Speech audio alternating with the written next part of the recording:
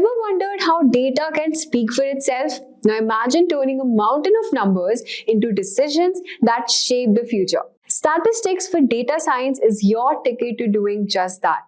In this course, you will learn how to unlock the power of data and use statistics to make smarter, data-driven choices. So whether you're new to data science or looking to sharpen your skills, we have got you covered. We will kick things off with the basics of statistics, dive into Python, and show you how to use this powerful tool to work with data.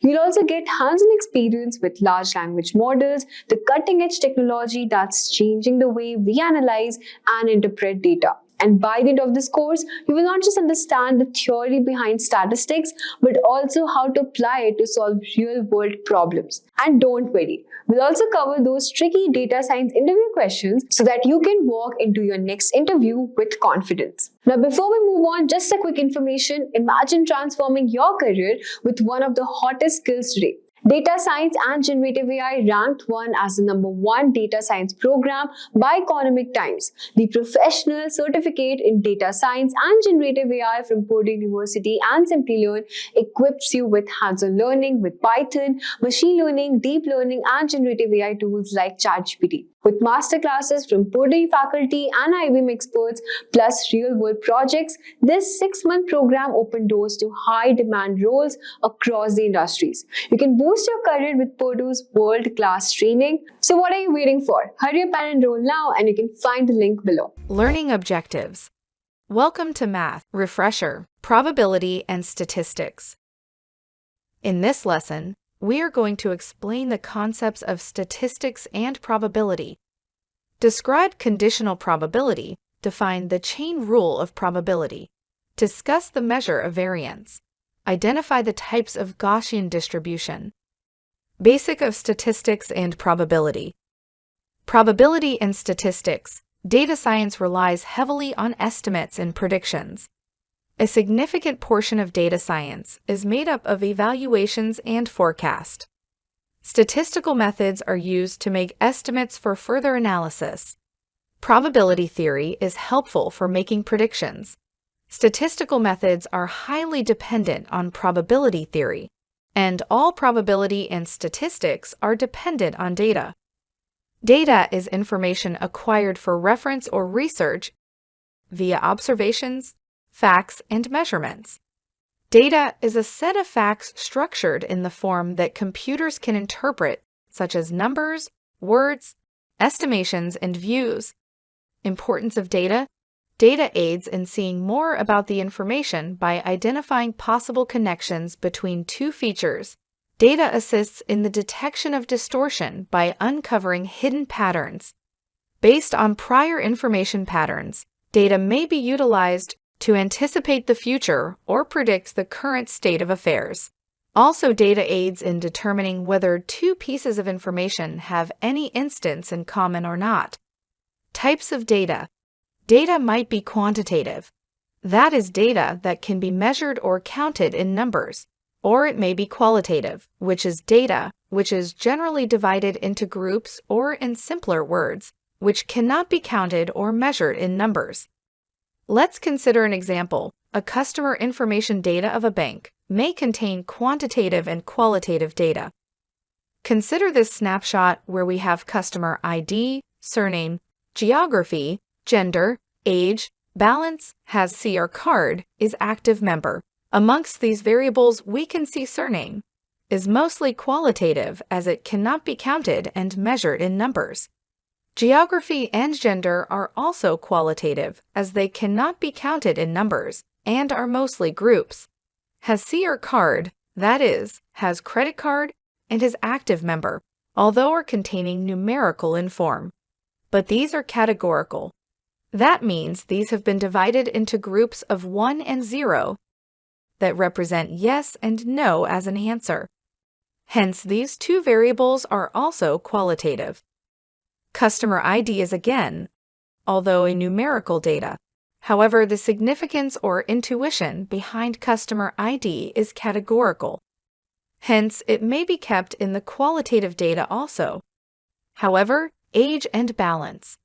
These are numerical information which have been measured or counted, and numerical operations can be performed on them. Hence, these are under quantitative data categories. Introduction to descriptive statistics. Descriptive statistics. A descriptive measurement is a summary measure that quantitatively portrays the most important features of a set of data, allowing for a better comprehension of the information. Data can be measured as different levels. The levels of measurement describe the nature of information stored in the data assigned to the variables. Qualitative data can be measured as nominal or ordinal. Quantitative data can be measured in terms of interval and ratio type. Nominal data. The data is categorized using names, labels, or qualities. For example, brand name, zip code, and gender. Ordinal data can be arranged in order or ranked and can be compared. Examples include grades, star reviews, position and race, and date. Interval data is the data that is ordered and has meaningful differences between the data points, example, temperature in Celsius and year of birth. Ratio data is similar to the interval level with the added property of inherent zero. Mathematical calculations can be performed on both interval as well as ratio data. For example, height, age, and weight. Population versus sample. Before analyzing the data, it's important to figure out if it's from a population or a sample. Population is a collection of all available items as well as each unit in our study. Sample is a subset of the population that contains only a few units of the population. Population data is used for study when the data pool is very small and can give all the required information. Samples are collected randomly and represent the entire population in the best possible way. Measures of central tendency. The central tendency is a single value that aids in the description of the data by determining its center position. Measures of central tendency are sometimes known as summary statistics or measures of central location. The most popular measurements of central tendency are mean, median, and mode. The normal distribution is a bell-shaped, symmetrical distribution in which mean, median, and mode all are equal. The curve over here shows the bell-shaped curve or the normal distribution of variable x. The point over here that is x1 is the point which represents the mean, median, and mode of this distribution. Mean. Mean is calculated by dividing the sum of all data values by the total number of data values. It gets affected when there are unusual or extreme values. It is sensitive to the outliers. Mean can be calculated as summation over all the values of x in a collection divided by the size of the collection. For example, we have a collection where we have values as 7, 3, 4, 1, 6, and 7. We find out the sum of these values, which is 28, and there are a total of 6 values. So 28 divided by 6 gives us a mean value of 4.66.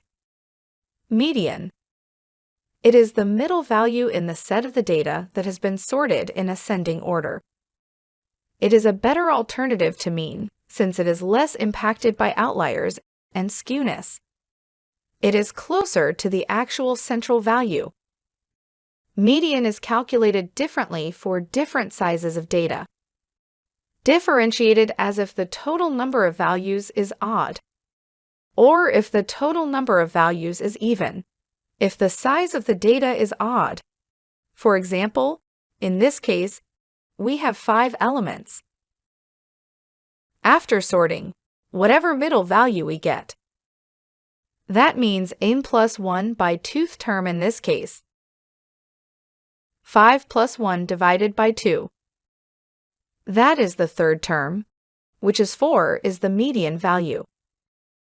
In case when the total number of values is even like here, there are 6 values. The average or the mean of the 2 central values is considered as the median. In this case, the median is the mean of 6 and 4, which is 5. Mode. Mode represents the most common value in the dataset. it is not at all affected by extreme observations. It is the best measure of central tendency for highly skewed or non-normal distribution.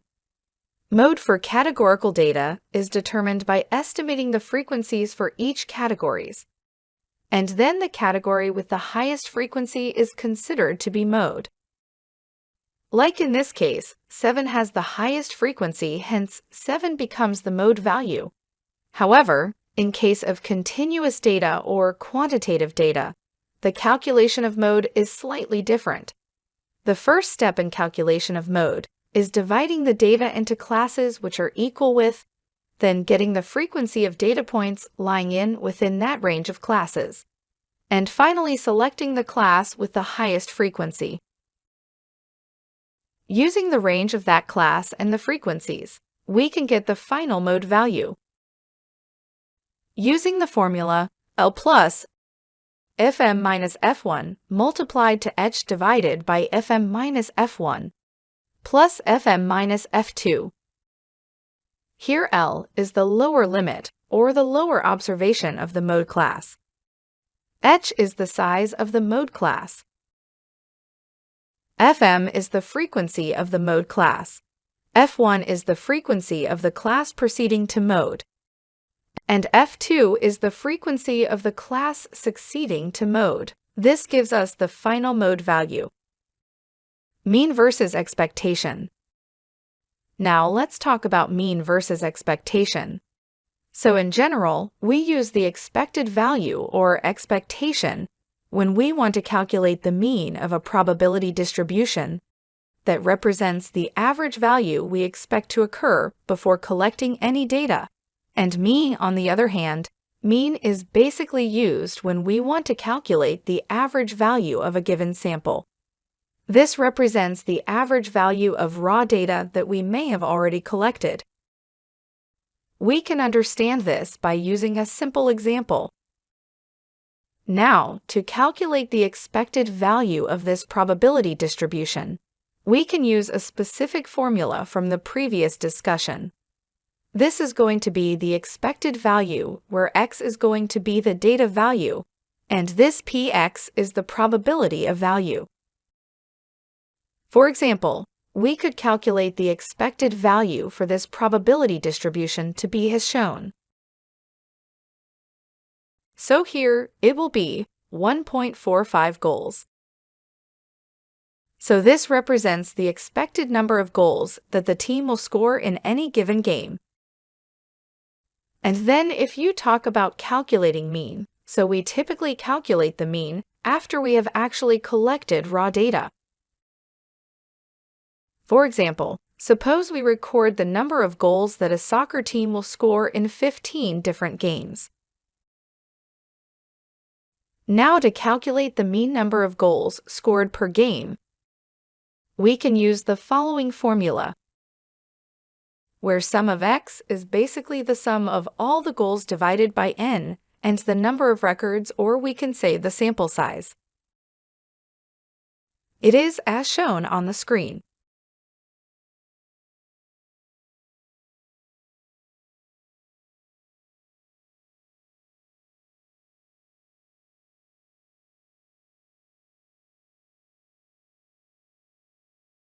So this represents the mean number of goals scored per game by the team.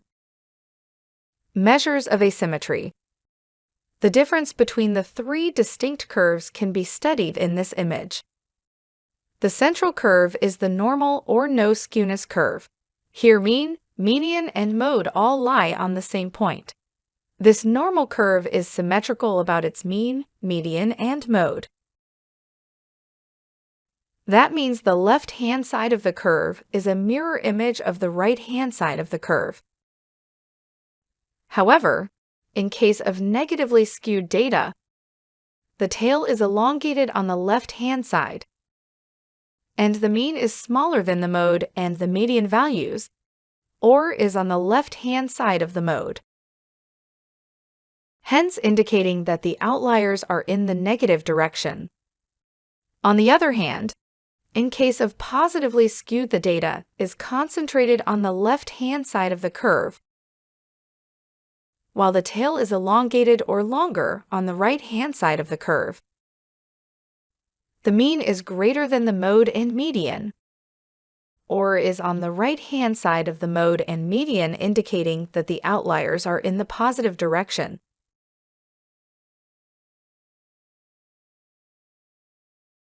Let's consider an example. The graph here shows the global income distribution for the year 2013, and a projection for 2035. If we see the global income distribution statistics for 2003, it is highly right-skewed. We can observe in the previous graph that in 2003,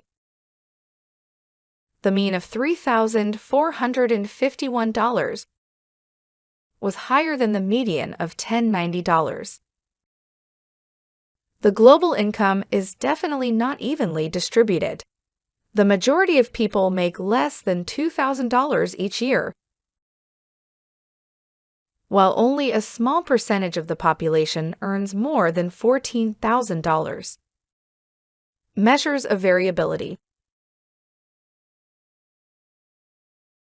Measures of variability. Dispersion.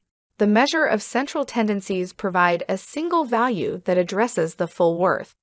However, the central tendency cannot depict the viewpoint entirely. The metric of dispersion helps us focus on the inconsistency in the data spread.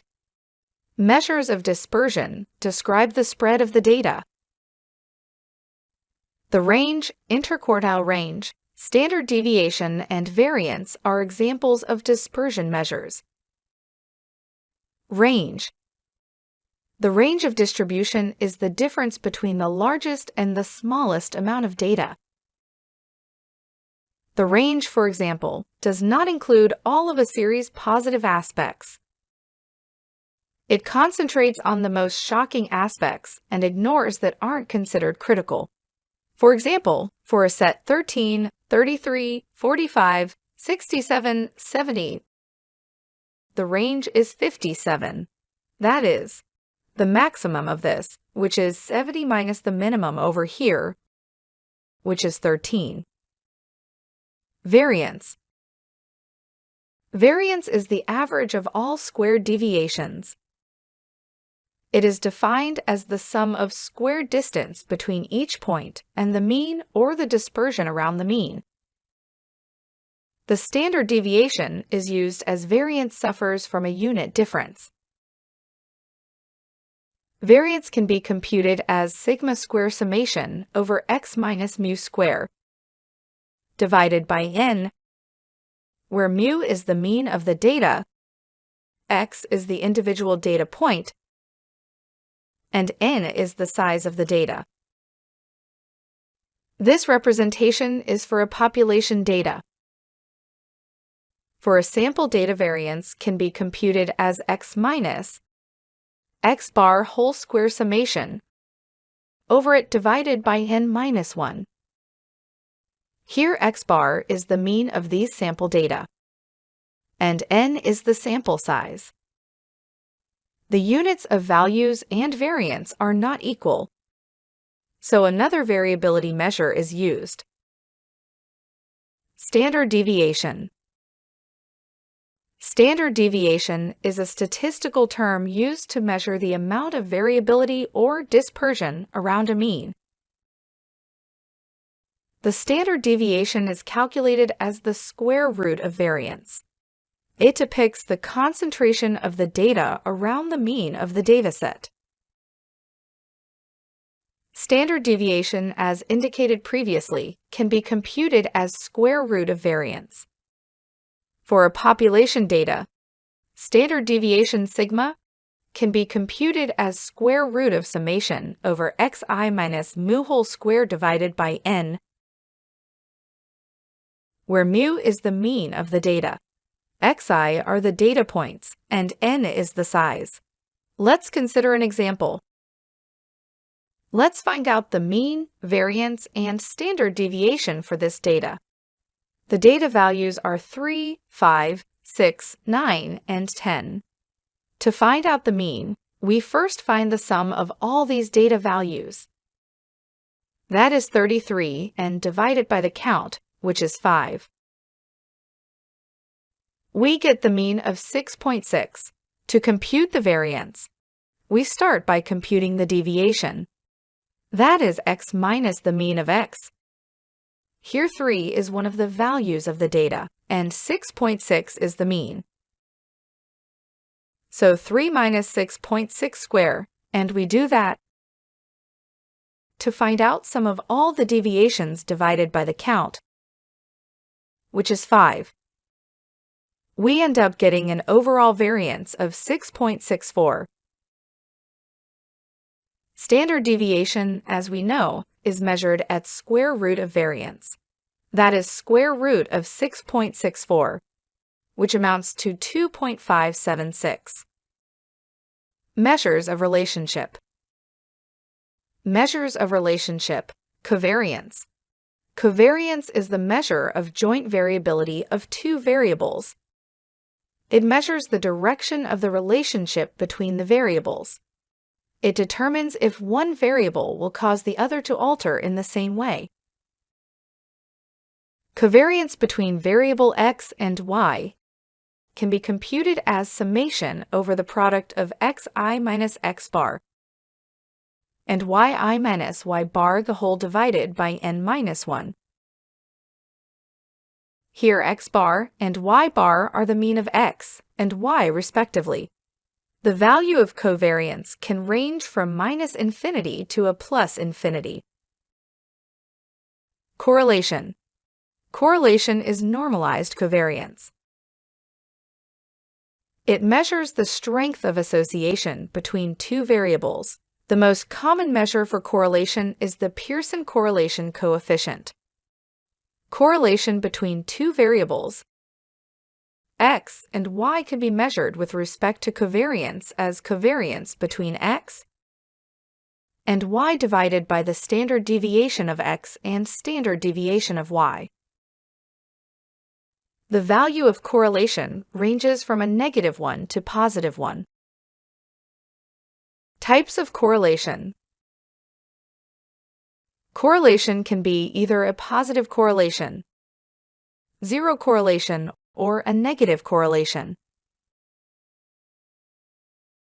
The first picture over here represents a perfect positive correlation, wherein a straight line with a positive slope is representing the relationship between the two variables. Zero correlation means that the line representing the relationship between the two variables is horizontal to the x-axis. Perfect negative correlation can be represented by a straight line with a negative slope. Correlation equals to 1 implies a positive relationship. That is when one variable increases, the other variable also increases. A correlation value of -1 implies a negative relationship. That is when one variable increases, the other decreases. The correlation coefficient of 0 shows that the variables are completely independent of each other. Let's consider an example. Here, we have two variables, height and weight. To compute the correlation between height and weight, we use the correlation formula as covariance of x and y divided by standard deviation of x and standard deviation of y. Here height is the x variable and weight is the y variable. First, to compute covariance, we compute the x minus x bar and y minus y bar values, and then the product of them. We then compute x minus x bar square and y minus y bar square values to compute the standard deviations of height and weight respectively. Correlation, as we know, has been defined as covariance of x and I and y divided by standard deviations of x and y. This can also be represented as summation over x minus x bar multiplied to y minus y bar divided by square root of summation over sum of squared deviations. That is x minus x bar square, multiplied to square root of summation over y minus y bar whole square. That is sum of square deviations for y. Now, let's find out values to put into this formula. First, we find out the overall sum of height to get the mean of height, which is 5.14. Similarly, we get the sum of weight to get the mean of weight as 50. We now get the summation over x minus x bar, multiplied to y minus y bar to get the numerator for the formula. Then we compute x minus x bar square summation and y minus y bar square. That is sum of squared deviation of x and y respectively. Now we put in the values in this final correlation formula to get a correlation value of 0.889. This indicates that height and weight have a positive relationship. It is evident that as height grows, weight also increases. In this module, we will be talking about expectation and variance. So the expected value, or we can say mean of a given variable, that we can denote by x is a discrete random variable where it is a weighted average of the possible values that x can take, and each value is going to be according to the probability of that specific event occurring. So usually the expected value of x is denoted by a simple formula where we can define the expectation based on the x parameter, which is going to be the sum of each possible outcome multiplied by the probability of the outcome occurring.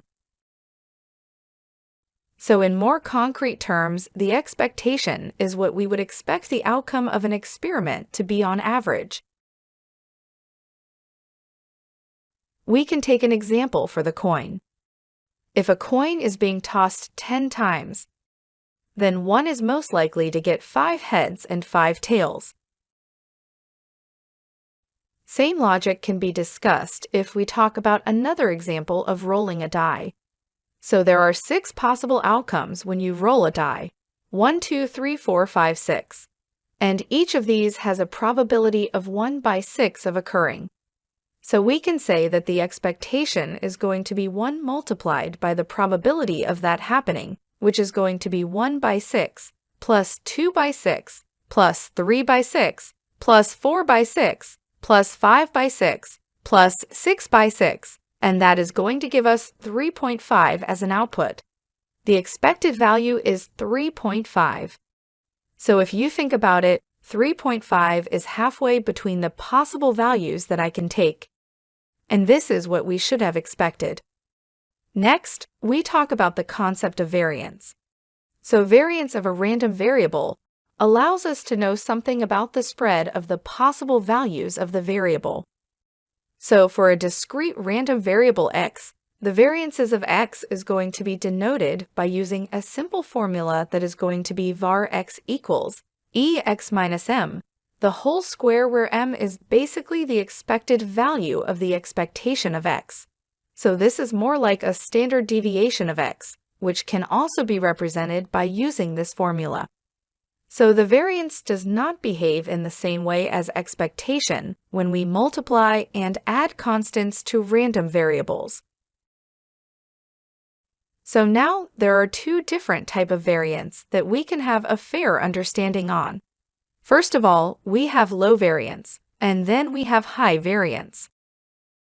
So low variance simply means that there is a small variation in the production of the target function, with changes in the training data set, and at the same time, high variance, as we can see here. High variance shows a large variation in prediction of the target function, with changes in the training data set. So a model that shows high variance learns a lot and performs well with the training data set. And it does not generalize well with the unseen data set. And that's why, as a result, such a model gives good results with training data set, but shows high error rates on the test data set. And since the high variance a model learns too much from the data set, it leads to an overfitting of the model. So model with high variance will be having a couple of issues, like it may lead to overfitting, or it may also lead to increase in model complexities. Next, we have skewness. So skewness in simple terms is basically a measure of asymmetry of a distribution. So distribution is asymmetrical when its left and right sides are not the mirror images. Right now, this is a mirrored image, and a distribution can have right positive, or we can say negative, or it can have zero skewness. So right skewed in this scenario is basically the distribution is longer on the right side of its peak. And a left skew distribution is going to be, we can say, where it is longer on the left side. So we can see we have this one as a part of right side. It is more elongated towards the right side, and this one is more elongated towards the left side. So we can think of skewness in terms of tails. A tail is long tampering and the end of a distribution. So it simply indicates that they are observations at one end of the distribution, but that they are relatively infrequent. So a right skew distribution has a long tail on the right side, as you can see here, so the number supports observed. Let's say we have a data on a per year basis. So again, we can have a more skewness towards the right side, where data is being dropping as we continue to increase the number of years. For example, we may have a high sales towards the beginning of year, suppose in 2022. But again, as we proceed to 2023, second half we are seeing the dip in performance. So that is rightly skewed. And same way, let's suppose if we started with the sales figure, it was really less in suppose 2002. But again, as we proceeded to 2023 now, our sales have been gradually increasing. So it's more like skew towards the left section as a part of negative skew. Next, we have kurtosis. So kurtosis is basically a measure of the tailedness of a distribution. So tailedness is how often the outliers occur, and access kurtosis is the tailedness of the distribution related to a normal distribution. So a distribution with medium kurtosis is called as mesokurtic. A distribution with low kurtosis like this one. This is called as the platykurtic, and then distribution with high kurtosis like this one. This is called as the leptokurtic. So tails here, they are tapering ends on either side of a distribution like this. So they represent the probability or the frequency of values that are extremely high or extremely low to the mean. In other words, tails here represents how often the outliers occur. So there are three types of kurtosis. We have platykurtic, which is negative, leptokurtic, which is a positive towards the upper end, and then we have mesokurtic, which is a normal distribution. So mesokurtic is the medium tail. So normal distributions, they have a kurtosis of 3. So any distribution with a kurtosis of a prox value of 3 is going to be mesokurtic, and kurtosis is described in terms of excess kurtosis, which is kurtosis minus 3. And since normal distribution, they have a kurtosis of 3 axis kurtosis, makes comparing a distribution kurtosis to a normal distribution even easier. Introduction to probability. Probability theory. Probability is a measure of the likelihood that an event will occur. Let's consider an example of coin toss, where the chances of getting heads on a coin are 1 by 2 or 50%. The probability of each given event is between 0 and 1, both inclusive. Sum of an event's cumulative probability cannot be greater than 1. Hence, the probability of an event x lies between 0 and 1. This means that the integral of probability of distribution over x equals to 1. Conditional probability. Conditional probability of any event A is defined as the probability of occurrence of A, given that event B has previously occurred. Condition probability of event A given B can be estimated as probability of A intersection B, that is, probability of both A and B happening together, divided by the probability of B.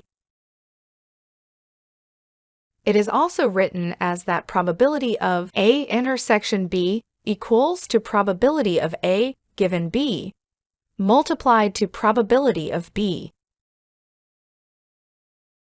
Let's consider an example.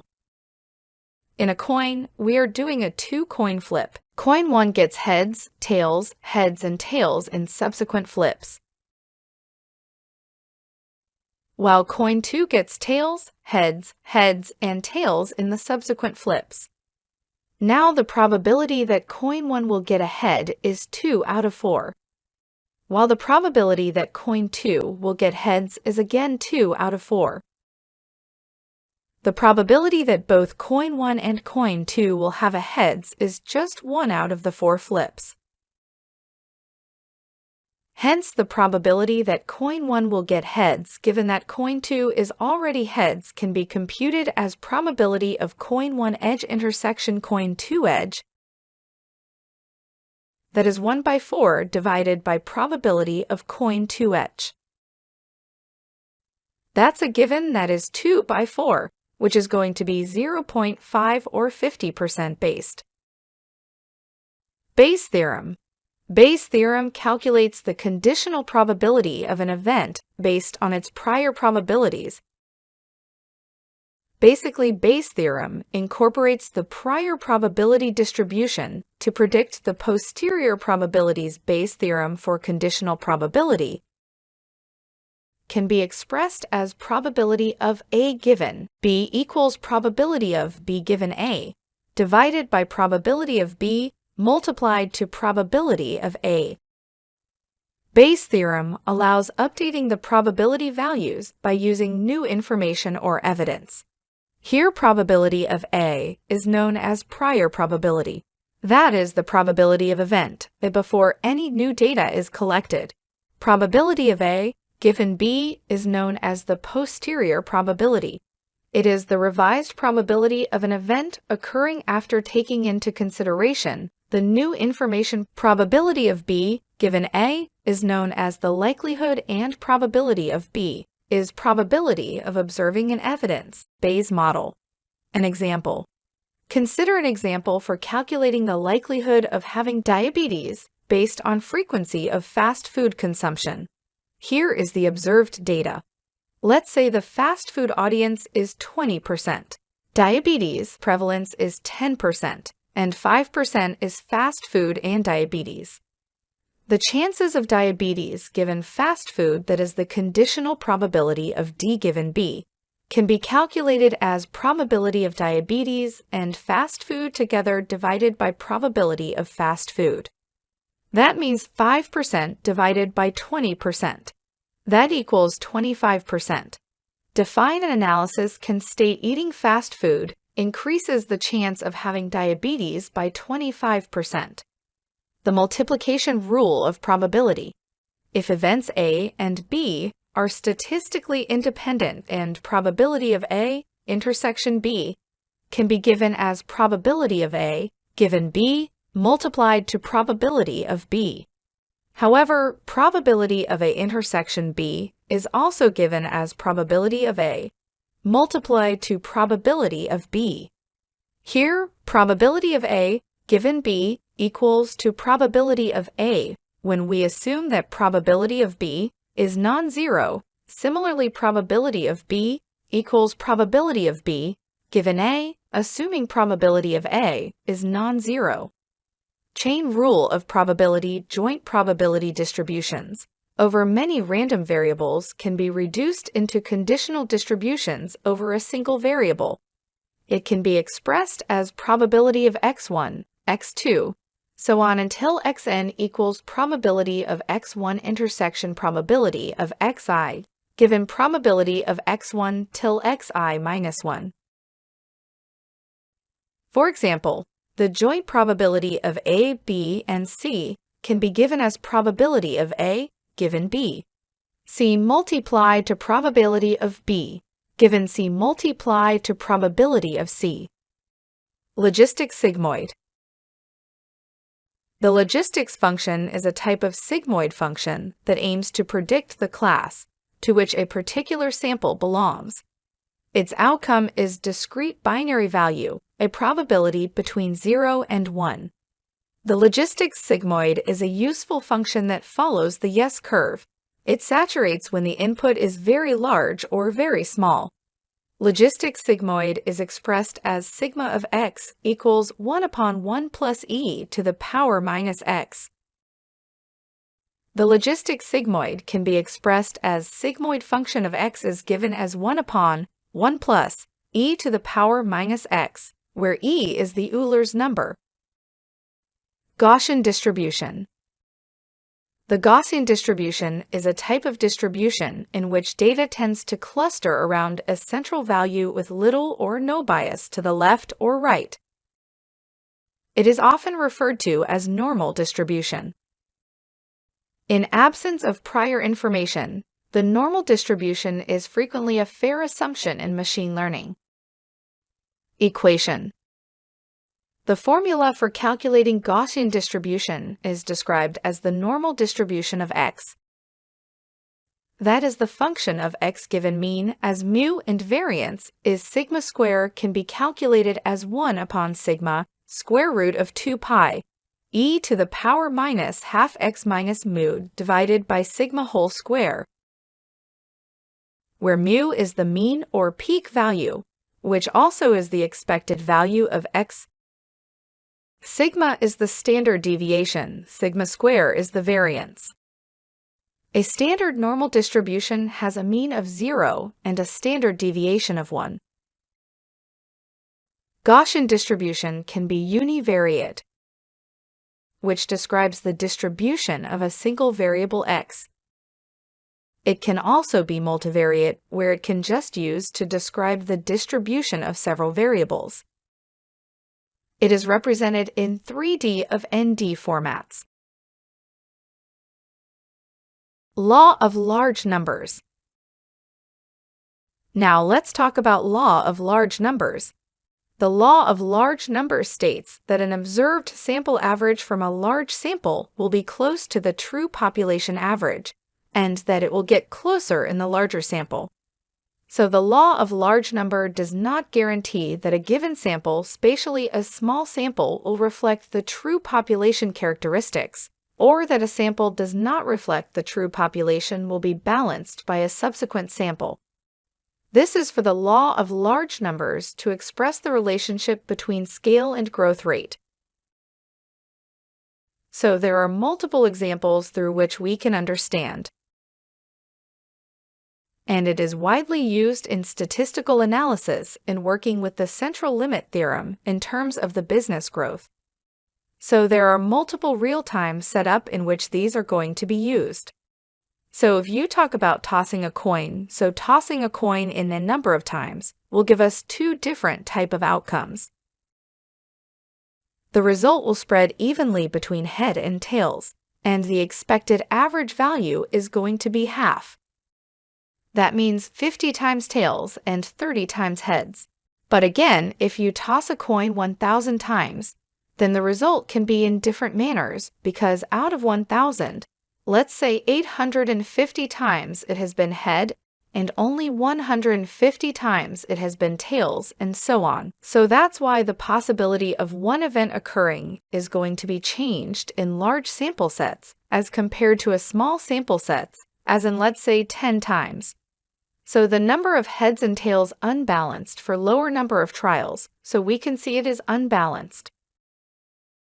But again, as soon as we toss more number of coins, more leans towards the balance value, or we can see the observed averages. Next, we have p-value. So p-value is basically a number calculated from the statistical test that describes how likely we are to have found a particular set of observations if the null hypothesis were true. So p-values are used in hypothesis testing to help decide whether to reject the null hypothesis. And the smaller the p-value, the more likely we are to reject the null hypothesis. So we have a term called as null hypothesis. So all statistical tests, they have null hypothesis. So for most tests, the null hypothesis is that there is no relationship between our variables of n first, or that there is no difference among groups. For example, in a two-tailed t-test, the non-hypothesis is that the difference between two groups is going to be 0. So p-value is going to tell us how likely it is that our data could have occurred under the null hypothesis. It is done by calculating the likelihood of a test statistic, which is the number calculated by a statistical test using our data. So p-value tells us how often we would expect to see a test statistic as extreme or more extreme than one calculated by a statistical test if the null hypothesis of the test was true. So there are multiple limitations as well. So first one is the results can be significant, but again, they may not be practical as we have compared. It can be based on multiple hypotheses for a game, for the healthcare test. If the test is going to be positive or not, it may show even values of the effect of a variable, but not the magnitude in real life. What exactly is going to be the application of a drug test being failed in pharma company? Therefore, it is recommended to use confidence and levels in addition to the p-values to quantify, or we can say to give a solid figure to the reserve, which we are going to get. The p-values, they are interpreted as supporting, or we can say refuting, the alternative hypothesis. So p-value can only tell you whether or not the null hypothesis is supported. It cannot tell us whether our alternative hypothesis is true or why. So the risk of rejecting the null hypothesis is often higher than the p-value. So especially when we are looking at a single study or when using small sample sizes. So this is because the smaller frame of reference, the greater are the chance that as we stumble across a statistically significant pattern completely by accident. Key takeaways. Key takeaways. Probability and statistics structure the premise of the data. The data helps in anticipating the future or gauging in view of the past patterns of information. The central tendency is a single value that helps to describe the data by identifying these central positions. The mean, median, and mode are the measures of central tendencies. The distribution where the data tends to be around a central value with a lack of bias or minimal bias towards the left or right is called as Gaussian distribution. Mathematics for machine learning. My name is Richard Kirshner with the Simplilearn team. That's Get Certified, Get Ahead. We're going to cover mathematics for machine learning. So today's agenda is going to cover data and its types. Then we're going to dive into linear algebra and its concepts, calculus, statistics for machine learning, probability for machine learning, hands-on demos. And of course, thrown in there in the middle is going to be your matrices and a few other things to go along with all this. Data and its types. Data denotes the individual pieces of factual information collected from various sources. It is stored, processed, and later used for analysis. And so we see here just a huge grouping of information, a lot of text stuff, money, dollar signs, numbers, and then you have your performing analytics to drive insights. And hopefully you have a nice your shareholders gathered at the meeting and you're able to explain it in something they can understand. So when we talk about types of data, we have in our types of data, we have a qualitative, categorical. You think nominal or ordinal. And then you have your quantitative or numerical, which is discrete or continuous. And let's look a little closer at those data types. Vocabulary, always people's favorite is the vocabulary words. Okay, not mine. But let's dive into this, what we mean by nominal. Nominal, they are used to label our variables without providing any measurable value. Country, gender, race, hair, color, etc. It's something that you either mark true or false. This is a label. It's on or off. Either they have a red hat on or they do not. So a lot of times when you're thinking nominal data labels, think of it as a true-false kind of setup. And we look at ordinal. This is categorical data with a set order or a scale to it. And you can think of salary range as a great one. Movie ratings, etc. You can see here the salary range. If you have 10,000 to 20,000, number of employees earning that rate is 150. 20,000 to 30,000, 100, and so forth. Some of the terms you'll hear is bucket. This is where you have 10 different buckets and you want to separate it into something that makes sense into those 10 buckets. And so when we start talking about ordinal, a lot of times when you get down to the brass bones, again, we're talking true false. So if you're a member of the 10 to 20K range, so forth. Those would each be either part of that group or you're not. But now we're talking about buckets and we want to count how many people are in that bucket. Quantitative numerical data falls into two classes, discrete or continuous. And so data with a final set of values which can be categorized. Class strength, questions answered correctly, and runs hit in cricket. A lot of times when you see this, you can think integer, and a very restricted integer, i.e. you can only have 100 questions on a test, so it's very discrete. I only have 100 different values that it can attain. So usually you're talking about integers, but within a very small range. They don't have an open end or anything like that. So discrete is very solid, simple to count, set number. Continuous, on the other hand, continuous data can take any numerical value within a range. So water pressure, weight of a person, etc. Usually we start thinking about float values where they can get phenomenally small in what they're worth. And there's a whole series of values that falls right between discrete and continuous. You can think of the stock market. You have dollar amounts. It's still discrete, but it starts to get complicated enough when you have jump in the stock market from $525.33 to $580.67. There's a lot of point values in there. It'd still be called discrete, but you start looking at it as almost continuous because it does have such a variance in it. Now, we talk about we went over nominal and ordinal, almost true-false charts, and we looked at quantitative and numerical data, which we're starting to get into numbers. Discrete, you can usually, a lot of times discrete could be put into true-false, but usually it's not. So we want to address this stuff, and the first thing we want to look at is the very basic, which is your algebra. So we're going to take a look at linear algebra.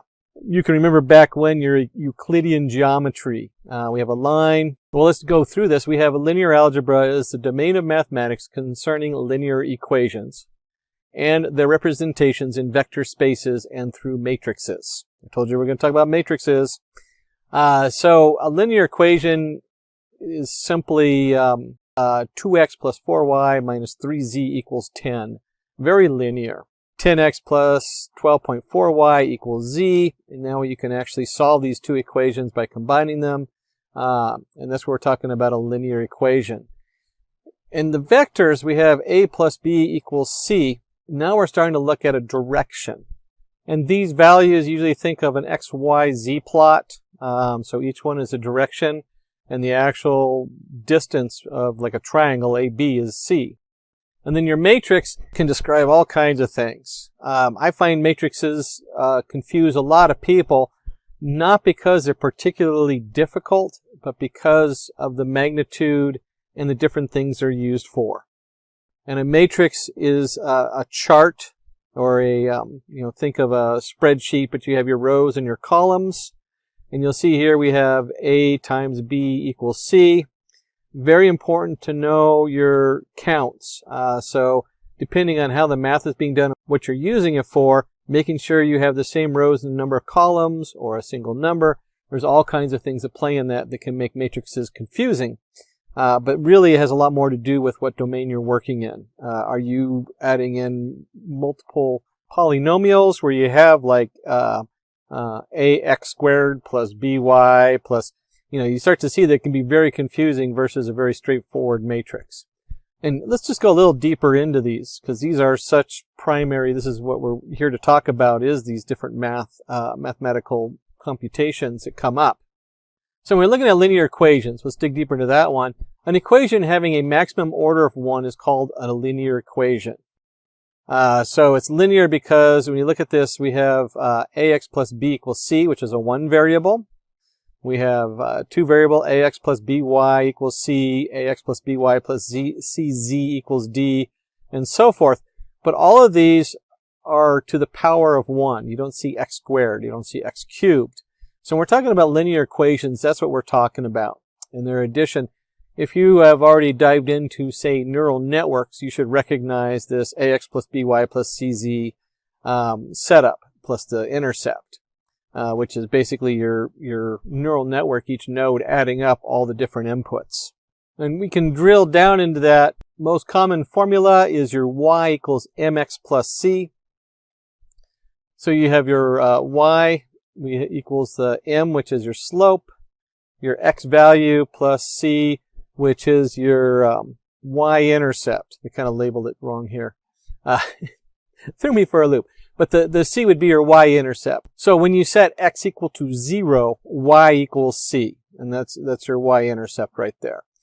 And they just had a reversed value of y when x equals 0. It equals the y-intercept, which is c. And your slope gradient line, which is your m. So you get your y equals 2x plus 3. And there's lots of easy ways to compute this. This is why we always start with the most basic one when we're solving one of these problems. And then, of course, one of the most important takeaways is the slope gradient of the line. So the slope is very important, that m value. In this case, we went ahead and solved this. If you have y equals 2x plus 3, you can see how it has a nice line graph here on the right. So, matrices. A matrix refers to a rectangular representation of an array of numbers arranged in columns and rows. So we're talking m rows by n columns. Here, A11 denotes the element of the first row in the first column. Similarly, A12, and it's really pronounced A11 in this particular setup. So it's row 1, column 1. A12 is A row 1, column 2. First row and second column, and so on. And there's a lot of ways to denote this. I've seen these as like a capital letter A, smaller case a for the top row. Or, I mean, you can see where they can go all kinds of different directions as far as the value. You just take a moment to realize there needs to be some designation as far as what row it's in and what column it's in. And we have our basic operations. We have addition. So when you think about addition, you have two matrices of 2 by 2, and you just add each individual number in that matrix. And then when you get to the bottom, you have, in this case, the solution is 12, 10 plus 2 is 12, 5 plus 3 is 8, and so on. And the same thing with subtraction. Now again, you're counting matrices. You want to check your dimensions of the matrix. The shape. You'll see shape come up a lot in programming. So when we're talking about dimensions, we're talking about the shape. If the two shapes are equal, this is what happens when you add them together or subtract them. And we have multiplication. When you look at the multiplication, you end up with a very slightly different setup going. Now, if we look at our last one, we're like, why? This always gets to me when we get to matrices, because they don't really say why you multiply matrices. My first thought is 1 times 2, 4 times 3. But if you look at this, we get 1 times 2 plus 4 times 3, 1 times 3 plus 4 times 5. 6 times 2 plus 3 times 3, 6 times 3 plus 3 times 5. If you're looking at these matrices, think of this more as an equation. And so we have, if you remember, when we back up here for our multiple line equations, let's just go back up a couple slides where we were looking at 2 variable. So this is a 2 variable equation, ax plus by equals c. And this is a way to make it very quick to solve these variables, and that's why you have the matrix, and that's why you do the multiplication the way they do. And this is the dot product of 1 times 2 plus 4 times 3. 1 times 3 plus 4 times 5. 6 times 2 plus 3 times 3. 6 times 3 plus 3 times 5. And it gives us a nice little 14, 23, 21, and 33 over here, which then can be used and reduced down to a simple formula as far as solving the variables as you have enough inputs. And then in matrix operations, when you're dealing with a lot of matrices, now keep in mind, multiplying matrices is different than finding the product of 2 matrices. Okay? So when we're talking about multiplication, we're talking about solving for equations. When you're finding the product, you are just finding 1 times 2. Keep that in mind because that does come up. I've had that come up a number of times where I am altering data and I get confused as to what I'm doing with it.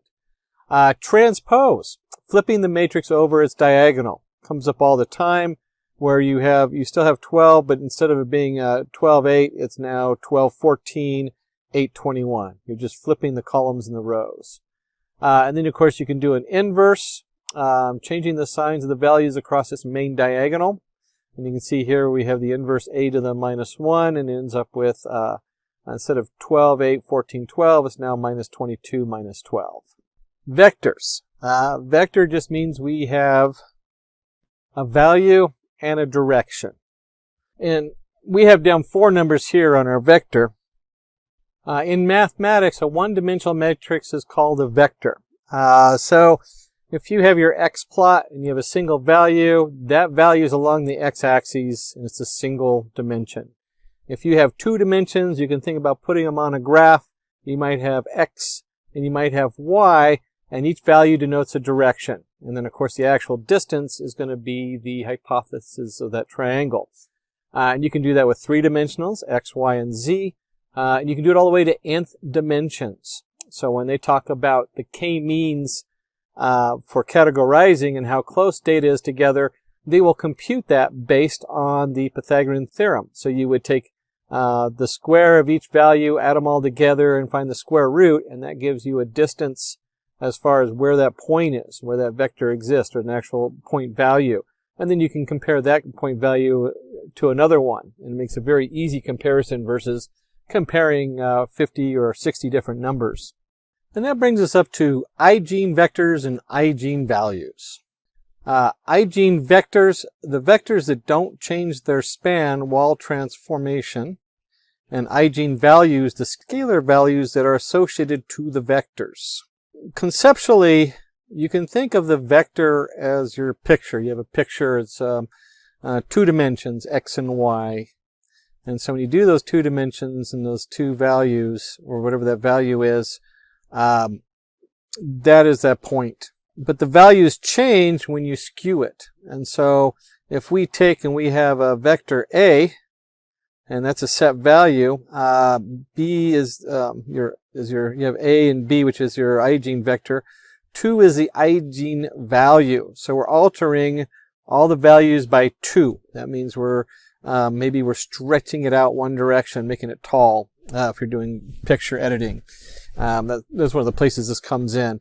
But you can see when you're transforming your different information, how you transform it is then your eigenvalue. And you can see here, vector after line transition, we have 3a. A is the eigenvector, 3 is the eigenvalue. So A doesn't change. That's whatever we started with. That's your original picture. And 3 is skewing it one direction, and maybe B is being skewed another direction. And so you have a nice tilted picture because you've altered it by the eigenvalues. So let's go ahead and pull up a demo on linear algebra. And to do this, I'm going to go through my trusted Anaconda into my Jupyter notebook, and we'll create a new notebook called linear algebra. Since we are working in Python, we're going to use our NumPy. I always import that as NP, or NumPy array. Probably the most popular module for doing matrices and things in. Given that this is part of a series, I'm not going to go too much into NumPy. We are going to go ahead and create 2 different variables, A for a NumPy array 10, 15, and B 29. We'll go ahead and run this, and you can see there's our 2 arrays, 10, 15, 29. And I went ahead and added a space there in between, so it's easier to read. And since it's the last line, we don't have to put the print statement on it unless you want. We can simply do A plus B. So when I run this, we have 10, 15, 29, and we get 30, 24, which is what you expect. 10 plus 20, 15 plus 9. You could almost look at this addition as being just adding up the columns on here coming down. And if we wanted to do it a different way, we could also do A dot T plus B dot T. Remember that T flips them. And so if we do that, we now get them, we now have 30, 24 going the other way. We could also do something kind of fun. There's a lot of different ways to do this. As far as a plus b, I can also do a plus b dot t. And you're going to see that that will come out the same, the 30, 24, whether I transpose a and b or transpose them both at the end. And likewise, we can very easily subtract two vectors. I can go a minus b, and we run that, and we get minus 10, 6. Now remember, this is the last line in this particular section, so I don't have to put the print around it. And just like we did before, we can transpose either the individual or we can transpose the main setup, and then we get a minus 10, 6 going the other way. Now, we didn't mention this in our notes, but you can also do a scalar multiplication. Let me just put down scalar so you can remember that. And what we're talking about here is I have this array here, u, and if I go a times u, we'll take the value 2, we'll multiply it by every value in here. So 2 times 30 is 60, 2 times 15. And just like we did before, this happens a lot because when you're doing matrices, you do need to flip them. You get 60, 30 coming this way. So in NumPy, we have what they call dot product. And with this is in a two-dimensional vectors. It is the equivalent to matrix multiplication. And remember, we were talking about matrix multiplication, where it is the, well, let's walk through it. We'll go ahead and start by defining two NumPy arrays. We'll have 10, 20, 25, 6, or our u and our v. And then we're going to go ahead and do, if we take the values, and if you remember correctly, an array like this would be 10 times 25 plus 20 times 6. We'll go ahead and print that. There we go. And then we'll go ahead and do the np dot of u comma v. And we'll find when we do this, we go ahead and run this, we're going to get 370, 370. So this is a strain multiplication where they use it to solve linear algebra when you have multiple numbers going across. And so this could be very complicated. We could have a whole string of different variables going in here. But for this, we get a nice value for our dot multiplication. And we did addition earlier, which was just your basic addition. And of course, the matrix, you can get very complicated on these, or in this case, we'll go ahead and do, let's create two complex matrices. This one is a matrix of 12, 10, 4, 6, 4, 31. We'll just print out A so you can see what that looks like. Here's print A. When we print A out, you can see that we have a 2 by 3 layer matrix for A. And we can also put together, always kind of fun when you're playing with print values, we could do something like this. We could go in here. There we go. We could print A, we have it end with equals A, run, and this kind of gives it a nice look. Here's your matrix. That's all this is. Comma end means it just tags it on the end. That's all that is doing on there. And then we can simply add in what is A plus B, and you should already guess, because this is the same as what we did before. There's no difference. When we do a simple vector addition, we have 12 plus 2 is 14, 10 plus 8 is 18, and so on. And just like we did the matrix addition, we can also do A minus B and do our matrix subtraction. And we look at this, we have what? 12 minus 2 is 10, 10 minus 8, where are we? Oh, there we go. 8 minus, confusing what I'm looking at. I should have reprinted out the original numbers. But we can see here 12 minus 2 is, of course, 10. 10 minus 8 is 2. 4 minus 46 is minus 42, and so forth. So same as the subtraction as before, we just call it matrix subtraction. It's identical. Now, if you remember up here, we had scalar addition, where we're adding just one number to a matrix. You can also do scalar multiplication. And so simply, if you have a single value A and you have B, which is your array, we can also do A times B. When we run that, you can see here we have 2 times 4 is 8, 5 times 4 is 20, and so forth. You're just multiplying the 4 across each one of these values. And this is an interesting one that comes up. A little bit of a brain teaser is matrix and vector multiplication. And so when we're looking at this, we are, just do a regular arrays. It doesn't necessarily have to be a NumPy array. We have A, which has our array of arrays, and B, which is a single array. And so we can, from here, do the dot AB, and this is going to return 2 values. And the first value is that, you could say it's like we're doing this array, B array, first with A and then with a second one. And so it splits it up. So you have a matrix of vector multiplication, and you can mix and match. When you get into really complicated back-end stuff, this becomes more common because you've got layers upon layers of data, and so you'll end up with a matrix and a set of vector matrices that you want to multiply. Now, keep in mind that if you're doing data science, a lot of times you're not looking at this. This is what's going on behind the scenes. So if you're in the scikit looking at sklearn, where you're doing linear regression models, this is some of the math that's hidden behind the scenes that's going on. Other times, you might find yourself having to do part of this and manipulate the data around so it fits right, and then you go back in and you run it through the scikit. And if we can do, up here where we did a matrix and vector multiplication, we can also do matrix to matrix multiplication. And if we run this where we have the 2 matrices, you can see we have a very complicated array that, of course, comes out on there for our dot. And just to reiterate it, we have our transpose matrix, which is your dot T.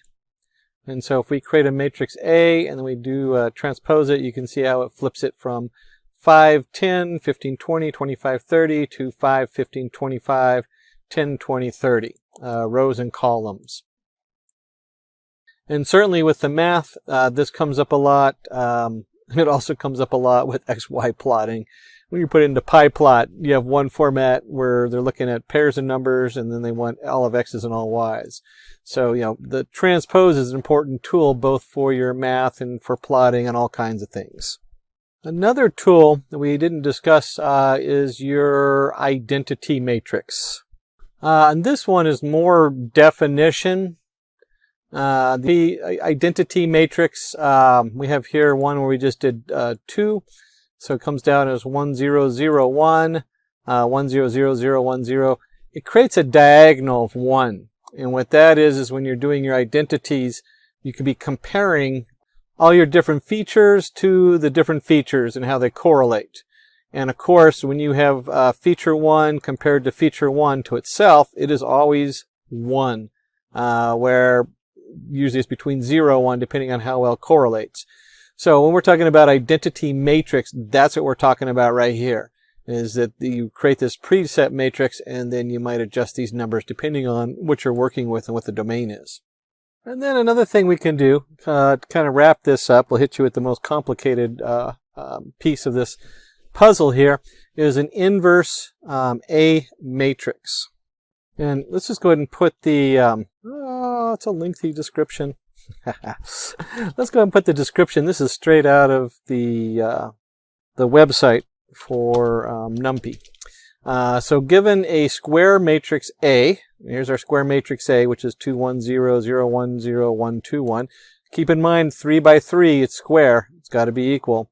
It's going to return the matrix A inverse satisfying dot A inverse. So here's our matrix multiplication.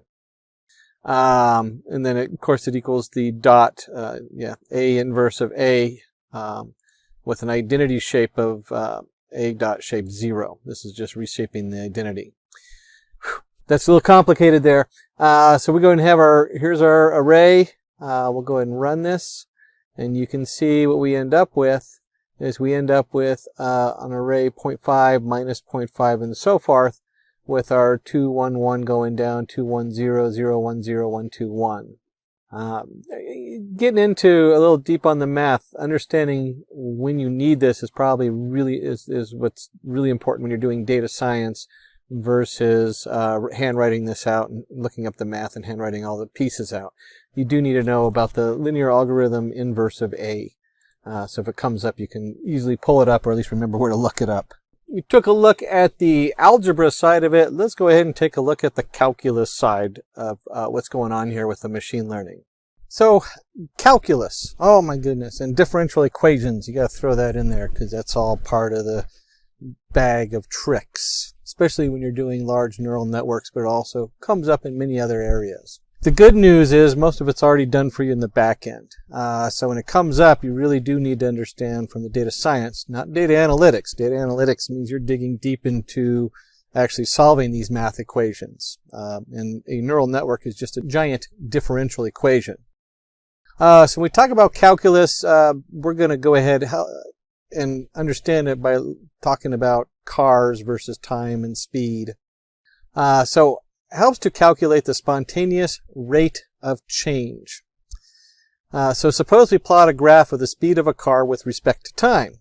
So as you can see here, going down the highway, probably merged into the highway from an on-ramp. So I had to accelerate, so my speed went way up.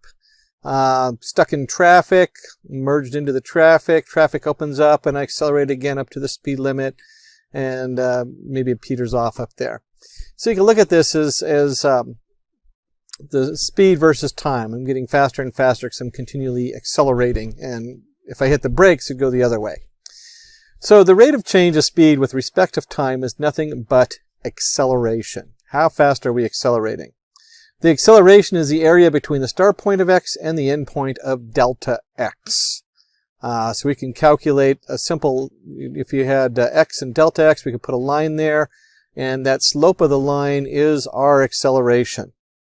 Now, that's pretty easy when you're doing linear algebra, but I don't want to know it just for that line and those 2 points. I want to know it across the whole of what I'm working with. That's where we get into calculus. So when we talk about the distance between x and delta x, it has to be the smallest possible near to zero in order to approximate the acceleration. So the idea is that instead of, if you ever took a basic calculus class, they would draw bars down here and you would divide this area up. Let's go back up a screen. You divide this area of this time period up into maybe 10 sections, and you'd use that and you could calculate the acceleration between each one of those 10 sections kind of thing. And then we just keep making that space smaller and smaller until delta x is almost infinitesimally small. And so we get a function of a equals a limit as h goes to 0 of a function of a plus h minus a function of a over h. And that is you're computing the slope of the line. We're just computing that slope under smaller and smaller and smaller samples. And that's what calculus is. Calculus is the integral. You can see down here we have our nice integral sign. It looks like a giant S.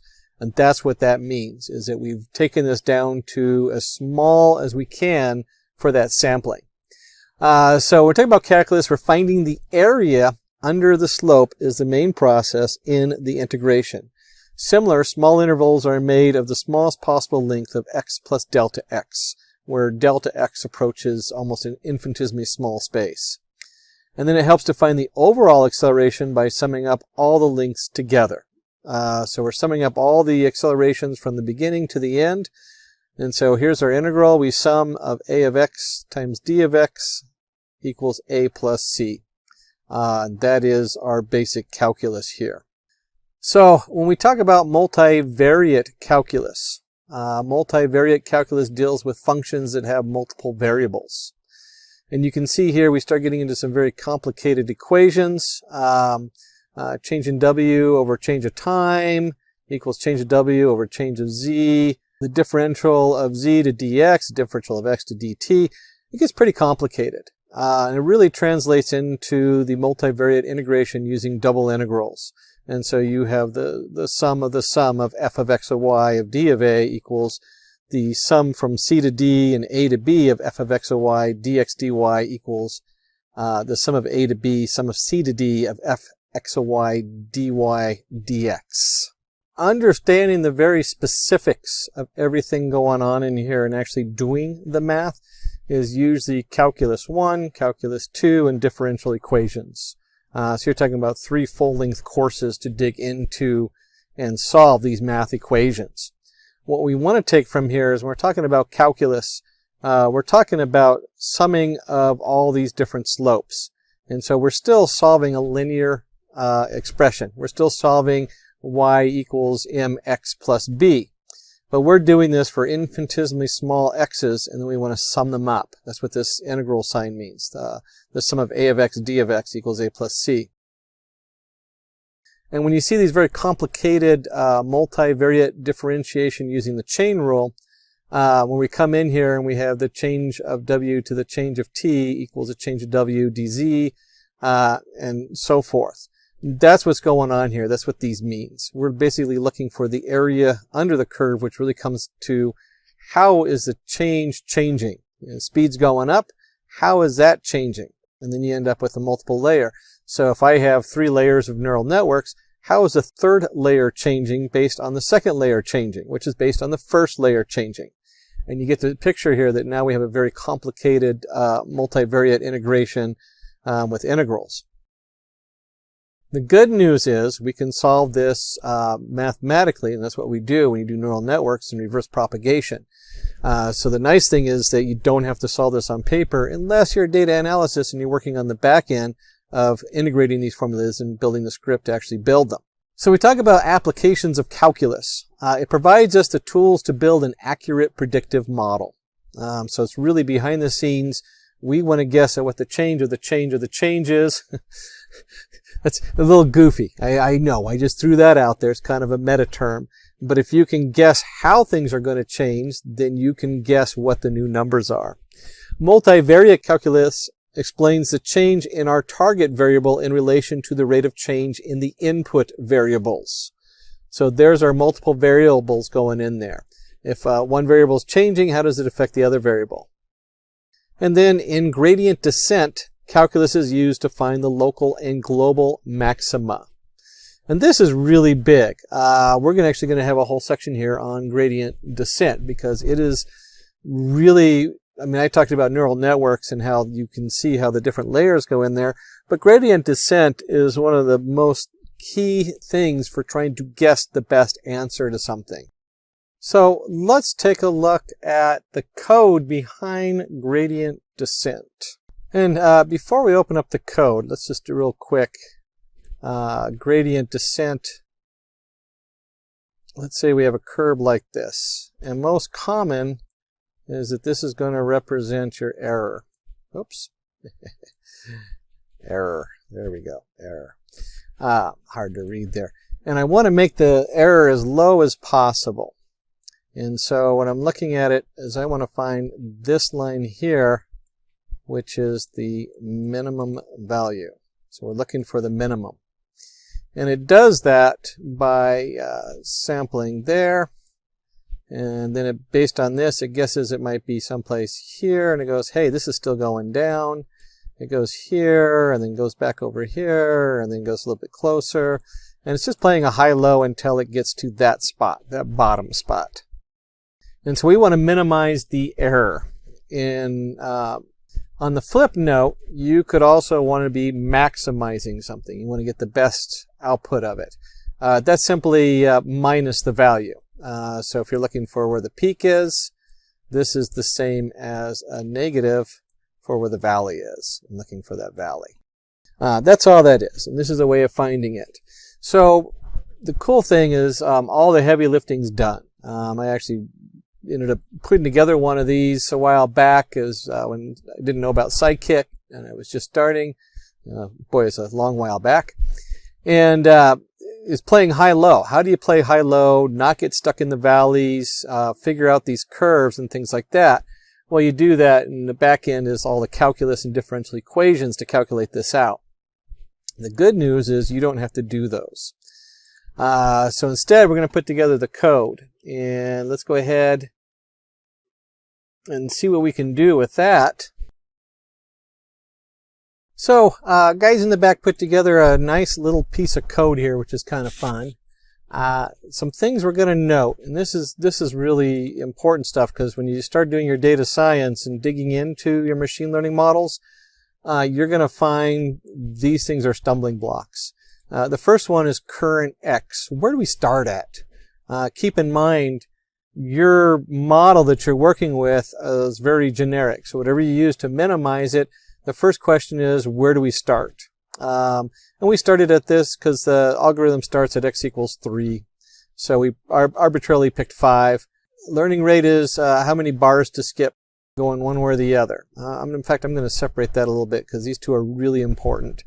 If we're dealing with something like this where we're talking about, well, here's the function we're going to use. Our gradient of our function, 2 times x plus 5, keep it simple. So that's the function we're going to work with. So if I'm dealing with increments of 1,000, 0.1 is going to be a very long time. And if I'm dealing with increments of 0.001, 0.1 is going to skip over my answer. So I won't get a very good answer.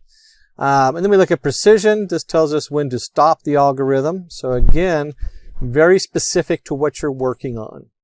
If you're working with money and you don't convert it into a float value, you might be dealing with 0.01, which is a penny. That might be your precision you're working with.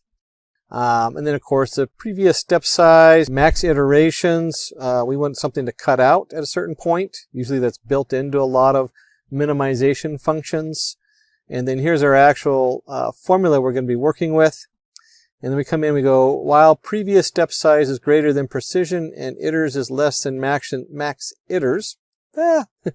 Say that 10 times fast.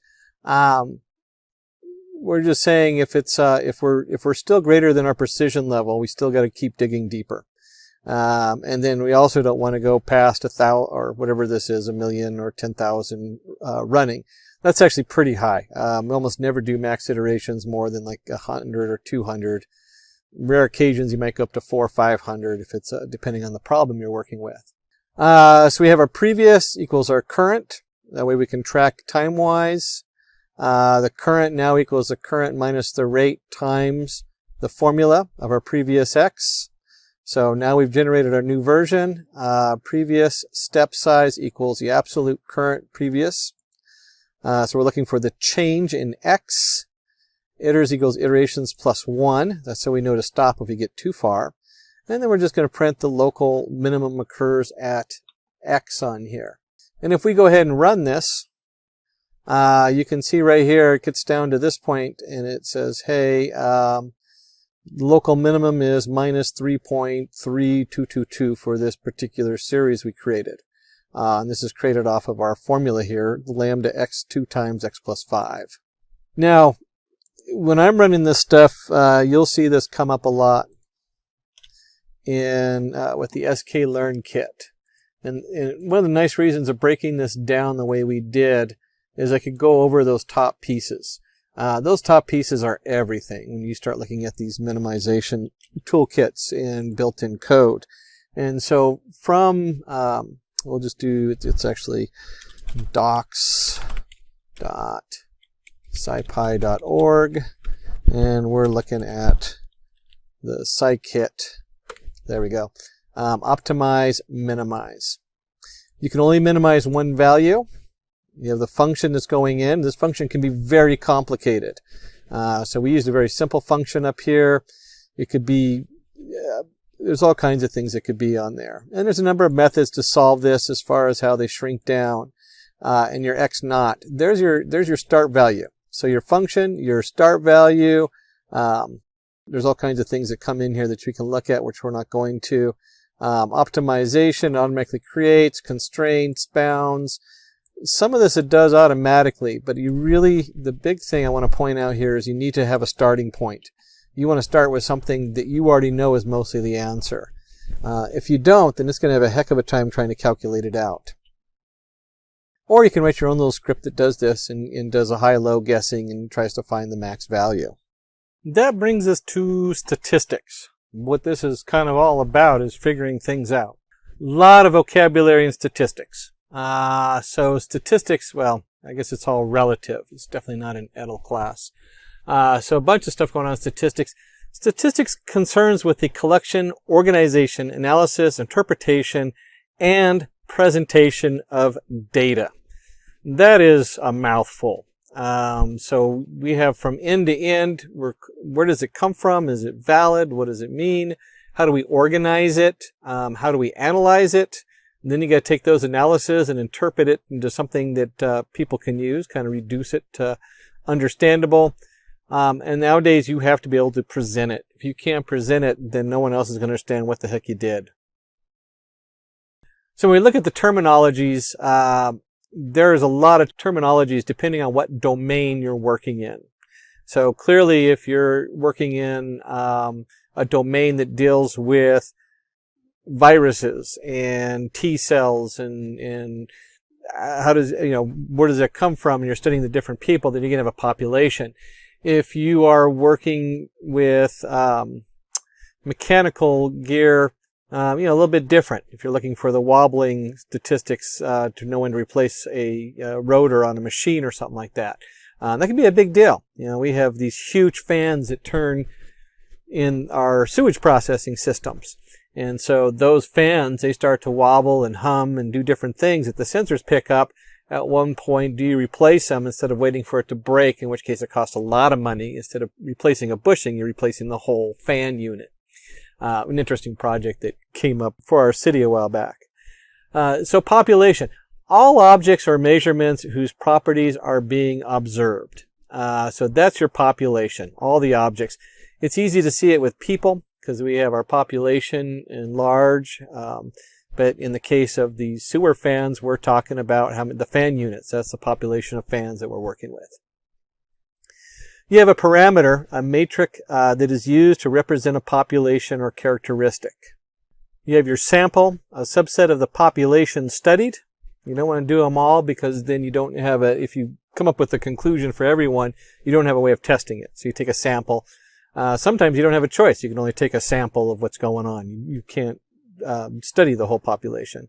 And a variable, a metric of interest for each person or object in a population.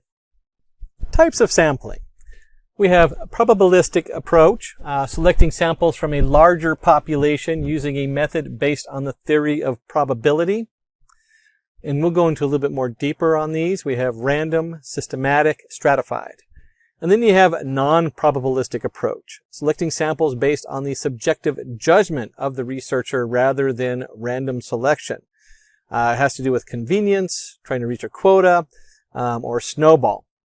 And they're very biased. That's one of the reasons you'll see this big stamp on it that says biased. So you got to be very careful on that. So probabilistic sampling. When we talk about a random sampling, we select random size samples from each group or category. So it's as random as you can get. When we talk about systematic sampling, we're selecting random size samples from each group or category with a fixed periodic interval. So we kind of split it up. This would be like a time setup or our different categories. And you might ask your question, well, what is a category or a group? If you look at, I'm going to go back a window. Let's say we're studying economics of an area. We know pretty much that based on their culture and where they came from, they might need to be separated. And so, and when I say separated, I don't mean separated from their place where they live. I mean, as far as the analysis, we want to look at the different groups and make sure they're all represented. So if we had like an 80% of a group that is, say, Hispanic or Indian, and also in that same area, we have 20% who are, let's call her expatriates. They left America and they're nice, and your Caucasian group. We might want to sample a group that is representative of both. So we're talking about stratified sampling, and we're talking about groups. Those are the groups we're talking about. And that brings us to stratified sampling, selecting approximately equal size samples from each group or category. This way we can actually separate the categories and give us an insight into the different cultures and how that might affect them in that area. So you can see these are very, very different, kind of depends on what you're working with as far as your data and what you're studying. And so we can see here, just to go a little bit more, we'd have selecting 25 employees from a company of 250 employees randomly. Don't care anything about them, what groups they're in, which office they're in, nothing. And we might be selecting one employee from every 50 unique employees in a company of 250 employees. And then we have selecting one employee from every branch in the company office. So we have all the different branches. There's our group, or our categories by the branch. And the category could depend on what you're studying. So it has a lot of variation on there. You see this kind of grouping and categorizing is also used to generate a lot of misinformation. So if you only study one group and you say, this is what it is, then everybody assumes that's what it is for everybody. And so you got to be very careful of that, and it's a very unethical thing to kind of do. So types of statistics. When we talk about statistics, we're going to talk about descriptive and inferential statistics. There are so many different terms in statistics to break it up. So we're talking about a particular setup. So we're talking about descriptive and inferential statistics. The base of the word describe is pretty solid. You're describing the data. What does it look like? With inferential statistics, we're going to take that from the small population to a large population. So if you're working with a drug company, you might look at the data and say, these people were helped by this drug. They did 80% better as far as their health, or 80% better survival rate than the people who did not have the drug. So we can infer that that drug will work in the greater populace and will help people. So that's where you get your inferential. So we are predicting how it's going to affect the greater population. So descriptive statistics. It is used to describe the basic features of data and form the basis of quantitative analysis of data. So we have a measure of central tendencies. We have your mean, median, and mode. And then we have a measure of spread, like your range, your interquartile range, your variance, and your standard deviation. And we're going to look at all these a little deeper here in a second. But one of them you can think of is how the data differences, what's the max, min range, all that stuff is your spread. And anything that's just a single number is usually your central tendencies, measure of central tendencies. So we talk about the mean. It is the average of the set of values considered. What is the average outcome of whatever's going on? And then your median separates the higher half and the lower half of data. So where's the center point of all your different data points? So your mean might have a couple really big numbers that skew it so that the average is much higher than if you took those outliers out, where the median would, by separating the high from the low, might give you a much lower number. You might look at it and say, oh, that's odd. Why is the average so much higher than the median? Well, it's because you have some outliers. Or why is it so much lower? And then the mode is the most frequent appearing value.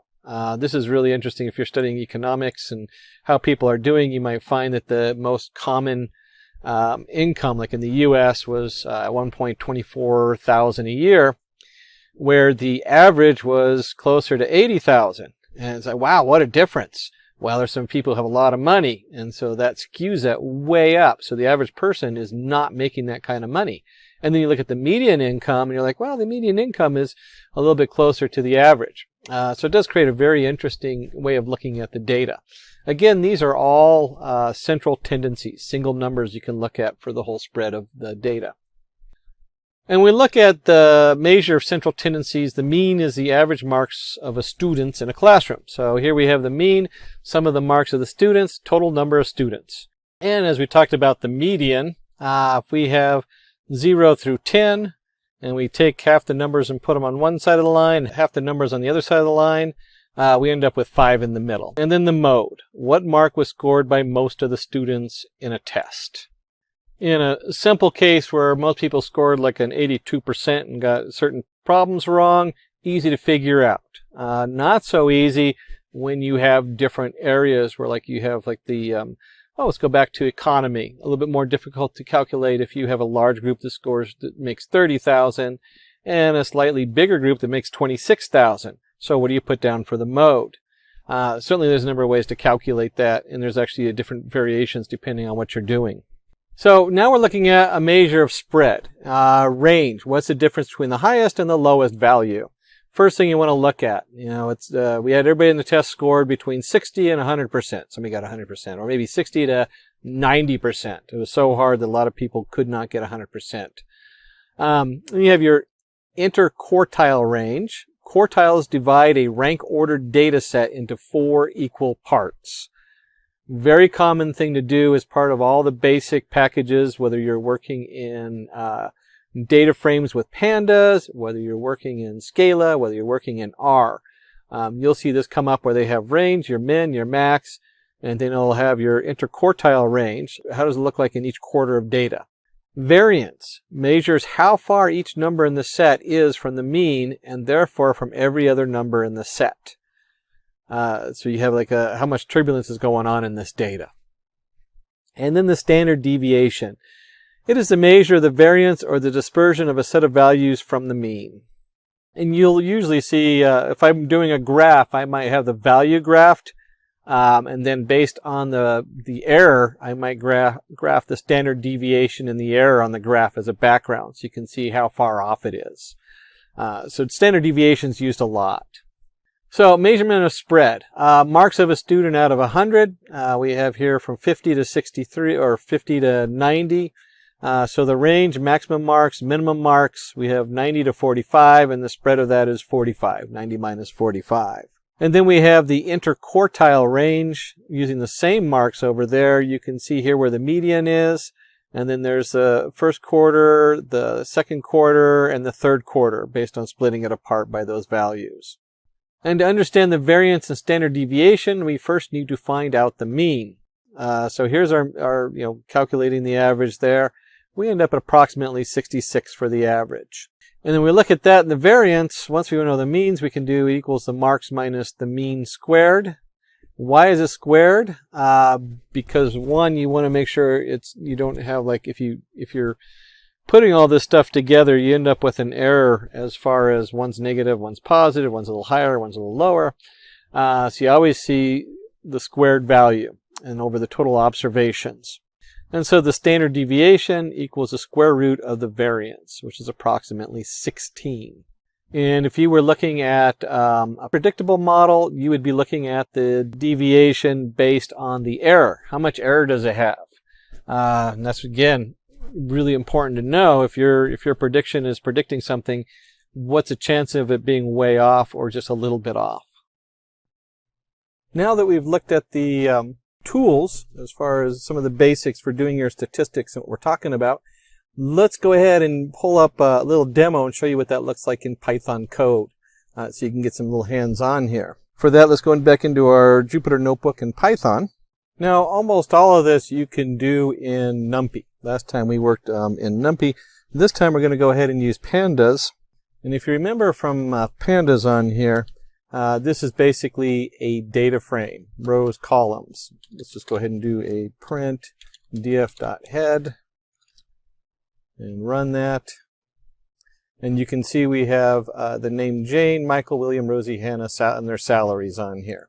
And of course, instead of having to do all those hand calculations and add everything together and divide by the total, we can do something very simple on this, like use the command mean in pandas. And so if I go ahead and do this, print df, pick our column, salary, because we want to find the means of that column. We want to find the means of that column. And we go ahead and print this out, and you can see that the average income on here is 71,000. And let's just go ahead and do this. We'll go ahead and put in means. And if we're going to do that, we also might want to find the median. And the median is very similar, except it actually is just median. We're used to means and average. It's kind of interesting that they use the two different words.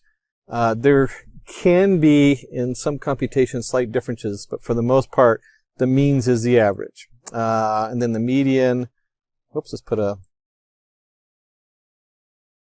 median here, df salary, that way it displays a little better.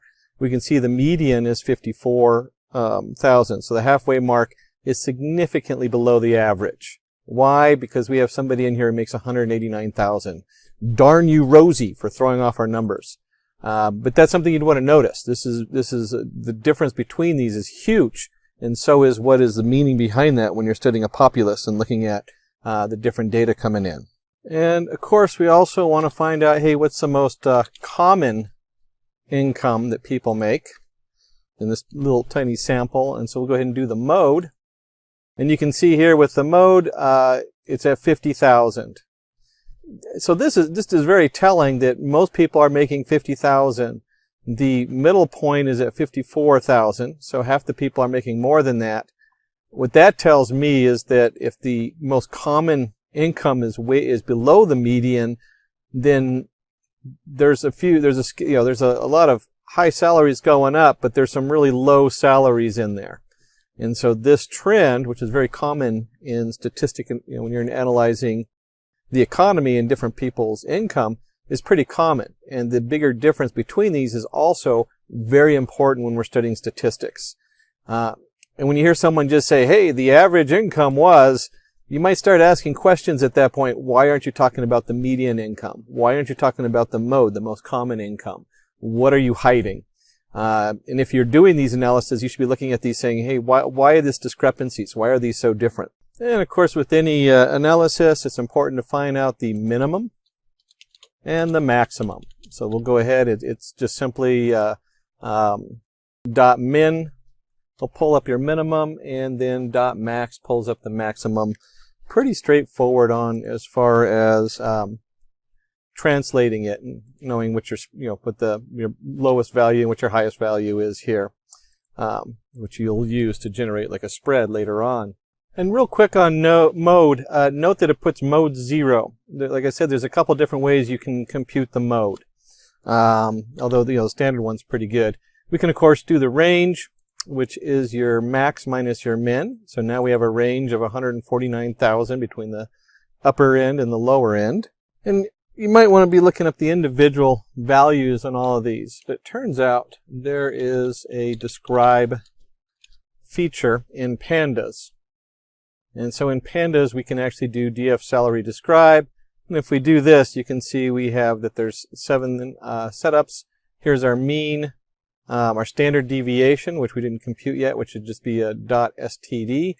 And you got to be a little careful because when it computes it, it looks for axes and things like that.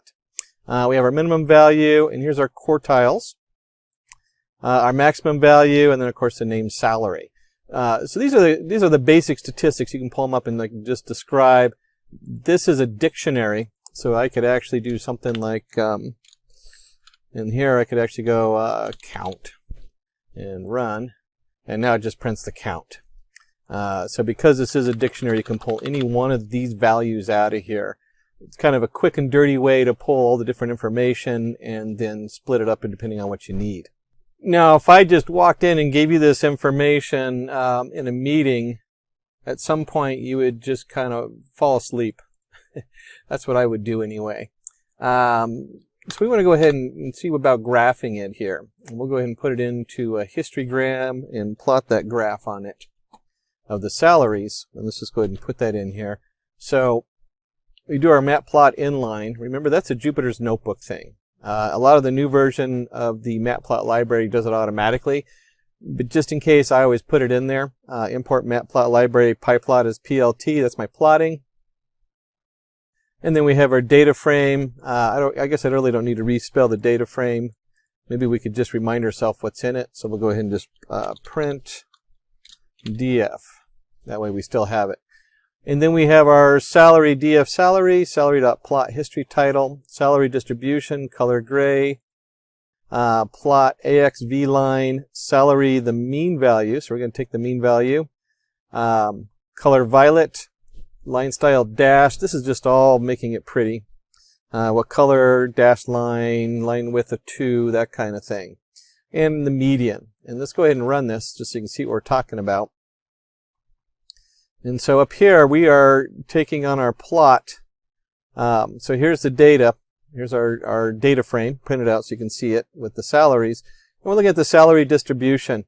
And just look at this, the way the salary is distributed. You have our In this case, we did, let's see, we had red for the median. We have violet for our average or mean. And you can just see how it really, I mean, here's our outlier. Here's our person who makes a lot of money. Here's the average, and here's the median. And so as you look at this, you can say, wow, based on the average, it really doesn't tell you much about what people are really taking home. All it does is tell you how much money is in this, what the average salary is. So some of the things you want to take away in addition to this is that it's very easy to plot an AX, V line. These are these up and down lines for your markers. And as you display the data, I mean, you can add all kinds of things to this and get really complicated. Keeping it simple is pretty straightforward. I look at this and I can see we have a major outlier out here.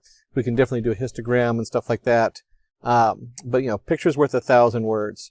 What you really want to make sure you take away is that we can do a basic describe, which pulls all this information out, and we can print any of the individual information from the describe, because this is a dictionary. And so if we want to go ahead and look up the mean value, we can also do describe mean. So if you're doing a lot of statistics, being able to, it doesn't have the print on there, so it's only going to print the last one, which happens to be the mean. You can very easily reference any one of these. And then you can also, if you're doing something a little bit more complicated and you don't need just the basics, you can come through and pull any one of the individual references from the pandas on here. So now we've had a chance to describe our data. Let's get into inferential statistics. Inferential statistics allows you to make predictions or inferences from data. And you can see here we have a nice little picture of movie ratings, and if we took this group of people and said, hey, how many people like the movie, dislike it, can't say, and then you ask just a random person who comes out of the movie who hasn't been in this study, you can infer that 55% chance of saying liked, 35% chance of saying disliked, or a 10 or 11% chance of can't say. So that's real basics of what we're talking about, is you're going to infer that the next person is going to follow these statistics. So let's look at point estimation. It is a process of finding an approximate value for a population's parameter, like mean or average, from random samples of the population. Let's take an example of testing vaccines for COVID-19. Vaccines and flu bugs, all that, it's a pretty big thing of how do you test these out and make sure they're going to work on the populace. A group of people are chosen from the population. Medical trials are performed. Results are generalized for the whole population. So here's our small group up here where we've selected them. We run medical trials on them, and then the results work for the population. Nice diagram with the arrows going back and forth and the very scary COVID virus in the middle of one. And let's take a look at the applications of inferential statistics. Very central is what they call hypotheses testing, and the confidence interval, which go with that. And then as we get into probability, we get into our binomial theorem, our normal distribution, and central limit theorem. Hypothesis testing. Hypothesis testing is used to measure the plausibility of a hypothesis, assumption, by using sample data. Now, when we talk about theorems, theory, hypothesis, keep in mind that if you are in a philosophy class, theory is the same as hypothesis, where theorem is a scientific statement that is something that has been proven, although it is always up for debate, because in science we always want to make sure things are up to debate. So a hypothesis is the same as a philosophical class calling a theory, where theory in science is not the same. Theory in science says this has been well proven. Gravity is a theory. So if you want to debate the theory of gravity, try jumping up and down. If you want to have a theory about why the economy is collapsing in your area, that is a philosophical debate. Very important. I've heard people mix those up, and it is a pet peeve of mine. When we talk about hypotheses testing, the steps involved in hypotheses testing is first we formulate a hypothesis. We figure out the right test to test our hypothesis. We execute the test, and we make a decision.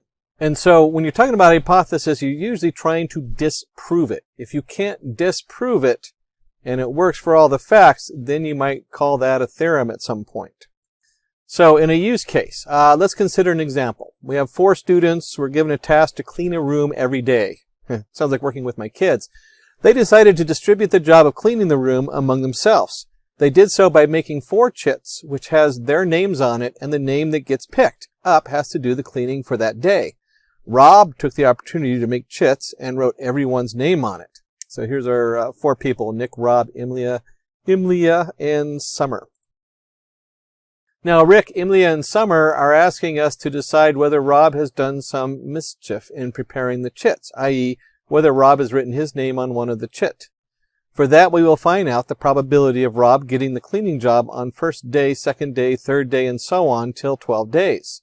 The probability of Rob getting the job decreases every day, i.e., his turn never comes up, then definitely he has done some mischief while making the chits. So the probability of Rob not doing work on day 1 is 3 out of 4. There's a 0.75 chance that he didn't do work. 2 days, 3/4 times 3/4 equals 0.56. 3 days, you have 3/4, 3/4, 3/4, which equals 0.42. When you get to day 12, it's 0.032, which is less than 0.05. Remember this 0.05. That comes up a lot when we're talking about certain values, when we're looking at statistics.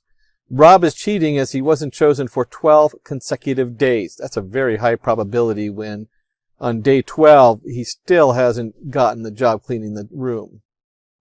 So we come up to our important terminologies. We have null hypothesis, a general statement that states that there is no relationship between 2 measured phenomena or no association among the groups.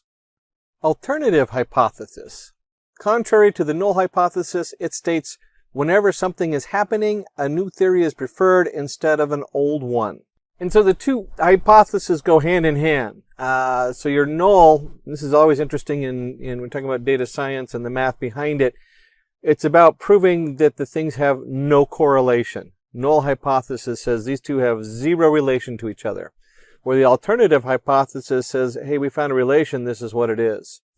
We have p-value. The p-value is a probability of finding the observed or more extreme results when the null hypothesis of a study question is true. And the t-value. It is simply the calculated difference represented in units of standard error. The greater the magnitude of t, the greater the evidence against the null hypothesis. And you can look at the t-value as being specific to the test you're doing, where the p-value is derived from your t-value, and you're looking for what they call the 5% or the 0.05, showing that it has a high correlation. So digging in deeper, let's assume that a new drug is developed with the goal of lowering the blood pressure more than the existing drug. And this is a good one because the null value here isn't that you don't have any drug. The null value here is that it's better than the existing drug. The new drug doesn't lower the blood pressure more than the existing drug. Now, if we get that, that says our null hypothesis is correct. There is no correlation, and the new drug is not doing its job. The alternative hypothesis, the new drug does significantly lower the blood pressure more than the existing drug. Yay, we got a new drug out there. And that's our alternative hypothesis, or the H1 or HA. And we look at the p-value, results from the evidence like medical trials showing positive results which will reject the null hypothesis. And again, they're looking for a 0.05 or 5%. And the t-value, comparing all the positive test results and finding means of different samples in order to test hypothesis. So this is specific to the test. What percentage of increase did they have? And this leads us to the confidence intervals. A confidence interval is a range of values we are sure our true values of observations lie in. Let's say you asked a dog owner around you and asked them, how many cans of food do you buy for your per year for your dog? Through calculations, you got to know that on an average, around 95% of the people bought around 200 to 300 cans of food. Hence, we can say that we have a confidence interval of 2-300, where 95% of our values lie in that data spread. And the graph really helps a lot, so you can start seeing what you're looking at here, where you have the 95% you have your peak. In this case, it's a normal distribution, so you have the nice bell curve equal on both sides. It's not asymmetrical. And 95% of all the values lie within a very small range, and then you have your outliers, the 2.5% going each way. So we touched upon hypothesis, and we're going to move into probability. So you have your hypothesis. Once you've generated your hypothesis, we want to know the probability of something occurring. Probability is a measure of the likelihood of an event to occur. Any event can be predicted with total certainty and can only be predicted as a likelihood of its occurrence. So any event cannot be predicted with total certainty. It can only be predicted as a likelihood of its occurrence. Score prediction, how good you're going to do in whatever sport you're in, weather prediction, stock prediction. If you've studied physics and chaos theory, even the location of the chair you're sitting on has a probability that it might move 3 feet over. Granted, that probability is 1 in I think we calculated it as under 1 in trillions upon trillions. So it's the better the probability, the more likely it's going to happen. There are some things that have such a low probability that we don't see them.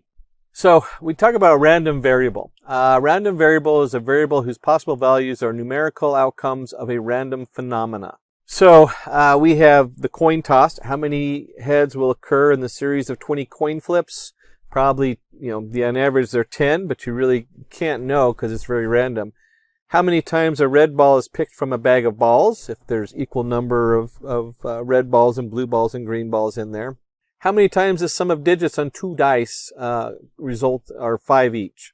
There's how often you're going to roll 2 5s on your pair of dice. So in a use case, let's consider the example of rolling 2 dice. We have a random variable outcome equals y. You can take values 2, 3, 4, 5, 6, 7, 8, 9, 10, 11, 12. So we have a random variable and a combination of dice. And instead of looking at how many times both dice will roll 5, let's go ahead and look at total sum of 5. And you have, as far as your random variables, you can have a 1, 4 equals 5, 4, 1, 2, 3, 3, 2. So 4 of those rolls can be 4. If you look at all the different options you have, 4 of those random rolls can be a 5. And if we look at the total number, which happens to be 36 different options, you can see that we have 4 out of 36 chance every time you roll the dice that you're going to roll a total of 5. You're going to have an outcome of 5. And we'll look a little deeper as to what that means. But you could think of that at what point, if someone never rolls a 5 or they always roll a 5, can you say, hey, that person's probably cheating? We'll look a little closer at the math behind that. But let's just consider this is one of the cases, is rolling 2 dice and gambling. There's also a binomial distribution. It is the probability of getting success or failure as an outcome in an experiment or trial that is repeated multiple times. And the key is bi, meaning 2, binomial. So passing or failing an exam, winning or losing a game, and getting either head or tails. So if you ever see binomial distribution, it's based on a true-false kind of setup. You win or lose. Let's consider a use case, and let's consider the game of football between 2 clubs, Barcelona and Dortmund. The teams will have to play a total of 4 matches, and we have to find out the chances of Barcelona winning the series. So we look at the total games, and we're looking at 5 different games or matches. Let's say that the winning chance for Barcelona is 75% or 0.75. That means that each game, they have a 75% chance that they're going to win that game. And losing chances are 25% or 0.25. Clearly 0.75 plus 0.25 equals 1. So that accounts for 100% of the game. Probability for getting K wins in matches is calculated. And we're talking so if you have 5 games and you want to know if I play, how many wins in those 5 games should I get? What's the percentage on those? And the probability for getting K wins in matches is calculated by Px equals K equals NCK, P to the K, Q to the N minus K. Here, P is the probability of success and Q is the probability of failure. And so we can do total games of N equals 5, where K equals 0, 1, 2, 3, 4, 5.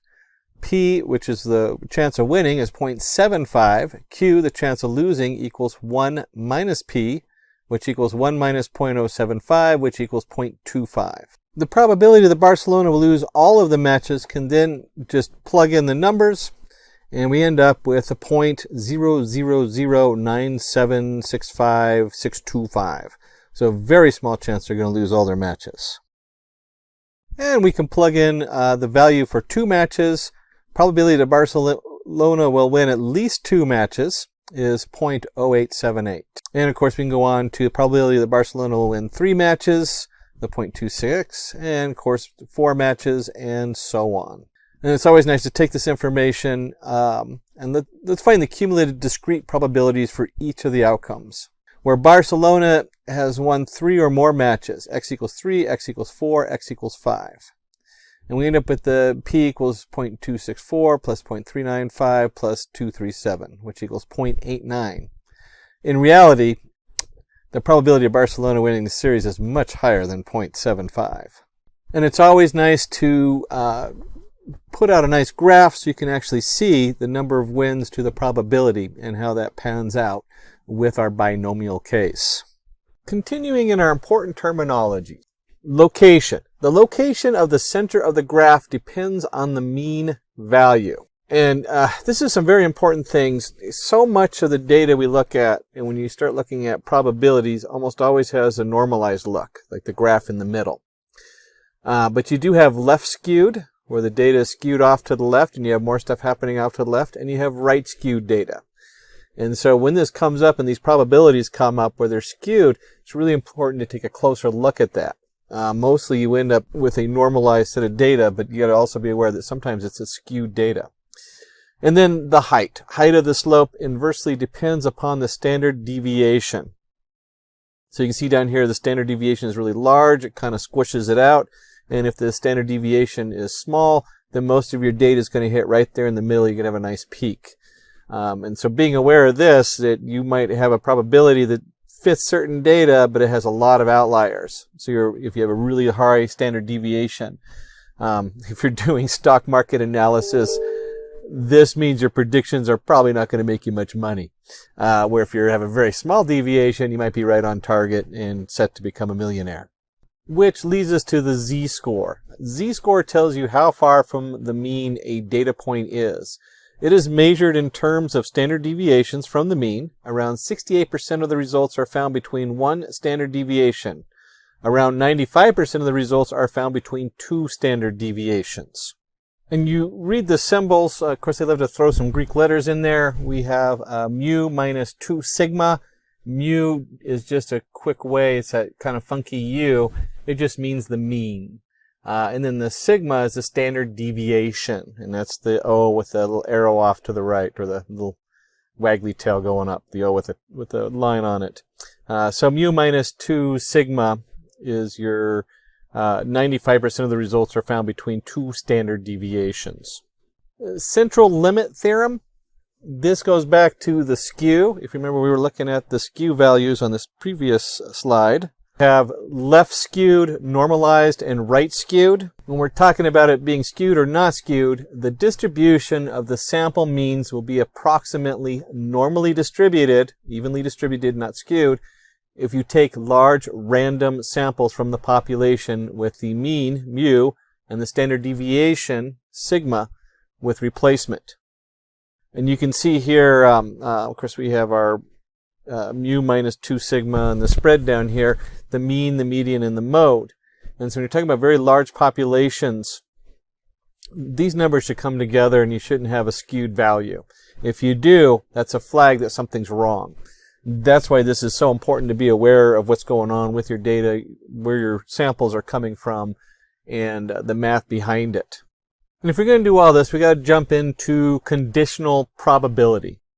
The conditional probability of an event A is a probability that the event will occur given the knowledge that an event B has already occurred.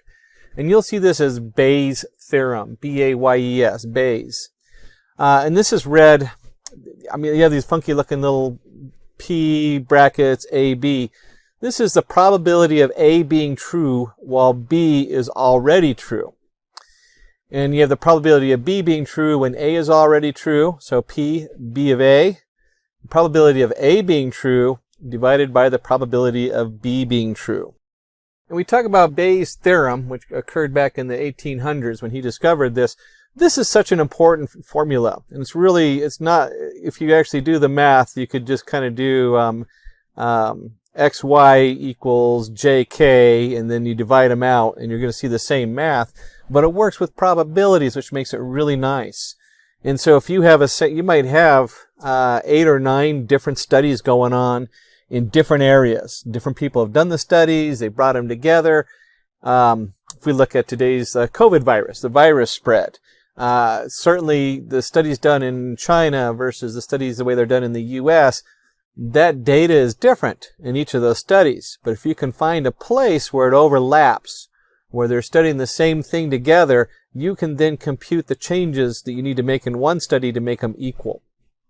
And this is also true if you have a study of one group and you want to find out more about it. So this formula is very powerful, and it really has to do with the data collection part of the math and data science, and understanding where your data is coming from and how you're going to combine different studies in different groups.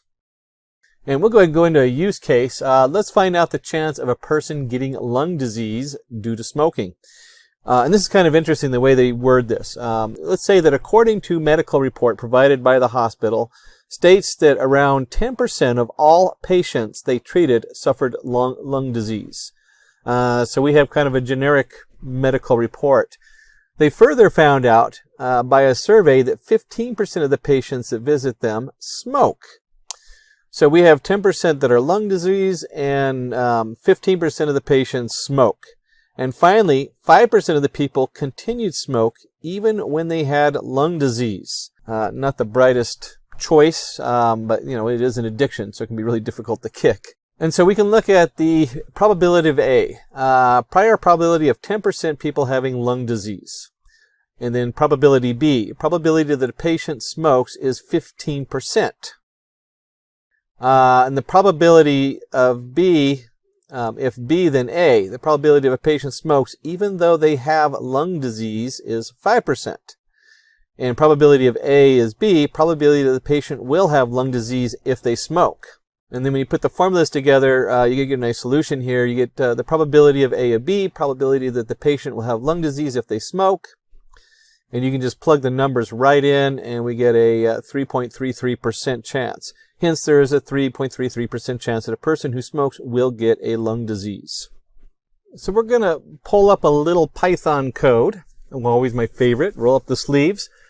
Keep in mind, we're going to be doing this kind of like the back end way, so that you can see what's going on. And then later on, we're going to create, we'll get into another demo which shows you some of the tools that are already pre-built for this. Let's start by creating a set. So we're going to create a set with curly braces. This means that our set has only unique values. So you have a list, you have your tuples, which can never change, and then you have, in this case, the set. So 4, 7, you can't create a 4, 7, comma 4. It'll delete the 4 out. So it's only unique values. And if you use dictionaries, quick reminder, this should look familiar because it is a dictionary where you have a value, and that value is assigned to, or that key is assigned to a value. So you could have a key value set up as a dictionary. So it's like a dictionary without the value. It's just the keys, and they all have to be unique. And if we run this, we have a set of 4, 7. We can also take a list, a regular setup, and I'm going to go ahead and just throw in another number in here, 4, and run it. And you can see here, if I take my list 1, 2, 3, 4, 4, and I convert it to a set, and here it is, my set from list equals set, my list. The result is 1, 2, 3, 4. So it just deletes that last 4 right out of there.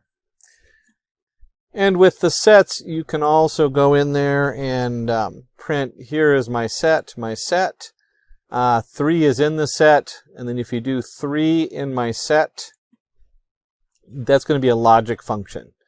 And 1 in my set, 6 is not in the set, and so forth. If we run this, we get 3 is in the set true, 1 is in the set false, because 3, 5, 7 is another 1.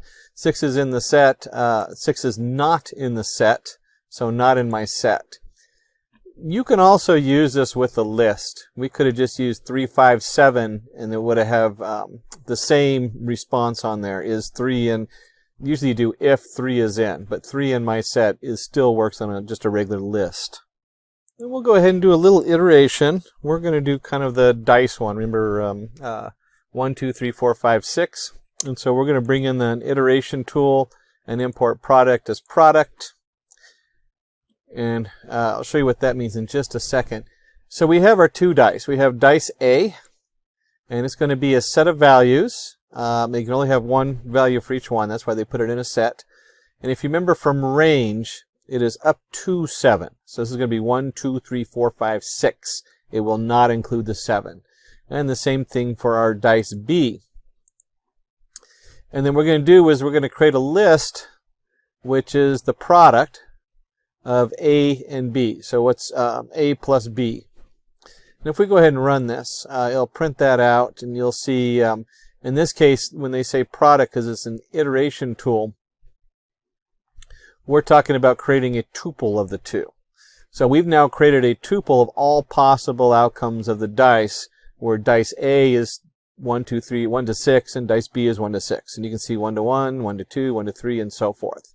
You remember we had a slide on this earlier where we talked about all the different outcomes of a dice. We can play around with this a little bit. We can do in dice equals 2, dice faces 1, 2, 3, 4, 5, 6. Another way of doing what we did before, and then we can create an event space where we have a set, which is the product of the dice faces, repeat equals in dice. And we'll go ahead and just run this. And you can see here, it just again puts it through all the different possible variables we can have. And then if we wanted to take the same set on here and print them all out like we had before, we can just go through for outcome and event space, outcome and equals. So the event space is creating a sequence. And as you can see here, when we print it out, it stacks them versus going through and putting them in a nice line. And we'll go ahead and do something, let's go print. Since we have the end printing with a comma, that just means it's not going to hit the return going down to the next line. And we'll go ahead and do the length of our event space. That'll be an important variable we're going to want to know in a minute. And of course, if I get carried away with my typing of length, we'll print it twice and it'll give me an error. So we have 36 different possible variations here. And we might want to calculate something like, what about the multiple of 3? What if we want to have the probability of the multiple of 3 in our setup?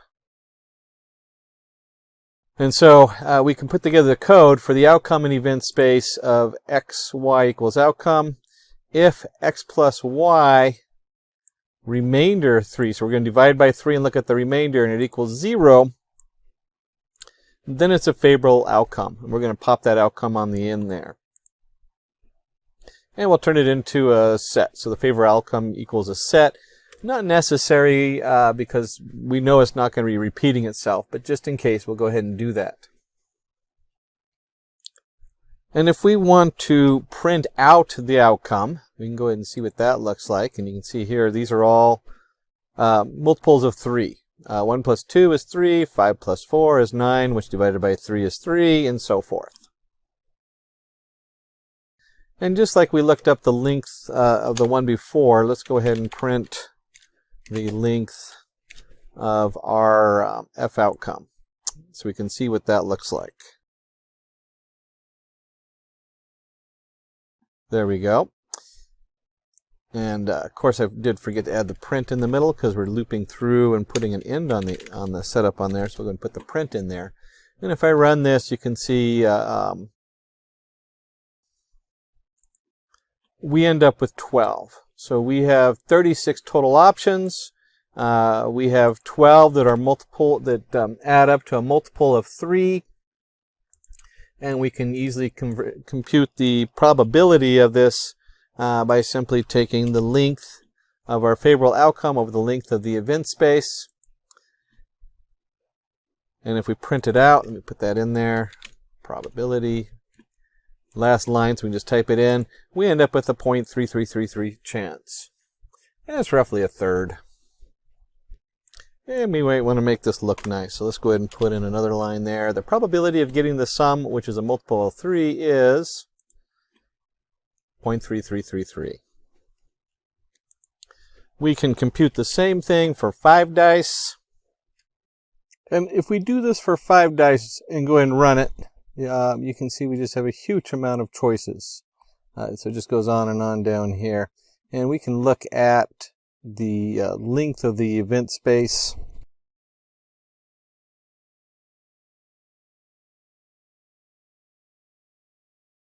And we have over 7,776 choices. That's a lot of choices.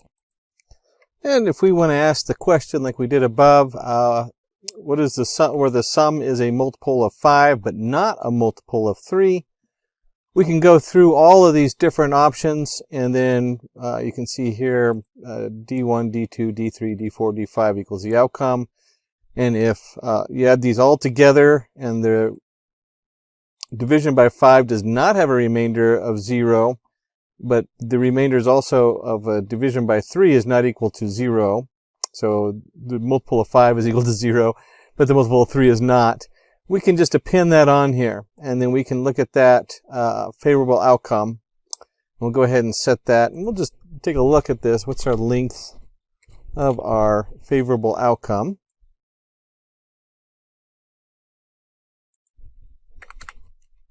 It's always good to see what we're working with. And so we have 904 out of 776. And then, of course, we can just do a simple division to get the probability on here. What's the probability that we're going to roll a multiple of 5 when you add them together, but not a multiple of 3? And so we're just going to divide those two numbers, and you can see here we get 0.116255, or 11.62%. And so you can really have a nice visual that this is not really complicated math right here on probabilities. It's just how many options do you have, and how many of those are you possibly going to be able to come up with the solution you're looking for. And this leads us to a confusion matrix. A confusion matrix is a table which is used to describe the performance of a classification model on a set of test data for which the true values are known. And so you'll see on the left we have the predicted and the actual. And we have a negative, false negative, positive, true positive, and then we have false positive and true negative. And you can think of this as your predicted model. What does that mean? That means if you divided your data and you used 2/3 of it to create the model, you might then test it against an actual case for the last third to see how well it comes out. How many times was it true positive versus false positive? It gave a false positive response. And you can imagine in medical situations, this is a pretty big deal. You don't want to give a false positive. So you might adjust your model accordingly so you don't have a false positive. Say with a COVID virus test, it'd be better to have a false negative and they go back and get retested than to have 30% false positives where then the test is pretty much invalid. So in a use case like cancer prediction, let's consider an example where a cancer prediction model is put to the test for its accuracy and precision. Actual result of a person's medical report is compared with the prediction made by the machine learning model. And so you can see here, here's our actual predicted, whether they have cancer or not. You know, cancer, a big one. You don't want to have a false positive. A false negative. In other words, you don't want to have it tell you that you don't have cancer when you do. So that would be something you'd really be looking for in this particular domain. You don't want a false negative. And this is, again, you've created a model. You have hundreds of people or thousands of pieces of data that come in. There's a real famous case study where they have the imagery and all the measurements they take, and there's about 36 different measurements they take. And then if you run a basic model, you want to know just how accurate it is. How many negative results do you have that are either telling people they have cancer that don't, or telling people that don't have cancer that they do. And then we can take these numbers and we can feed them into our accuracy, our precision, and our recall. So accuracy, precision, and recall. Accuracy metric to measure how accurately the results are predicted. And this is your total true, where you got the right results, you add them together, the true positive, the true negative, over all the results. So what percentage of them were accurate versus what were wrong. When we talk about precision, is a metric to measure how many of the correctly predicted cases are actually turned out to be positive. So we have a precision on true positive. Again, if you're talking about like COVID testing with the viruses, you really want this to be a high number. You want this true that to be the center point, where you might have the opposite if you're dealing with cancer, where you want no false negatives. So this is your metric on here. Precision is your test positive, true positive plus false positive. And then your recall, how many of the actual positive cases we were able to predict quickly with our model. So test positive is the test positive plus the false negative on there. And we'll want to go ahead and do a demo on the naive Bayes classifier. Before I get too far into naive Bayes classifier, because we're going to pull it from the sklearn or the scikit, let's go ahead.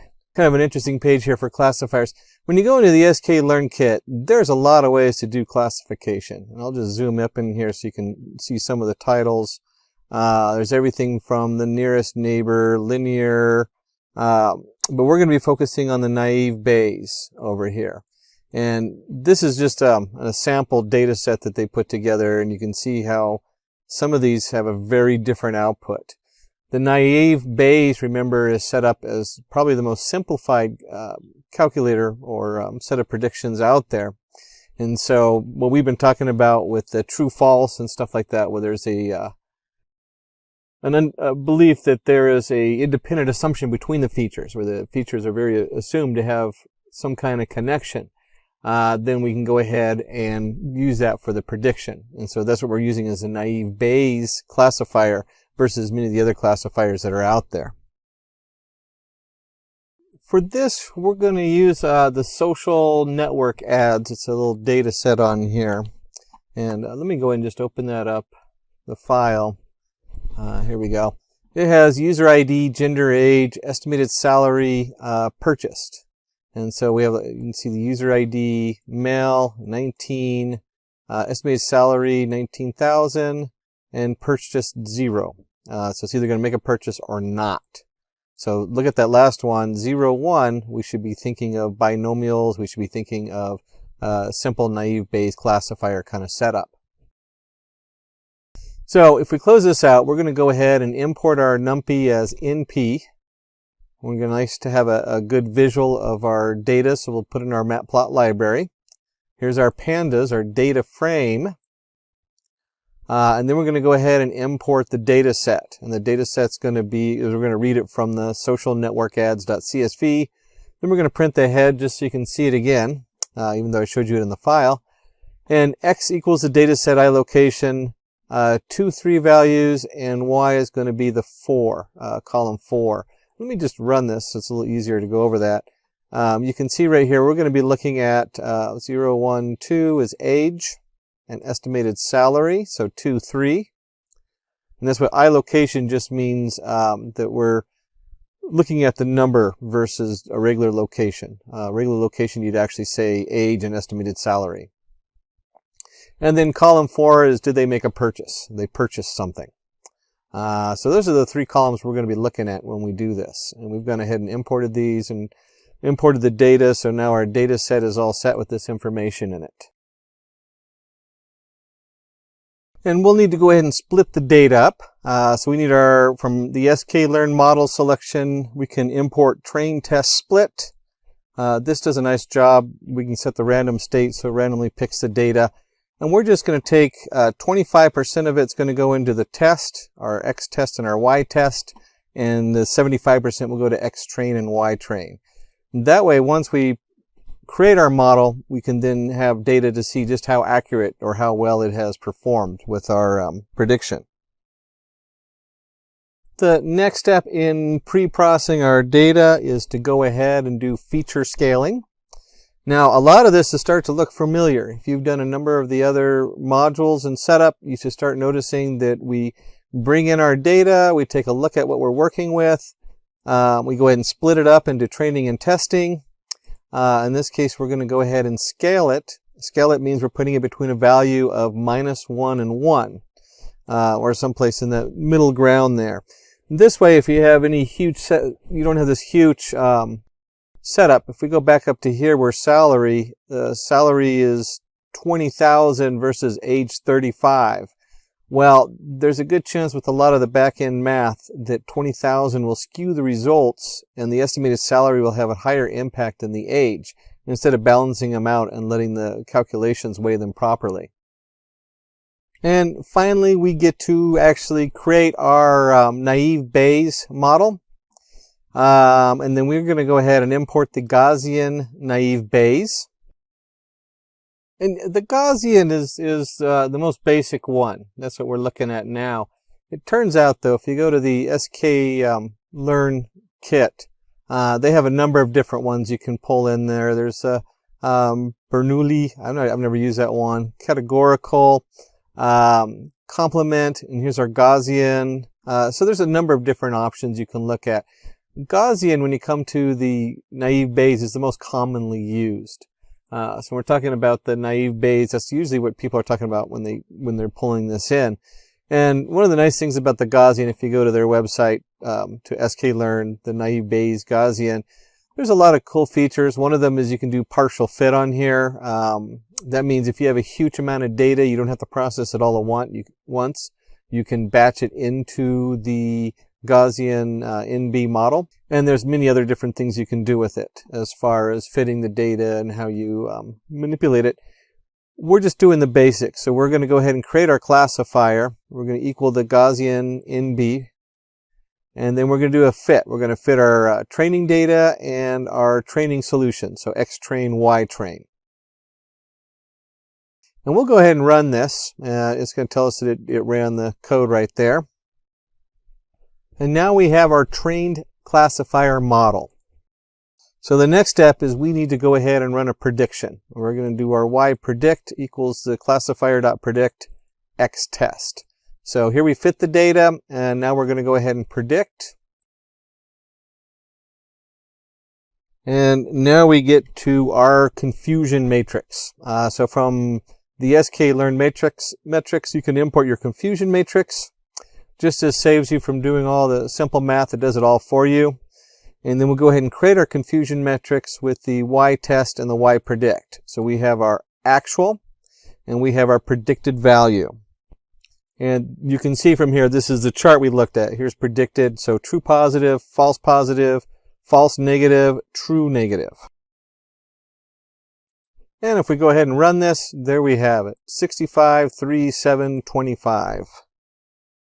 And in this particular prediction, we had 65 were predicted the truth as far as a purchase. They're going to make a purchase, and we guessed 3 wrong. And then we had 25 we predicted would not purchase, and 7 of them did. So there's our confusion matrix. At this point, if you were with your shareholders or a board meeting, you would start to hear some snoozing if they were looking at the numbers. And you say, hey, here's my confusion matrix. So let's go ahead and visualize the results. We're going to pull from the matplot library colors, import listed color map. And this is actually, my machine's going to throw an error because this is being, because of the way the setup is. I have a newer version on here than when they put together the demo. And we need our X set and our Y set, which is our X train and Y train. And then we'll create our X1, X2. And we'll put that into a grid, and we set our X set minimum stop and our X set max stop. And if you come all the way over here, we're going to step 0.01. This is going to give us a nice line, is what that's doing. And then we're going to plot the contour, plot the X limit, plot the Y limit, and put the scatter plot in there. And let's go ahead and run this. To be honest, when I'm doing these graphs, there's so many different ways to do that. There's so many different ways to put this code together. To show you what we're doing, it's a lot easier to pull up the graph and then go back up and explain it. So the first thing we want to note here when we're looking at the data is this is the training set. And so we have those who didn't make a purchase. We've drawn a nice area for that. That's defined by the naive Bayes setup. And then we have those who did make a purchase, the green. And you can see that some of the green dots fall into the red area and some of the red dots fall into the green. So even our training set isn't going to be 100%. We couldn't do that. And so when we're looking at our different data coming down, we can kind of arrange our x1, x2, so we have a nice plot going on, and then we're going to create the contour. That's that nice line that's drawn down the middle on here with the red-green. That's what this is doing right here with the reshape. And notice that we had to do the dot t. If you remember from NumPy, if you did the NumPy module, you end up with pairs, x1, x2, x1, x2, next row, and so forth. You have to flip it so it's all one row. You have all your x1s and all your x2s. So this is what we're kind of looking for right here on this setup. And then the scatter plot is, of course, your scattered data across there. We're just going through all the points. That puts these nice little dots onto our setup on here. And we have our estimated salary and our age. And then, of course, the dots are, did they make a purchase or not? And just a quick note, this is kind of funny. You can see up here where it says x set, y set equals x train, y train, which seems kind of a little weird to do. This is because this is probably originally a definition. So it's its own module that could be called over and over again. And which is really a good way to do it, because the next thing we're going to want to do is do the exact same thing, where we're going to visualize the test set results.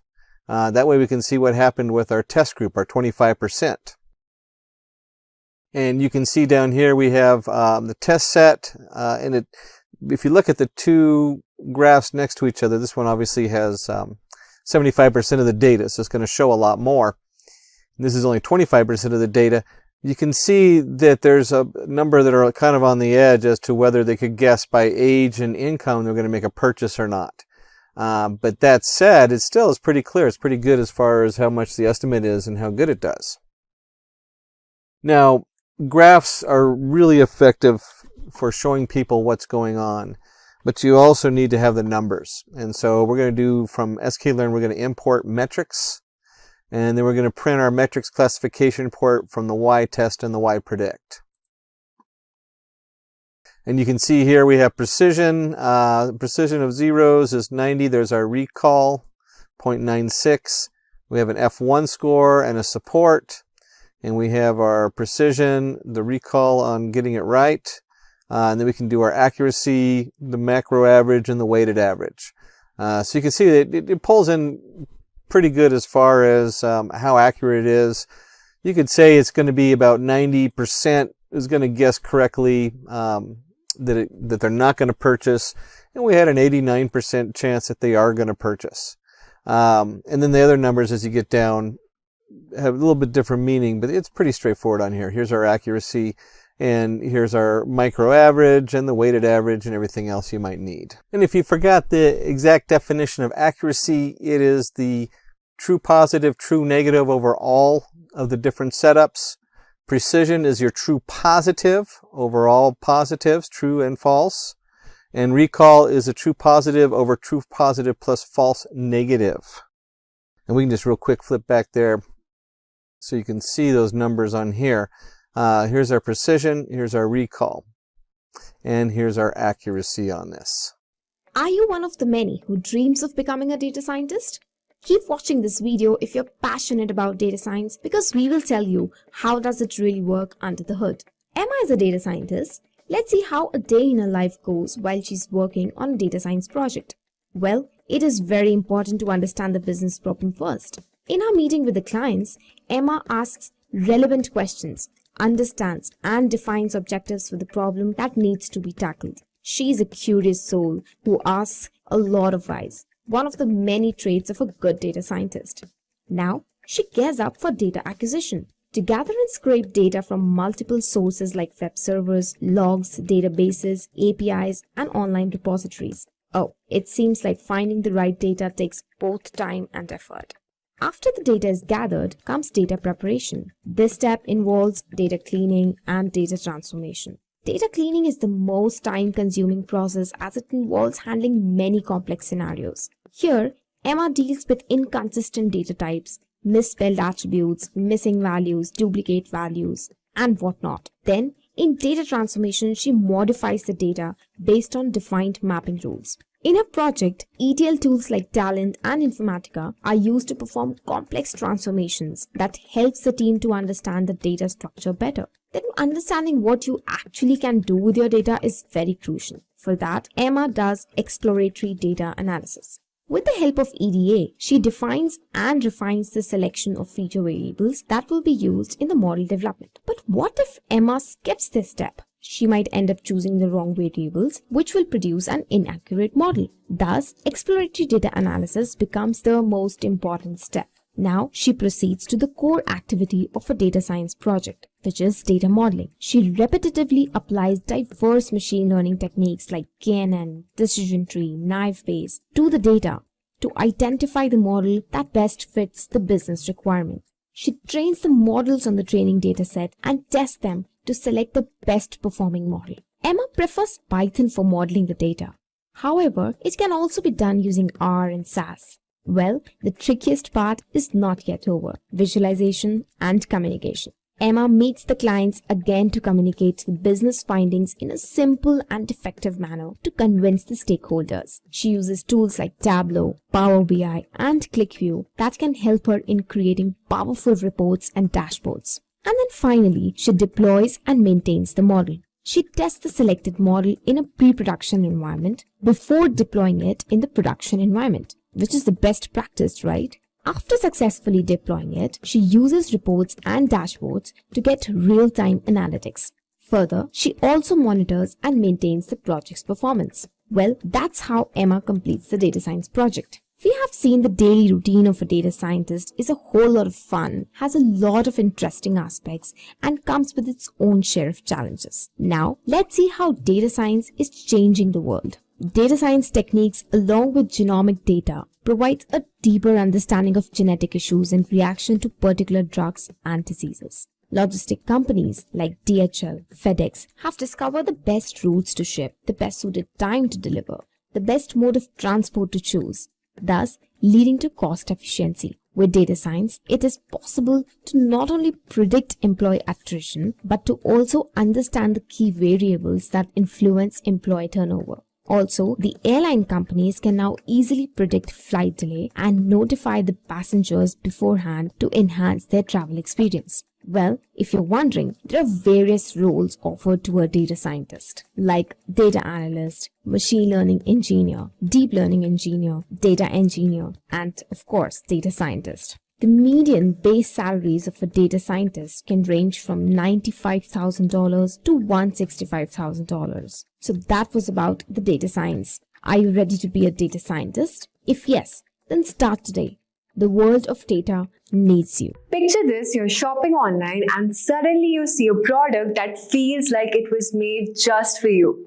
How did they know? It's not by chance, it's data science. Data science helps businesses understand what you like, predict what you'll need next, and improve the way we shop and use technology. And here's the best part. Data science isn't just about watching Netflix. It's one of the fastest growing careers in the world right now. In fact, the US Bureau of Labor Statistics says that data science jobs are expected to grow 36% by 2033, way faster than most of the other jobs.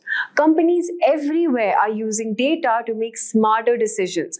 That means the demand for data scientists is huge. And let's talk about the salary. You're probably wondering, how much can I earn actually? Well, for entry-level position, data scientists in the US are earning around $152,000 per year right now. And by 2025, some can make as much as $230,000. And in India, starting salaries range from 50,000 rupees to 1 lakh per month, and the experienced professionals can earn more than 5 lakh rupees per month. That's impressive, right? But the best part is, as a data scientist, you won't just stop here. The skills you develop in this role, like machine learning, data visualization, and statistics, are highly transferable and crucial for moving into AI roles. So whether it's becoming an AI engineer or an AI specialist, the foundation you build in data science will help you level up and pursue exciting, high-paying opportunities in the AI field. Now, if you're thinking, this sounds great, but where do I even start? Well, that's exactly what the professional certificate course in data science from IIT Kanpur and Simplilearn is designed to do. It will get you started and make sure you're ready for this booming industry. In this 11-month live online interactive program, you will learn the skills you need to become a data science professional. No more theory, no more fluff. You get hands-on projects, live classes, and mentorship from IIT Kanpur faculty, plus real-world industry expert who will help you build your skills. So this course comes with exciting, amazing features that makes learning even more impactful. 8 times higher interaction in live online classes with industry expert.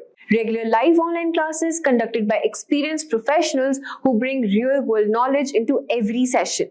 You'll also get to master 13 plus key skills including generative AI, prompt engineering, ChatGPT, explainable AI, conversational AI, NLP, and many more. These are the skills that top companies use every day, and you'll gain hands-on experience with 14 plus industry tools like Python, SQL, Tableau, DALL-E 2, Midjourney, TensorFlow, and more. And by the end of this course, you will be ready to tackle real-world challenges using these powerful tools and techniques. But we are not just talking about textbook and theory. You'll work on 25 plus real-world projects, giving you hands-on experience with the tools and skills you'll use in the industry. For example, our first project would be about sales analysis. You'll use Python to analyze a clothing company fourth quarter sales data across Australian states, helping the company make informed decisions. The next project would be about employee performance analysis, where you learn how to build machine learning models to understand the factors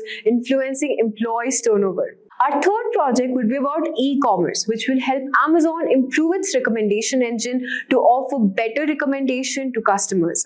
Upon successful completion, you'll receive a program certificate directly issued by the ENICT Academy IIT Kanpur within 45 days of completing your cohort.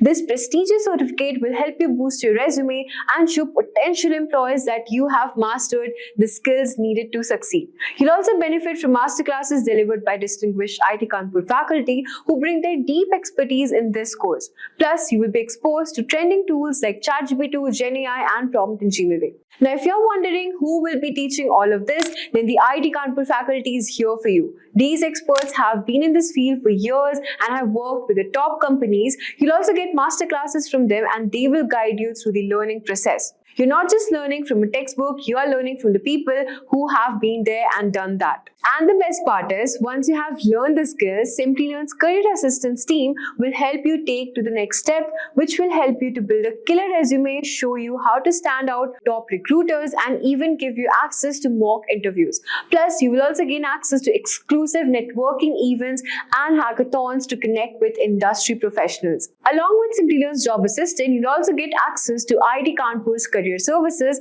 helping you connect with top recruiters and land interviews with leading tech companies.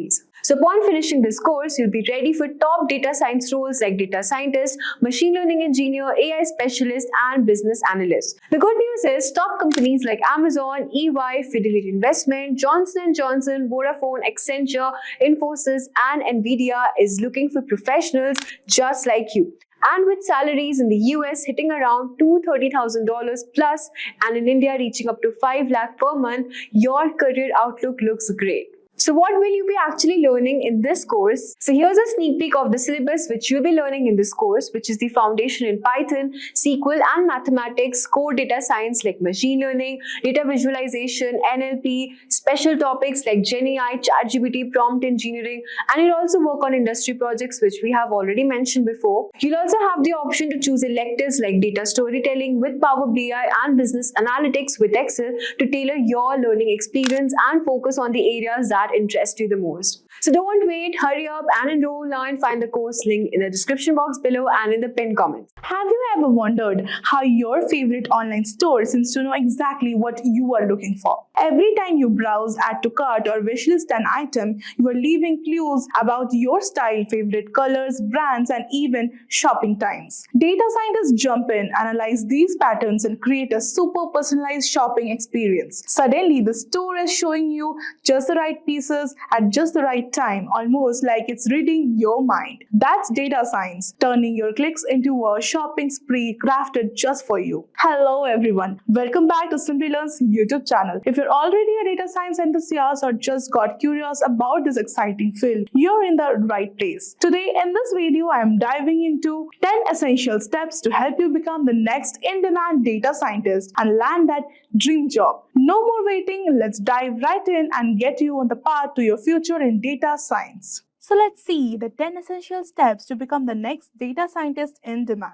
Step number 1 is programming languages. Starting with Python as a beginner is a great move because it's simple, versatile, and widely used in data science. Python's straightforward syntax makes it beginner-friendly, helping you grasp programming basics quickly and dive into data science libraries like Pandas, NumPy, and Matplotlib with ease. Adding R to your skill set is valuable because it excels at statistical analysis and data visualization, two essential parts of data science. You can be comfortable with Python and R within a month or two. So, moving on to the next step, that is version control system. Learning a version control system like Git is essential because it allows you to track, manage, and collaborate and code effectively. With Git, you can save different versions of your work, making it easy to backtrack if something goes wrong or to experiment without losing progress. This is especially useful when working with complex data science projects where you might try out different models of analysis techniques. 1 or 2 weeks of practice along with Python and R is good to get started. Just a quick info guys, if you're really interested, Simplilearn's Data Science with Python course is designed to help you master Python programming and essential data science skills through hands-on projects and real-world applications. With 60 plus hours of blended learning, live expert sessions, and lifetime access to course materials, you will gain practical experience in data wrangling, visualization, data analysis, and more. This course is ideal for both beginners and professionals looking to advance their careers in data science. Get ready to dive into industry-relevant projects, enhance your Python skills, and prepare for exciting data roles with Simplilearn's specialized training. Do check for the course link in the description box below and pinned comments. Now moving on to the third step, that is data structures and algorithms. Learning data structures and algorithms is crucial for becoming a data scientist because they provide the foundation for efficient data handling and problem solving. Data structures like arrays, stacks, queues, and trees help you store and organize data in ways that make it easier and faster to access, process, and analyze. Algorithms, on the other hand, give you strategies to perform tasks like searching, sorting, and optimizing data operations, which are essential for handling large data sets. While many candidates struggle with DAC, mastering it gives you an edge, helping you stand out in the interviews and shine as a skilled data scientist capable of tackling the toughest data problems. Spend about 2 months in this, you will get in the shape for sure. Now moving on to the step number 4, that is SQL. Learning SQL is essential for data scientists because it enables you to access, manage, and manipulate data directly within databases where most real-world data resides. With SQL, you can create new tables, alter existing ones, delete unnecessary records, and run queries to filter, sort, and aggregate data. These abilities allow you to retrieve, clean, and organize data effectively, core skills needed for any data science role. It's easy and you don't have to spend more than a month to have a deep understanding of it. Now moving on to the fifth step, that is mathematics and statistics. Mathematics and statistics are essential for data science because they form the backbone of data analysis, model building, and interpretation. Topics like linear algebra, calculus, probability, and statistics gives data scientists the tools to understand data patterns, perform accurate analysis, and make data-driven decisions. Mastering these areas enables you to build robust models, validate results, and tackle complex problems confidently, making you a well-rounded and skilled data scientist. Make sure you spend 2 months to grasp these topics. Now moving on to the step number 6, that is data pre-processing and visualization. Learning data pre-processing and visualization is essential for a data scientist because these skills make you data accurate, insightful, and easy to understand. Python libraries like NumPy and Pandas are crucial for manipulating and creating data, enabling you to handle missing values, filter out noise, and prepare data for analysis. Once the data is ready, visualization lets you uncover patterns and communicate results effectively. Libraries like Matplotlib and Seaborn help create clear, impactful visuals, allowing you to interpret trends and convey insights in a way that's easily understood by others. Together with these tools, make data pre-processing and visualization fundamentals for effective data science. If you have a solid foundation on Python and mathematics, you will get a good understanding of data pre-processing and visualization in a month or two. Now moving on to the 7th step, that is machine learning fundamentals. Machine learning fundamentals involve understanding how algorithms enable computers to learn from data and make predictions on decisions without explicit programming. The two main categories are supervised learning and unsupervised learning. In supervised learning, models are trained on labeled data to make predictions, while in unsupervised learning, models find patterns in unlabeled data. Popular tools like TensorFlow, PyTorch help build and train complex models, especially for deep learning, while scikit-learn is essential used for simpler machine learning algorithms and data pre-processing. These tools make it easier to implement machine learning fundamentals effectively and build intelligent data-driven decisions. Dedicate about 3 months to understand the core of machine learning. Now coming to the next step, that is deep learning. Deep learning is a subset of machine learning that focuses on algorithms inspired by the structures of the human brain called neural networks. Deep learning uses neural networks with multiple layers, often dozens or hundreds, to learn complex patterns from large data sets. Specialized types like convolutional neural networks, that is CNNs, are great for image processing, while recurrent neural networks RNNs are used for sequence data like text or time series. Essential tools like TensorFlow, PyTorch make building, training, and deploying deep learning models more accessible, allowing you to create powerful AI solutions across various domains. I think it will take about 2 months to have a good hold on deep learning concepts and how to implement them. Now moving on to the 9th step, that is specializations. Once you have grasped the deep learning, it's like reaching a new level as a data scientist. Just as doctors specialize in areas in nephrology and cardiology, data scientists often choose to specialize in fields like natural language processing or computer vision. Natural language processing focuses on teaching machines to understand and generate human language, enabling applications like chatbots, sentiment analysis, and language translation. It's about making computers read, write, and even interpret human emotions through text or speech. Computer vision, on the other hand, is all about enabling machines to see and interpret images or videos. This field powers innovations like facial recognition, object detection, and autonomous driving. Now, you don't need to learn both. You can choose what interests you the most. Now, spend 1 to 2 months diving deep into one of these areas. Now moving on to the last but not the least step, that is big data. Big data refers to extremely large volumes of data generated rapidly from sources like social media and sensors. For data scientists, learning to handle big data is crucial, as it requires specialized tools like Hadoop and Spark to analyze and extract insights effectively. With companies relying on data-driven decisions, big data skills make you a highly in-demand professional in the field. Focus for about 2 months and you will be able to spot trends and patterns from datasets very easily. Once you're ready, it's time to build a killer resume packed with projects that showcase your new skills. Start applying to jobs on platforms like Naukri and Indeed and supercharge your LinkedIn. Connect with data scientists, see what skills they are mastering, and learn from their journeys as well. Keep sharpening your own skills, and when the time comes, you will be ready to crush those interviews and land your dream data scientist role in 2025. Step by step, we will go through all of this, and we'll make sure that we learn everything and we bring everything together towards the end, right? Without further ado, let me just straight away deep dive to business, right? To learn data science, right? And with this data science, there is also something which is prefixed, which is applied data science. And suffix for this is with Python, right? Applied data science with Python, right? So there are two key concepts which are going to be a part of this course. The first one is the knowledge about data science, that what data science is. And then because we are doing an applied course, right? We are doing an applied course.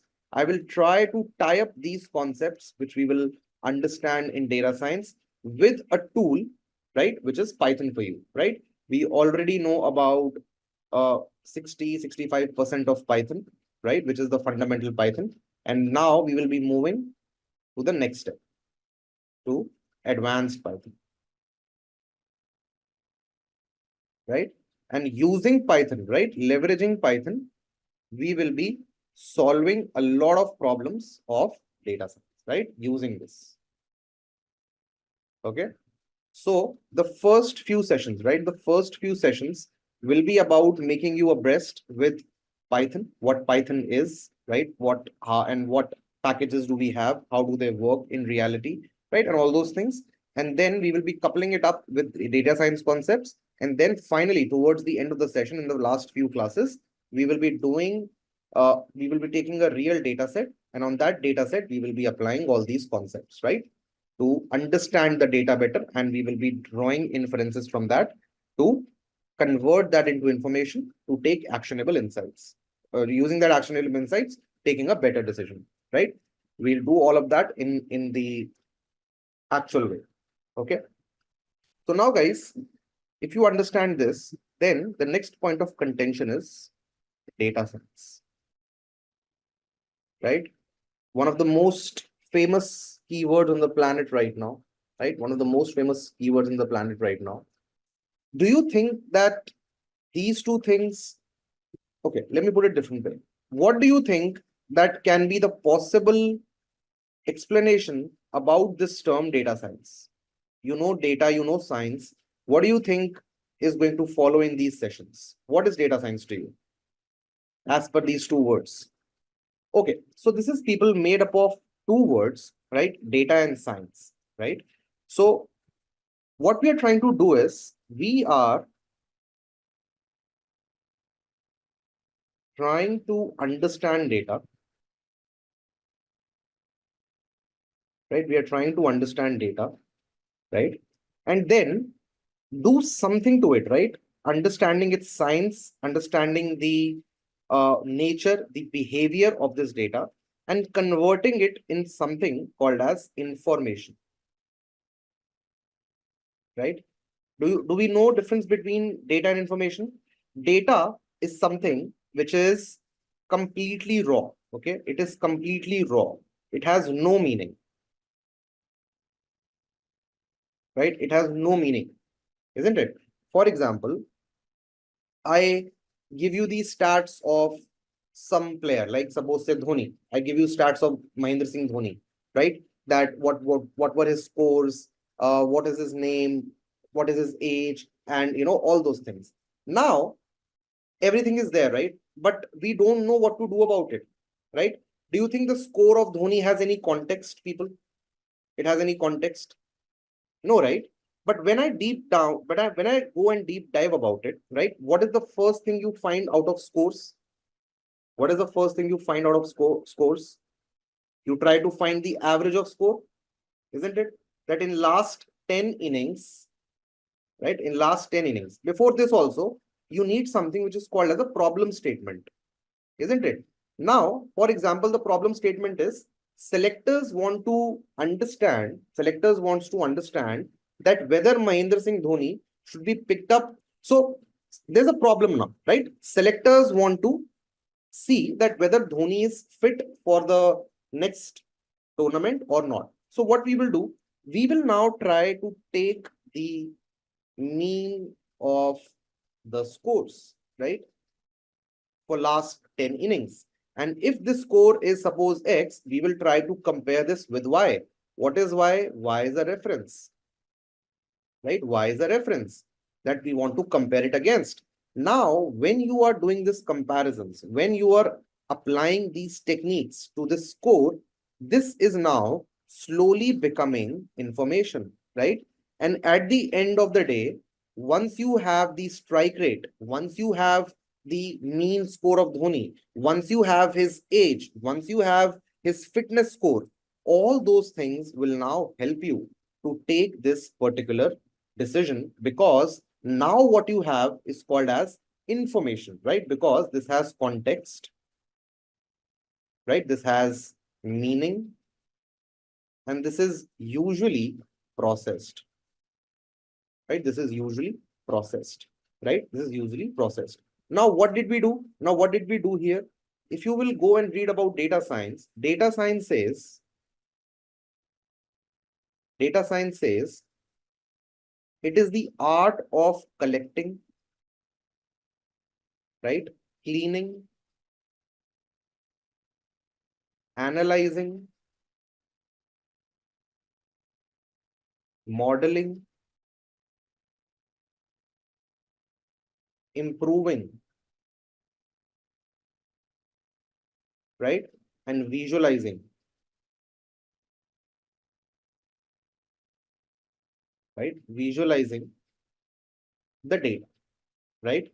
If a person is adept in doing all these things, this person, people, is cumulatively called a data scientist, right? That person is called a data scientist, right? So before going to the definition of data scientist now, I will give you some more examples, right? I'll give you some more examples. Data science people, as I said, is a combination of these things, right? You have to collect the data, right? You have to collect the data, right? And this has a lot of things. Data can be connected from two types. One is primary, and the second one is secondary, right? What is the primary way of collecting data? From your IoT devices, right? From sensors, from your inbuilt machines, right? Then from your surveys, which you float, right? Questionnaires, right? All these things are primary ways. What is the secondary way of collecting data? Purchasing data, right? Using internet data, because you have not generated it. You are just using someone else's data, right? Something like transfer learning.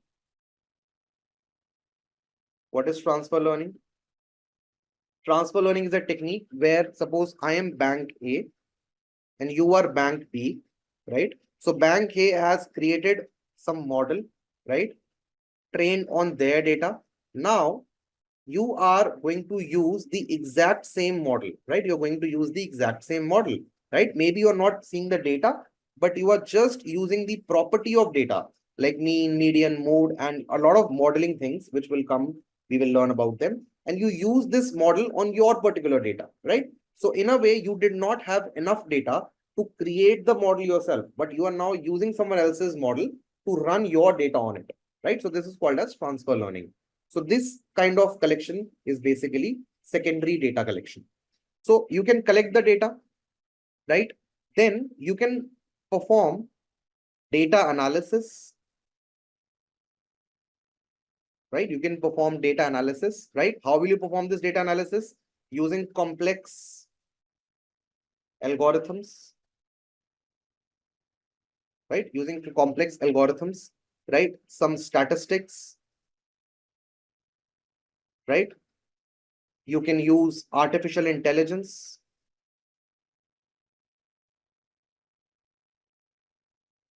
right? Artificial intelligence. You can use machine learning, right? Right? You can use all these things for data analysis. Then you can transform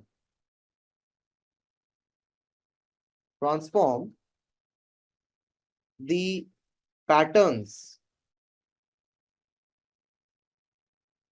into predictions, right? You can transfer these patterns into predictions, right? Which can be used for business decision making, right? For business decision making. Then you can validate the results, right? And present the results.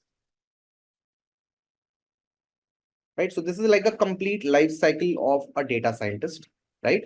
So before going further, let me give you what combinations do you need to have to become a data scientist. The first one is domain knowledge.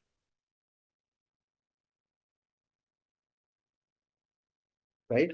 So what is domain knowledge? First of all, I told you, right, there will be a problem, right? You will be solving a problem. In any project of data science, you'll be trying to solve a problem, right? And the problem will be belonging to a particular domain. Even if you're working for yourself, right? Even if you're an entrepreneur, then also you'll be solving a problem.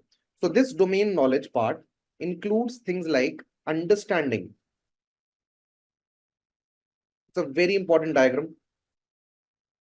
Understanding client requirement, right? Understanding the client requirement, right? Important criterions, right? Important criteria knowledge, right? For example, to give an example, suppose we have created a machine learning model, okay? Understanding the data, we have created a machine learning model whose accuracy is 90%, right? Is 90% a good accuracy? Yeah, fairly decent accuracy. Yes. Suppose you have to predict sales, right? You're selling something. Suppose you're selling clothes and you want to predict what will be the sales for the next week. When you use this model, whatever the output model gives you, what is going to be the accuracy of your output using this model? How much accuracy? 90%. But my question is, model is 90%. But my question to you is that if 90% accuracy is on sales data, a person like me will be very, very happy. Okay, very, very happy. I'll be probably dancing, right? But if you try to apply the same model, right, for a medical diagnosis case, will you be interested in getting operated in such a hospital or an institution where the accuracy is coming as 90%? Domain knowledge, right? Domain knowledge. We need to understand what are the exact requirements. We need to understand what are the exact expectations, right? And we need to know how much do we need to pivot, right? So the first thing in data science is these accuracies and everything are subjective, right? They are subjective. So for that, you need domain knowledge. Domain knowledge part, very important, guys. Very important, these three things, which I'm going to tell you. Second part is people, the game changer, right? The second part is computer science. Now, if I take you back in history, okay, if I take you back in history in 1980s or somewhere, then okay, how many of you think that data science is a new concept? How many of you think that data science is a new concept? I hope you all know it's not a new concept. Everyone knows that. Yep. It has been happening for ages. Just like you guys will be shocked if you already don't know. AI was coined in the year 1956. 1956 at the University of Dartmouth. AI was coined by Paul McCarthy, right? And we saw the boom of AI in the year 2010, right? Such a long journey. Same case with data science, because people back in the day, data science was called as data mining. Everyone heard about it? Data mining, knowledge databases. Yeah, we used to mine the data. Now, what were the problems? What were the hiccups of data mining? The hiccups for data mining was that we were doing everything manually, right? Now, if I give you 100 points, can you calculate the mean? Or let's say, if I give you 2 points to multiply, 2 multiplied by 3, how much time will you take? 2 seconds. Yep. How much time a computer will take? 2 seconds. If I give you to multiply 2489 multiplied by 200, how much time will you take to calculate this? Say 5 seconds. How much time computer will take? 2 seconds. Now, if I give you to multiply 2489 into 1954386, How much time will you take to calculate this manually? Maybe say 1 minute, 80 seconds, 1 minute. How much time a computer will take?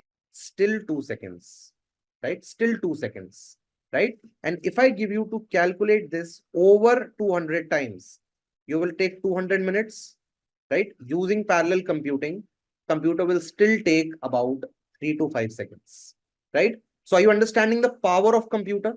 Do you understand this concept in this relationship? What was happening back then? What computer science did, people, was it revolutionized the way data mining was happening. And that thing now is called as, that thing now is called as data science, in which computer science is one of the most important contributors. So this is just one reason. Now, manually, right? Manually, if I give you, say, 1 million rows of data, right? 1 million rows of data, right? So how many pages will you need to store this data? Suppose your notebook is like this, right? These boxes, and here you are storing the data, 1 million. So maybe you can buy n number of notebooks. But now, do you think it's as easy in storing something in computer? Because back in the day, people, we had memory issues, isn't it? Memory constraints. So there is something called as Murray's law, right? Which says as the advancement in microprocessors will increase, the price of microprocessor will decrease, right? So this is what is happening right now. Back in 1980s, if I show you, right, guys, right? Yeah, 2.5 kg exactly, right? It was size of a fridge, hard disk, but now it fits in your palm, right? So this was enabled, the storage techniques, right? The processing techniques, the infrastructure, right? Things like big data. What kind of data do you think we will be dealing with, people, in data science? You all know the term, very famous term, the kind of data, big data, right? Everyone knows about big data. What is big data? Yes, a data which is fast, right? It has velocity, veracity, variety, right? So this kind of data needs to be stored. This kind of data needs to be processed. So which thing brought all these things into data science? It was given to us by computer science, right? So computer science, people, included things like database management, right? Data validation, right? Data infrastructure, right? Data infrastructure, right? Then we had languages, computer languages, which is Python right now for us, right? Again, do you think when you do this thing manually, right? Suppose you do this thing manually, how easy do you think it will become using something like Python or any other computer language to create complex models? How easy it will be to do that? To create the complexity in models, right? Where you can capture the non-linear nature. Isn't it, people? Isn't it? For example, let me tell you this. 2, 4, 6, 8, 10, dash. What do you think is the next number, guys? 12. If I tell you to define this to me in, okay, let's leave that. What do you think is going to be the next number here?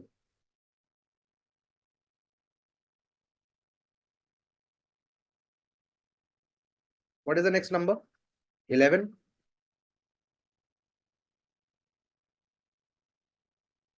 Next number? 25. Perfect. Now, guys, if I ask you to write these numbers, right, the way you predicted them, can you give me a function? F of x is equal to, what is the f of x here? It's 2x, right? It's 2x. F of x is equal to 2x. If I tell you to create a function, it will be f of x is equal to 2x. What will be the function here, guys? F of x will be equal to x plus 1. Yeah, x plus 1. Yeah. And here, f of x will be equal to x square. Yeah. Now, the last example, right? Last example.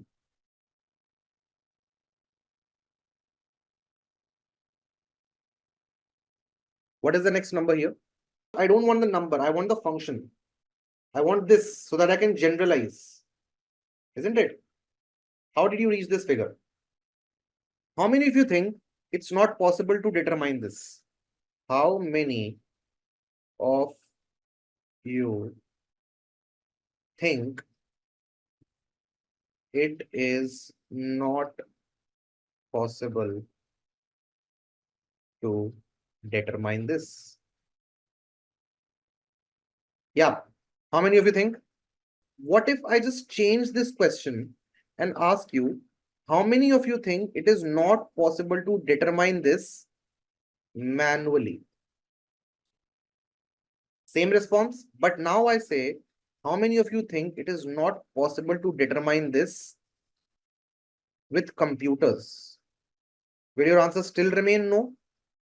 Do you think I cannot approximate this function using computers? We have something called as deep neural networks,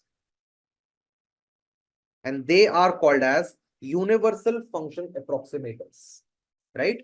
So this is the problem, people. This is the problem, right? I will show this to you when the time comes, right? I will remember this example and I will show this to you. But now what I'm trying to tell you is the things which seemed impossible manually was solved by what? It was solved by computers. The distribution of this is like this. Can you figure it out yourself?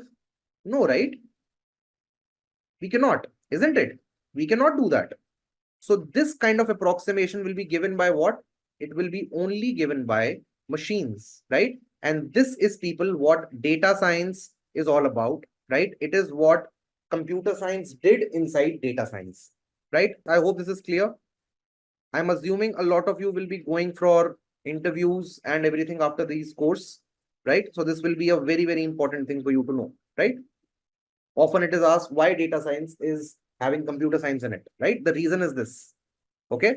So this is the role of computer science inside data science.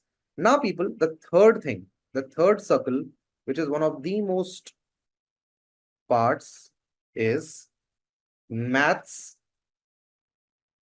and stats, right? Mathematics, statistics, which was optimization, right? Optimization of your models, right? Design of model, right? Now, guys, if you look carefully, in order to approximate this, what will you be playing with? You will be playing with a lot of data. You will be playing with a lot of mathematical concepts and statistical concepts, isn't it? What do you call this? This is maths, right? This is statistics and mathematics.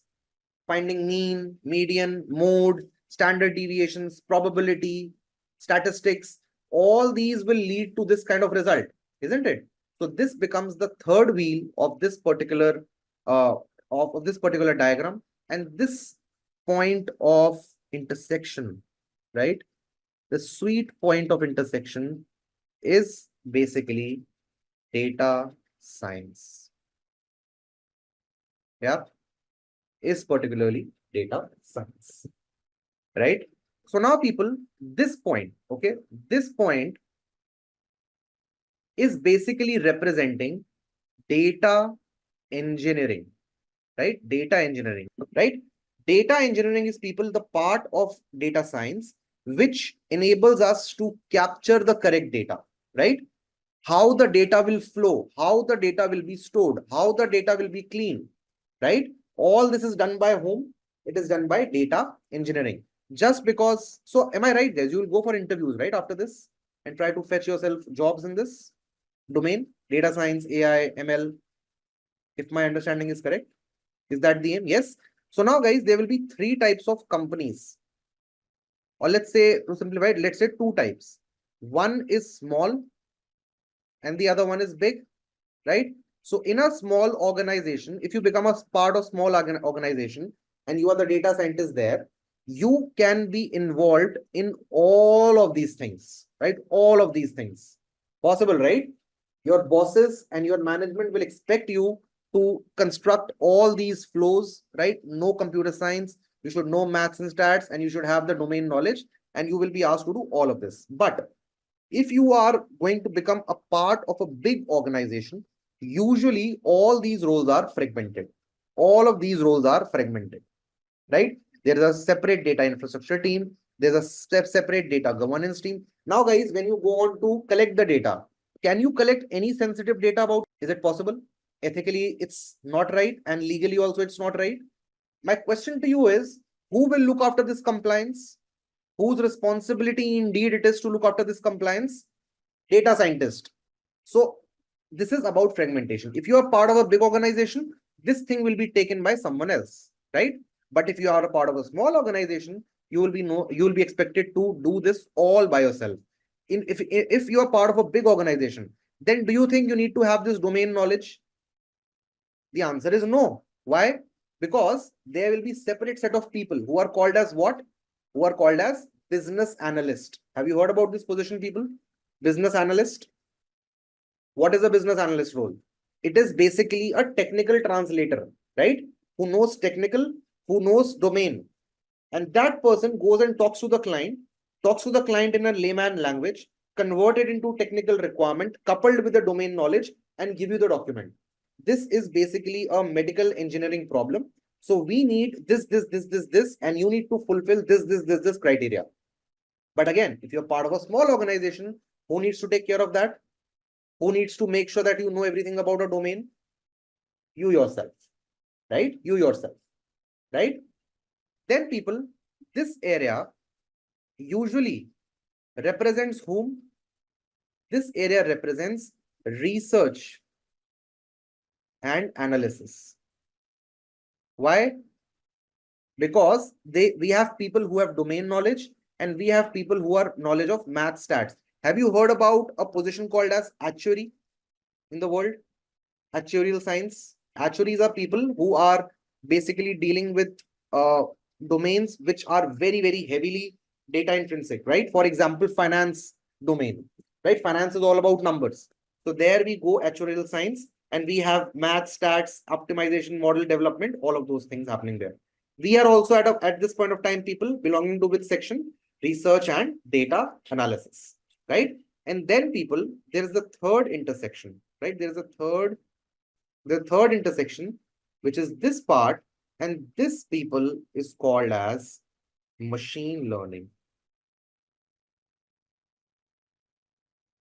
right? Machine learning. Why machine learning? If you can combine the power of maths, stats, right, and you can combine the power of computer science, you will find yourself to be in a position where you can call yourself a machine learning engineer, right? How does a machine learning engineer becomes a data scientist? When they couple it up with the domain expertise, right? So in this course, people, in this course, we will teach you computer science. We will teach you a little bit about math stats, but what we cannot teach you is domain knowledge. Yeah. And making the base of what we are about to do. Very, very important to understand, right? If you understand this, then half the battle is won, right? So now to answer the question which was posted earlier, there are different things in the world of data science, right? So you can pick and choose anything, or you can do everything by yourself. If you guys are engineers, then I think you can be at this sweet spot going forward in life. If you choose a domain for yourself, for example, you choose to be a part of automobile industry, you choose to be a part of medical industry, you choose to be a part of, say, retail industry, you choose to be a part of aeronautics industry, right? You choose to be a part of finance industry, right? So whatever you will choose, this thing will get developed over time, right? This is the most difficult out of these three. I'll try to give you the example, right? My domain was agricultural industry, right? The agri products. I have worked extensively in agricultural industry, right? So again, for now, in my current role, this is something which I don't have. I have this expertise, I have this expertise. So same will be with you, and you guys will develop this knowledge over the time. Now I will try to give you an example, right? Elections, to make you understand how data science can be used in one particular use case, okay? Maybe we can extend that to a lot of other use cases and examples, right? Talking about election season, right? Talking about the election season, right? we will try to understand how do we use data science, because it is very extensively used in this data science, right? Now, let me talk about the first phase. Let's say this is pre-election phase, right? Right, this is pre-election phase. In this pre-election phase, what do you think will be the tasks with which an agency like Election Commission of India will be doing? The first task can be that they will be doing the voter registration, right? Voter registration and data management, isn't it? Yeah, it will start with that. And what will be the things inside this? The first thing will be data collection, right? First thing will be data collection. So you will collect the data from all the registered voters, right? Maybe it can be their demographic information, where they live, what is their age, what is their gender, right? What is their past polling behavior? Have they turned out previously or not, right? All these details we can collect. Then can we also do data cleaning? Because I've told you, right, that there can be a lot of redundancies. Some person's name can appear twice, right? Some people can be mismatched. Suppose, for example, we have learned this in Python. Raghav, Raghav, Raghav, Raghav, right? Right? All these are what people? This is belonging to the same name, right? This is me. But for a computer, how many Raghavs are there? Different ones, all are different, right? So example like these, right? Some people might have died, they might not be existing anymore, right? So all this part will be taken care where people in the data cleaning process, right? Removing the duplicates, updating the new addresses, right? Correcting the information about every voter, all those things, right? And now, lastly, we can also include a flavor of data analytics, right? What will data analytics include in this? We can analyze the demographic data to identify eligible voters, isn't it? Yeah, people, till now we haven't understood this. Why it is not automated? How will you pick up all the how will you pick up all the details and nuances? Suppose you're filling a form, right? By mistake, you have, suppose you are 25 years of age. Suppose you have written 250. So does that mean I remove this? I remove this entry of yours? Because by mistake, you have written your age as 250. Is age 250 possible in our current world? Never, right? So I will have to tell the machine that because this is a mistake, please convert it to 25, isn't it? This is called as imputation. So this is mostly a manual task, not manual, but you have to understand the problem manually and then code it on computer. Suppose someone has written their state as EDLHI, right? And country as IDIN, right? So what is this state referring to? What is this country referring to? The humans are very smart. India, right? We can say this is India. And if this is India, then what is this pointing out to? Delhi? Just because you said, and it's a leading question, I wanted to explain this. Tell me, is it possible to do this automatically? No, right? We have to employ manual rules, right? We have to tell, because who's more intelligent? Humans or machines? Humans, right? Machines are just more optimized, right? So we know through human intelligence that this is pointing to Delhi and this is not EDLHI. So this is data cleaning, right? Lastly, we have data analytics. So do you think people, based on these data points, we can understand that who are the eligible voters and maybe who are not registered yet, maybe who have not voted in the past? Can we do all those analytics and reach out to those peoples and persons? That's the first part. This is just the first part, pre-election phase. Now, moving on to the second part, right? Moving on to the second part. Let's say we say public. opinion regarding the polling, right? The polling which is about to happen. The first thing will be you want to collect information about people, right? So can you go out and reach all 1.8 billion people in this country? That what is their likable vote for which party? Is it possible? 1.8 billion. Do you think it's possible for 1 billion? Do you think it's possible for 500 million? Do you think it's possible for 100 million? No, right? So basically, I'm talking about what I have something which is called as a population, right?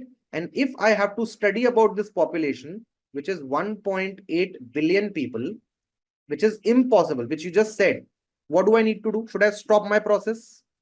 No, right? I will go and collect something which is called a sample, right? We always work in samples, right? Suppose someone says that a Coca-Cola bottle does not contain 500 ml of liquid, which it claims, right? Suppose someone has put this allegation. Possible that Coca-Cola bottles do not have 500 ml liquid, which they promise. Now, there are two ways to deal with this, right? There are two ways to deal with this. Either I go and collect all the bottles of Coca-Cola in the world. Possible? Never, right? So what will I do? I will go and pick up handful of bottles, right? Handful of bottles. So what is that handful of bottles? Those are called as samples. One last thing. Suppose someone says that because of an industry, all the fishes of the lake are dying or they are infected. Is it possible to go and collect and check all the fishes in the pond or lake? No, right? What will we do? We will collect again handful of fishes and we will test them, right? Again, samples. Now, how does the raw data collected? Raw data as in, I hope you understand this. This is no more about population. With this step being told, now you're dealing with samples. So now do you want to ask me how is sample created? Yeah. Now I'm coming to that. Now guys, there are a lot of, second point is how to sample, right? How to sample, right? So we have sampling techniques, people. One is called as probabilistic and one is called as non-probabilistic, right? I will not go in detail right now. I just want to tell you an overview. Probabilistic is, suppose you are manufacturing t-shirts, right? You're manufacturing t-shirts, right? And suppose you created 100 lots of 1,000 t-shirts, right? So this is box 1, box 2, box 3, box 4, up to 100, right? 100 boxes. And in each box, how many t-shirts are there? 1,000, right? Now, suppose you are a quality inspector. You're a quality inspector. Is it possible for you to go over all the 100 lots with all checking all the 1,000 t-shirts one by one? No, right? What will you do? You will sample. Again, you will sample. Now, the most common way of sampling these kind of problems is probabilistic sampling. What is probability? What is the probability of getting heads or tails when you flip the coin? Equally likely, 1 by 2 and 1 by 2. What is the probability of getting 1, 2, 3, 4, 5, 6 on a roll of a dice? 1 by 6. Now, what is the probability of picking any t-shirt from this first lot out of 1,000 t-shirts? 1 by 1,000. Yes. So do you think all the t-shirts have equal probability of being picked up without any bias? If you decide to draw 5 t-shirts, right, from each of this box, right, and suppose say 2 are defective and 3 are not defective, what will you do? Will you accept the lot or reject the lot? We have majority of t-shirts of non-defective, or let's say we will reject the lot. We will reject the lot. We will reject the lot. Let's say we will reject the lot. Okay. Though this is basically subjective as per the company policies, but let's say we reject it. Now, people, my question to you is, what if this entire batch had only 2 defective t-shirts? But now what will happen? The entire batch will be rejected. Yes. Let's say you sampled 1 t-shirt. Let's change the use case. I say you sampled only one t-shirt and that t-shirt was defected. Now you will reject the batch, and that is equally likely case. So this is called as probabilistic sampling, people. And there is no way you can go back. There is no way. You cannot say that, hey, sir, please allow this batch to pass because there is a chance that rest of the t-shirts are not defective. No, it is not the way that happens. It happens randomly. So, right, this is called as random sampling. Right? Random sampling. Now, suppose you are doing a cancer research, right? You're doing a cancer research, right? So for your cancer research, people, what kind of people will you need? People who had cancer in the past, isn't it? To know more about their problem, to know more about their medical condition. So is it possible, people, that in this use case, you can go and pick up any person from the population and ask them questions? No, right? That is not possible. So now, is the probability equally likely or it has changed when you pick the sample? It has changed. Now there is a bias which is introduced that you only want people who had cancer, right? So that kind of sampling, people, is called as non-probabilistic sampling, right? Non-probabilistic sampling. Clear? Now, sampling technique, right? Now, third thing in this same scheme can be, people, what? It can be the data collection, right? Data collection mode, right? That how do you collect the data? You can float a survey on, say, internet. You can go and stand outside a mall or office, isn't it? How will you can probably interview someone, right? Interview someone, right? You can have a group discussion. Yeah, all these techniques. Yes, no, maybe, right? In the same part, public opinion polling, right? Now, guys, so this was a brief introduction, right? And this can be extended to any industry, right? As of now, you can have example in the medical science, right? You can have an example in automobile, right? You can have an example in retail, right? Right? Then you can have example in manufacturing, right? You can have example in education, right? You can have example in sports, right? IPL analysis, cricket analysis, all these sports analysis, right? These are the most famous domains, right? They are the most famous domains. They are not topics, they are domains, right? In which data science is used extensively. So I'm just going to check, guys, in automobiles, there's a biggest example, self-driving cars. Yeah, autonomous driving. How do you think that's possible? Data science, again, like Tesla. Absolutely. Tesla is level 3. We have 5 levels. Level 3 is narrow AI. Level 4 is AGI. And level 5 is super AI. We are going to move first, right, with the technical aspect, right, with the technical aspect in our data science course, right?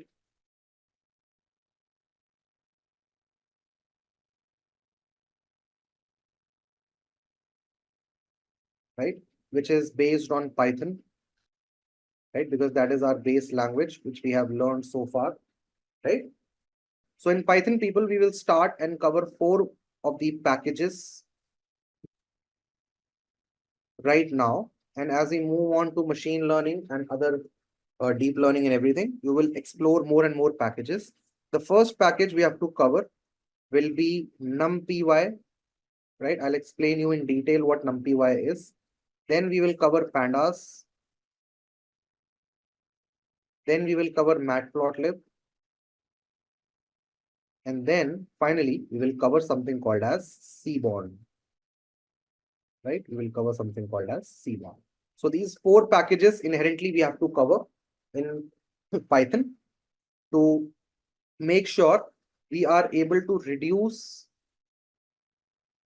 the time in coding, right? We are able to reduce the time in coding, and using these packages immediately help us in getting the desired results, right? I hope you all remember the concept of modules we have covered in Python. Do you all remember functions and modules? You can use Jupyter Notebook. If your Jupyter Notebook is not installed, you can use something which is called as Google Colab, right? Go to Google, type Colab, right? Let's say you write Colab, right? And then you will see this option. Click on Google Colab and it will allow you to code in Python, right? So we are now going to discuss about the numpy package in Python. Okay, numpy package in Python. So numpy is a fundamental package for data science in Python, right? It is one of the most fundamental packages for practicing data science in Python, right? Why is that? Why is numpy so fundamental? What is so special? Numpy package gives us a new data type for handling data in Python called as ND arrays, right? ND arrays, which stands for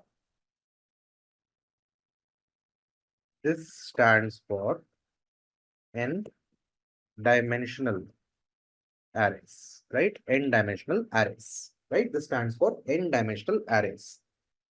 So till now, we have studied about list, integer, tuples, strings, right? Out of which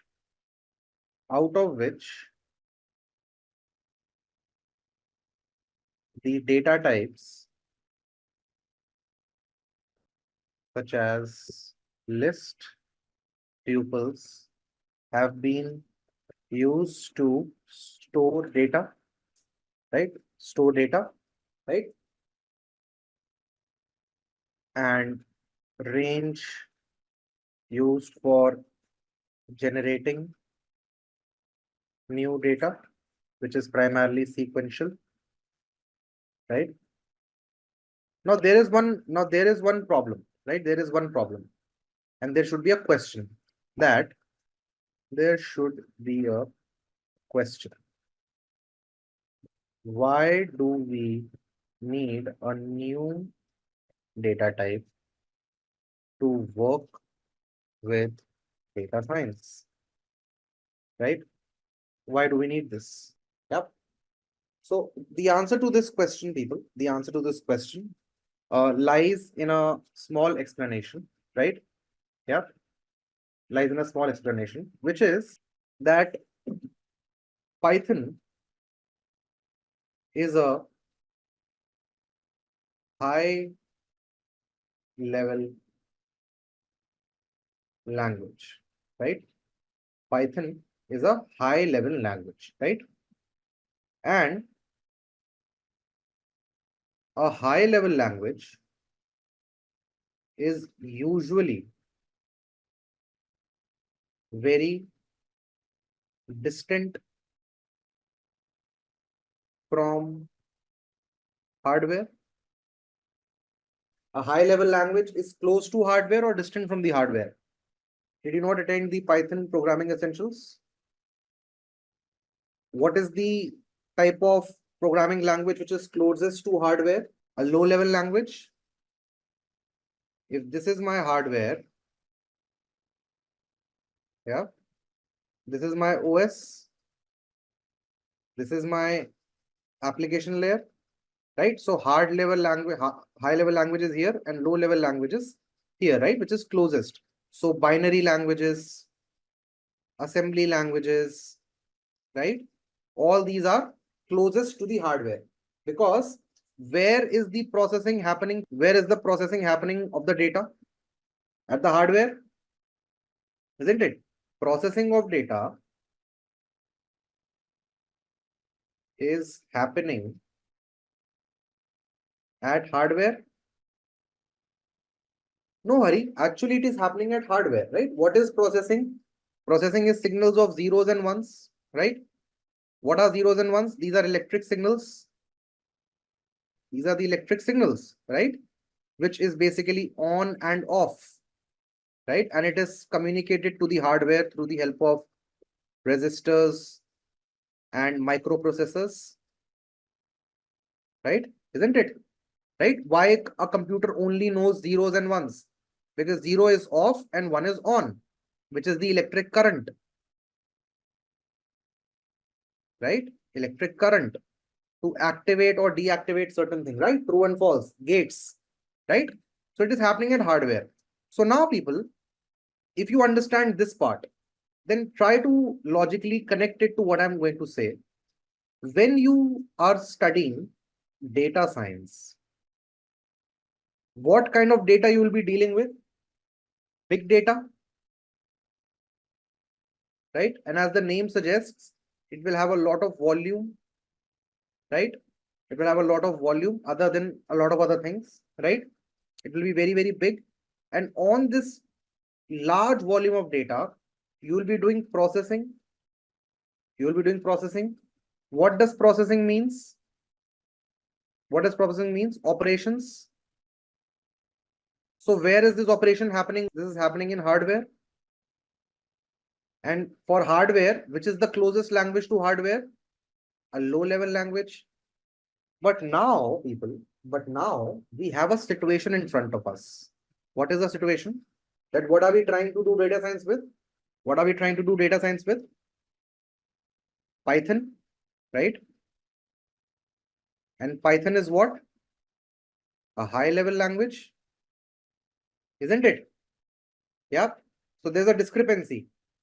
Yeah, a big one. Because high-level language, these are slow in processing, right? These are very slow in processing, right? So for these kind of languages, to handle this kind of data and these kind of operations, yeah, is very difficult, right? So let's keep this part aside if you understand this.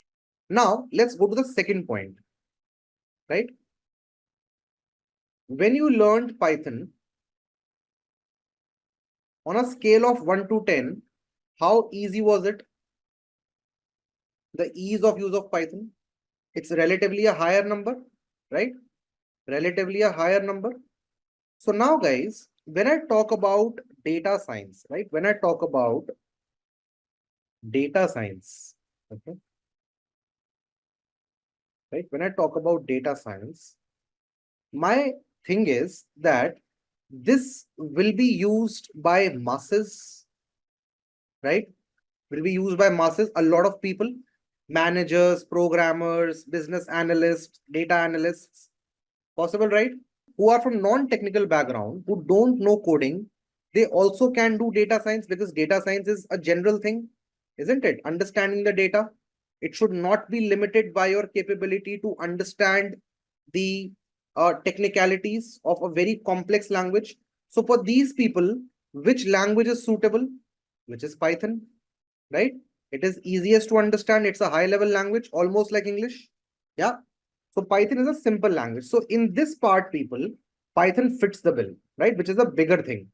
In the second part, when we talk about the operations, in this part, there is a problem, right? Python fails, right? Python fails, right? Because it's a high-level language. We said that, okay, there is a language called as C, right? Which is a middle level language, right? And C language, people, is used to create OS, operating systems. It is used to create networks, networking applications. It is used to create games, right? All the things which are close to hardware, C is used, right? So C fits this bill, right? C fits this bill. Python said that, okay, if C fits the bill and Python is written in C, written on C, right? It's written on top of C language. Now what happened was Python said, okay, if my intrinsic data types, my intrinsic processing is not suitable for data science, but my high level nature is, let's do one thing. Let's take C language and use its power, right? Use its power that it is very close to hardware, and let's create a new data type, right? Let's create a new data type which is written on top of C and which can integrate with Python seamlessly. And people, this new data type was called as array. And this was given to you by something called as numpy package, right? Numpy package. It defined a new data type, which was array. And along with defining the array, it gave various operations, right? It gave various operations one could perform on arrays, right? One could perform on arrays. It's simple, right? Program, the power of processing lied with C, right? It was lying with C. So we developed a new data type using C on top of Python, and that new data type was called as array. And this array was defined in a new module, which was called as numpy module, which told you how to create the arrays and then how to manipulate those arrays for doing data science. We had options like Java, we had options like C, right? We had options like Fortran to be used for data science, but we chose Python because of its simplicity and the simple syntaxes, so that people from non-programming background could also use Python to do data science, right? Now, the limitation was that because it is slow, because of being high level, we needed something which could make it fast, and that was using an external data type, which is not internal to Python, and that was array. And this array is defined inside a new module or a library called as numpy, which is numerical Python, right? Numerical Python. Back to the programming, right? Where we have understood, right, about this question, right? So numpy essentially is built on top of C language, which is compatible with Python. It leverages the power of closeness of C with hardware, right? C with hardware, which eventually makes the processing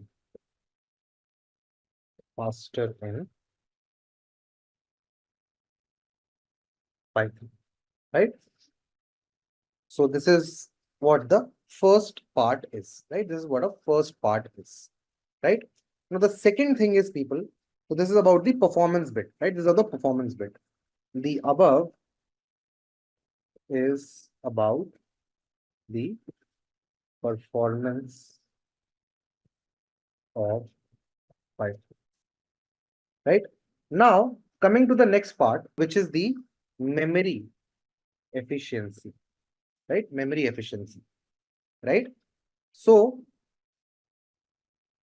arrays created by numpy in Python are less memory exhaustive than lists in Python, right? And I will prove these points later on to you through code, right? In list, right? In list, each item is an object, right? Each item is an object, right? I hope you remember this, guys. Each item is an object, right? And it holds, right? It holds meta information like references and types, right? Etc. Right? A lot of information it holds, right? This makes list consume more memory, right? But arrays in numpy are contiguous, which means that they do not create objects, but rather directly store the data in continuous memory blocks, one after another, right? Also, the arrays are homogeneous in nature, right? You can only store the homogeneous data in array, unlike lists. In lists, you could store different data types, right? But in arrays, you cannot, right? You have to store the same kind of data in the array, homogeneous.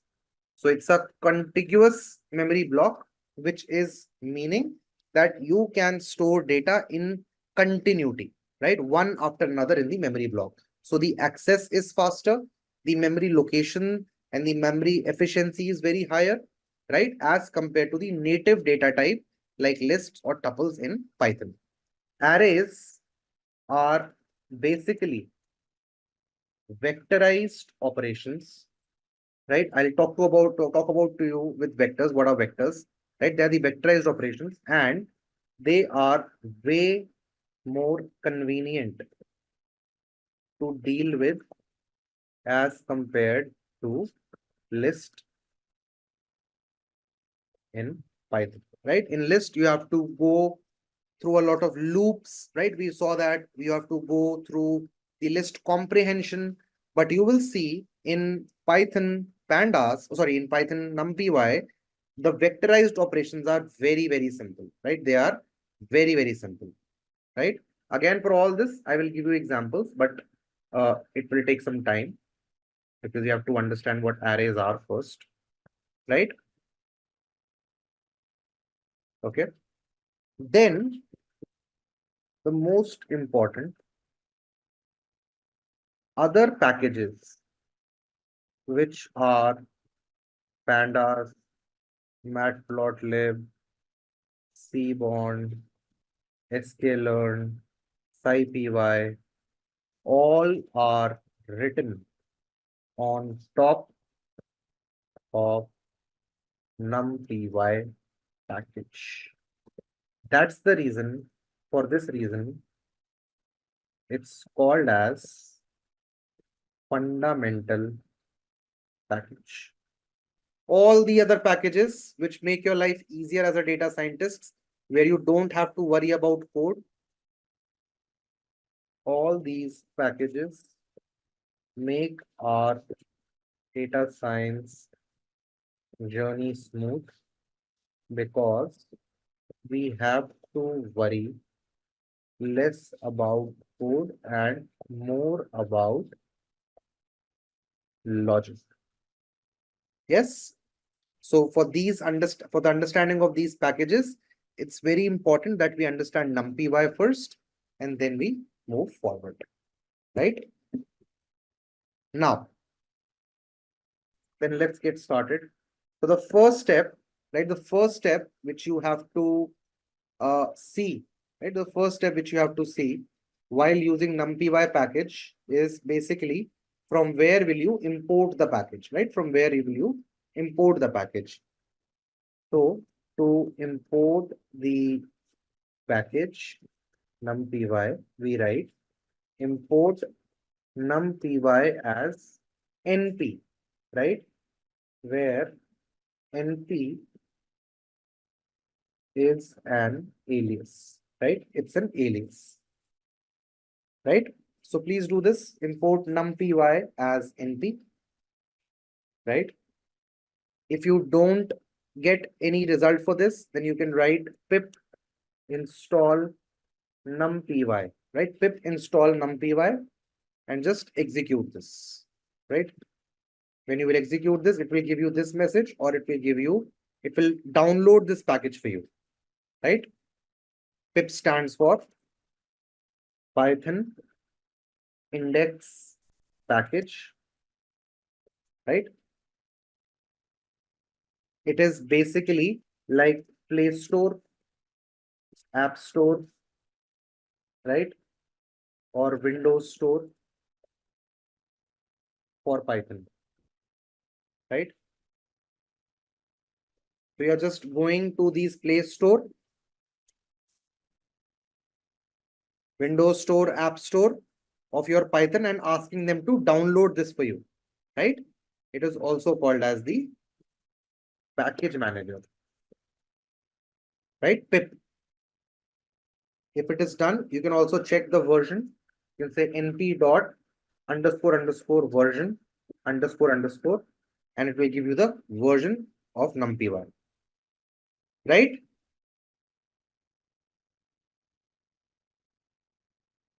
Numpy is an open source package, right? Yeah, that's about it. Yeah, it's an open source package, people, right? Open source package. And if you want to see the code, you can go to GitHub. Go to Google, write the code for numpy, it will show you it on GitHub, right? Done. So let's say okay. So I say we have, okay, before this, let me come to a little bit of theory before I do this with you. So now guys, I said that numpy has arrays as data type, right? And this is written on C, which runs directly on hardware. Also, this numpy array is basically a vector, right? It's basically a vector. Now, what is a vector, people? What is a vector? A vector is a quantity which has sign plus magnitude, right? It has a sign and magnitude. If I say this is a Cartesian space, this is I, this is J, and I say this is 3I and 4J, right? 3I cap, 4J cap. So this is a vector, right? And this is the direction. Guys, if you have studied elementary maths, you would know this. Yes, people, this is a vector. If I draw another like this, then this is another vector. So I will call this, say, 2I and 5J. Yep, this is another vector. And this is the theta, right? This is the direction. This is the direction. And what is the magnitude? 3I, 3 square plus 4 square, which is 9 plus 16, which is 25 under root, which is 5. So the magnitude of vector is 5 and direction is equal to theta. This is a vector quantity. Now, what is this? What is this? This is a scalar. This is a scalar. Yeah. Only magnitude. Isn't it? This is scalar, only magnitude. And then I have 2, 3. Right? This is what? This is a vector. It has 2 dimensions or 1 dimension. Only 1 dimension, right? This is 1 dimension vector. Yep, 1 dimension vector. Now, if I say this 2, 3, 4, 5, what is this called? This is called a matrix, right? This is called a matrix, which is what? Collection of vectors. And this collection of vectors matrix is called as 2-dimensional, right? It is called as 2-dimensional. Now, if you have this,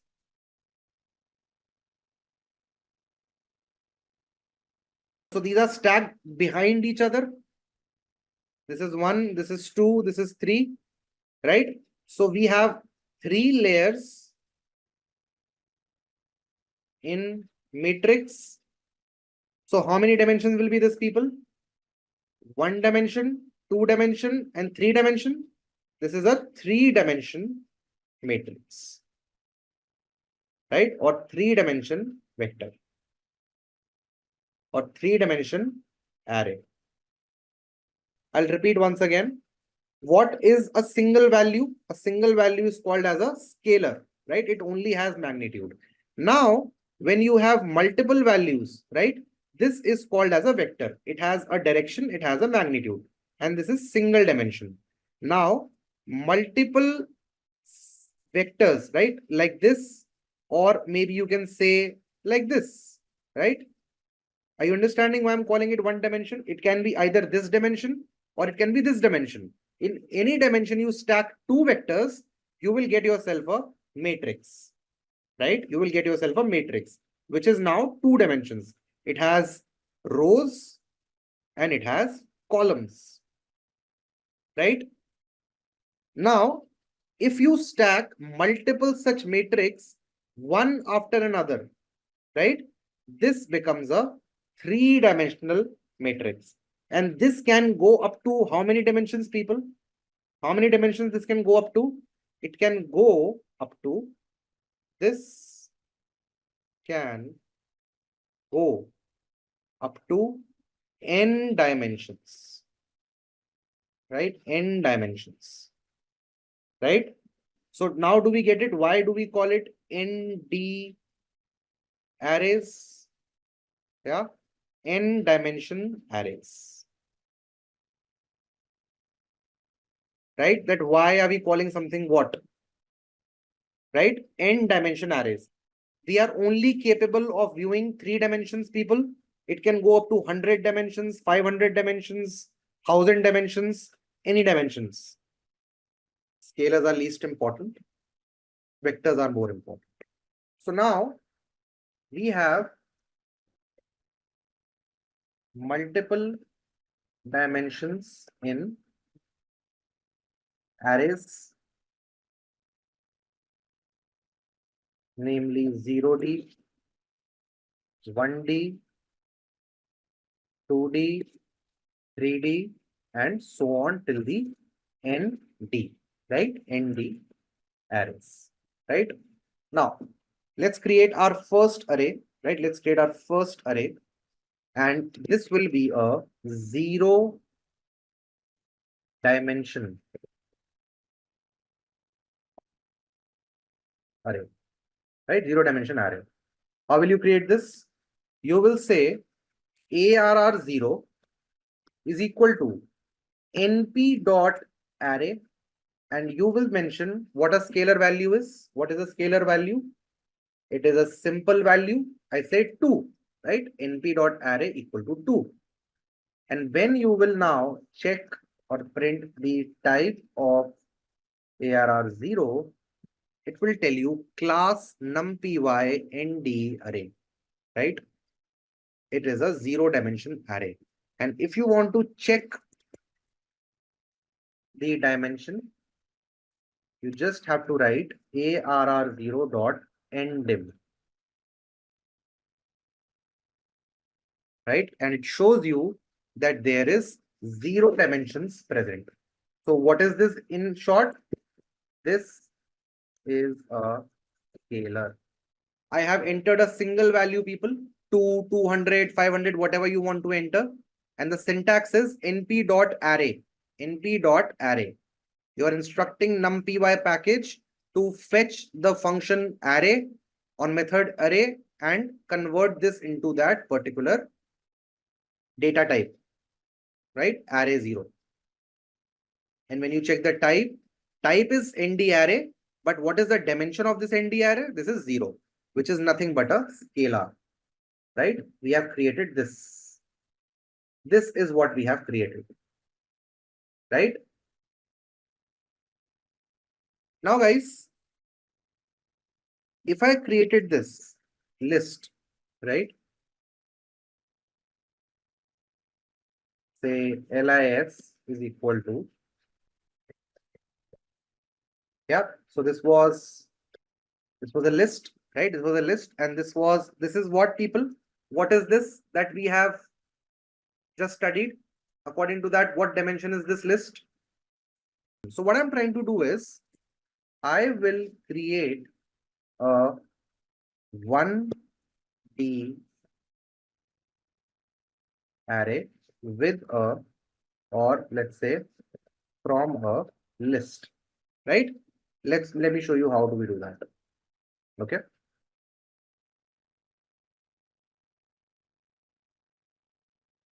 So I say, Hari, read the error. Name ARR not defined. Why? Because you have created array from AAR0. Come on, Hari. Right? I will create a one-dimensional array. How will I do that? People, I will say ARR1 is equal to np.array. And can I pass 1D list inside this? Or can I say I can pass LIS inside this? When I do this, people, now see what will happen. ARR1 will be equal to this, right? And if you say, let me say print ARR1, it will be like this. Okay. This is your ARR1.ndim. You will see that it gives you 1, right? This is a one-dimension array, right? One-dimension array.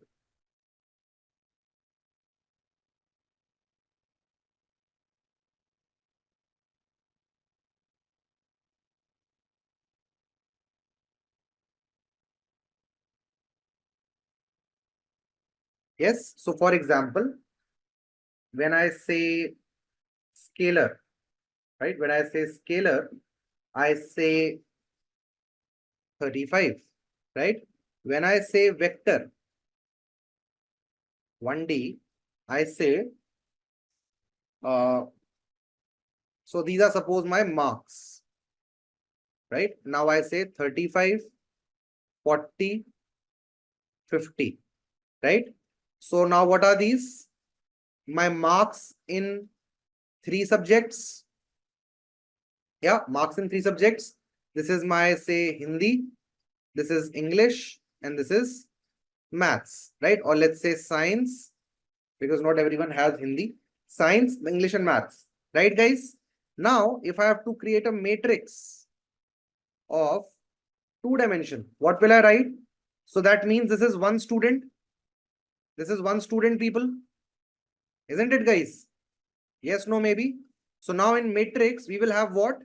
We will have multiple students. Yes, no, maybe. In a matrix, people, we will have multiple students.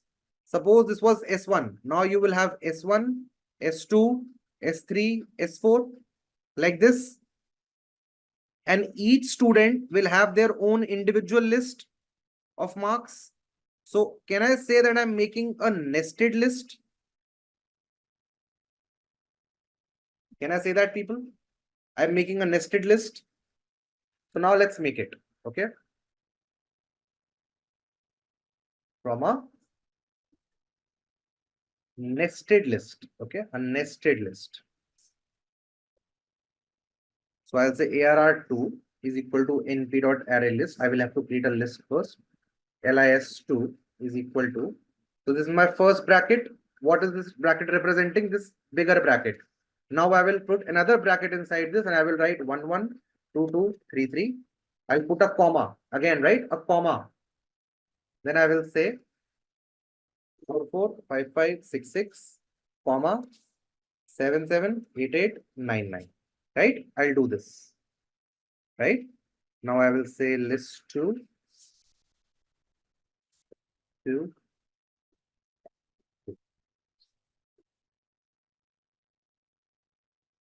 When you will do this, you will see that an array like this has been created, right? Like this, ARR2, right? This has been created, right? When we check the dimension, it is 2-dimension array, right? Yep. Marks of 3 different students in 3 different subjects. And this is the same technique. You can create a 3-dimension array. How will you create a 3-dimension array, people? If I go here, how will you create a 3-dimension array now? Now, suppose I have data in this, and this is my master list. Okay, this is my master list. In this, I have data, and this can be represented like this. This is my first matrix, isn't it? And this is the vector inside this. V1, V2, V3. Then this can be called as M1. And now to create a 3-dimension setup, how many M1s do you need? You need multiple M1s, isn't it? You need M1, M2, M3, multiple matrix like this, people, like this, matrix 1, matrix 2, matrix 3. So what will you do? You will have what, people? You will have another yellow, right? And you will have inside this yellow multiple purples, isn't it? Right? Again, like this.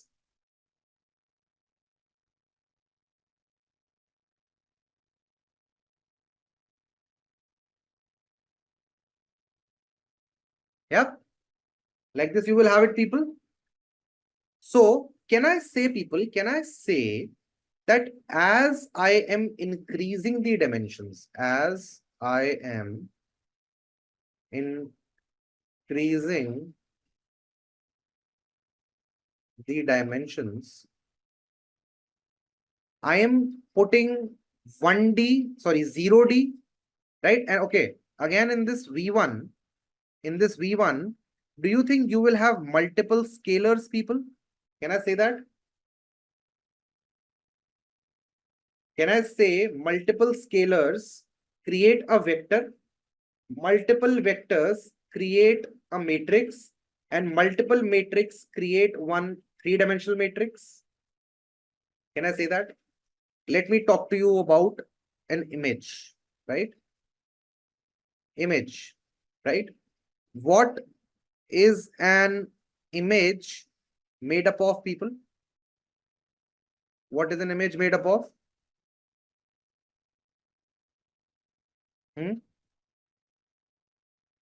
Pixels? Yes or no? No, not frames. Frames is basically videos. Pixels are creating an image, right? So we have how many pixels here? 1, 2, 3, 4, 5, 6, 7, 8, 9, 10, 11, 12, 13, 14, 15, 16, right? Suppose this is one vector, right? This is one vector, and this is one scalar, right? Scalar 1, scalar 2, scalar 3, scalar 4, and this will make vector V1. This is V2, V3, V4, and together, can I call this M1 and call this blue? So for a colored image, how many channels are there, people? How many channels are there? What do we call it?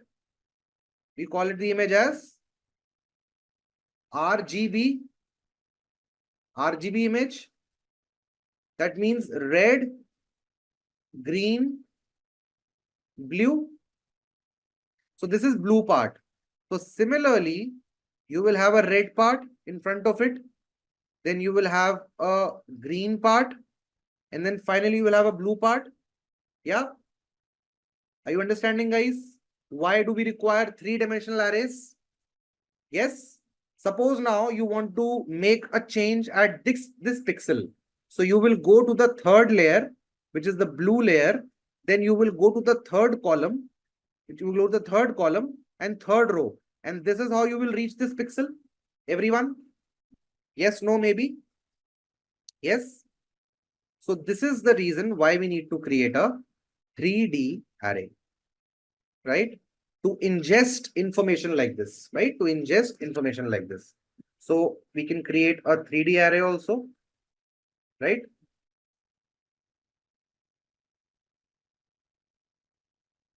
Right? And how did I tell you? How many brackets will I have? Squared brackets? I will have 3 squared brackets. So now this is just one student, right? Now I'll put a comma here, right? I'll put a comma here and I will start.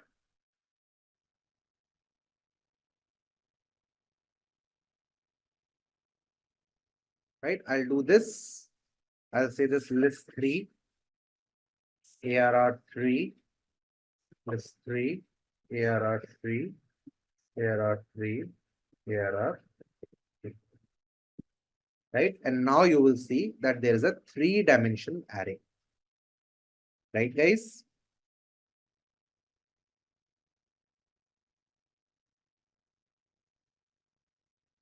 Right? This is a 3-dimension array.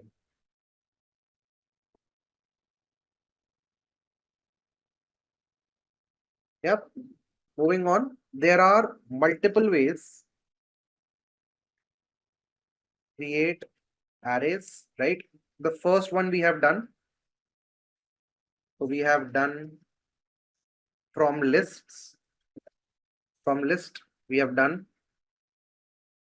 Then second will be from, we can create a 0 array, right?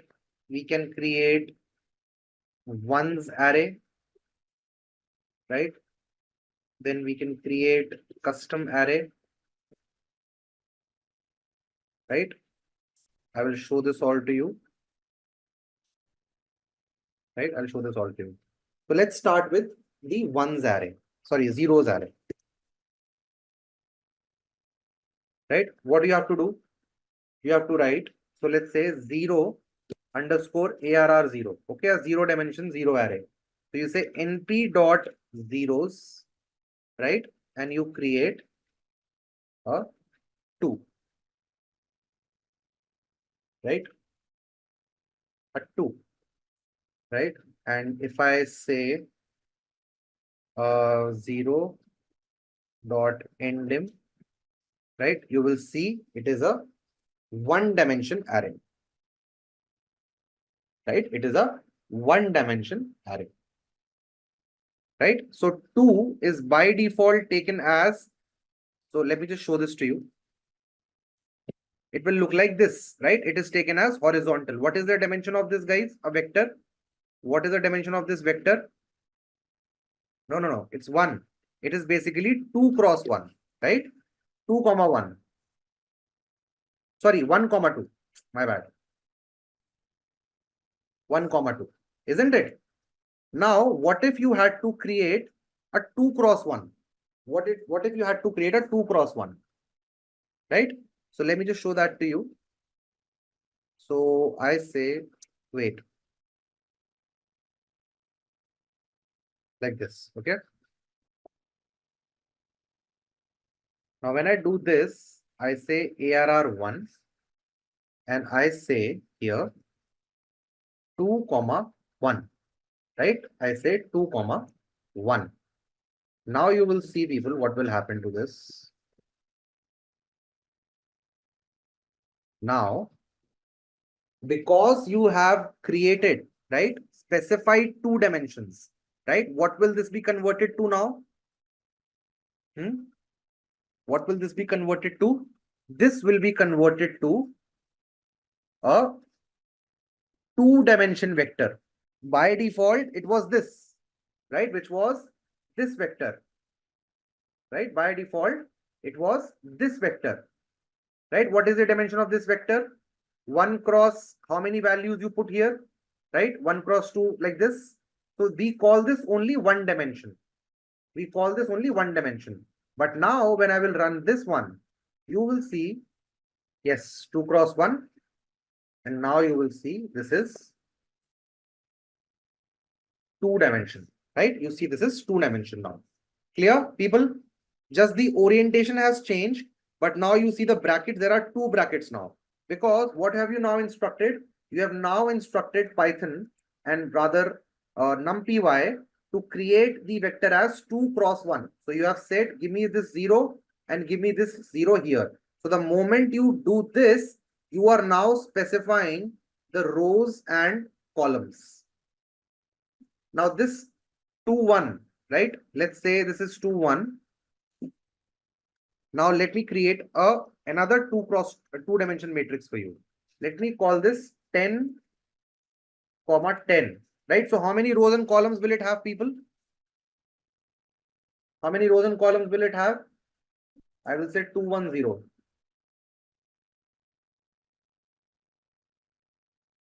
It will have 10 rows and 10 columns like this. You saw this? Yeah, 10 rows and 10 columns.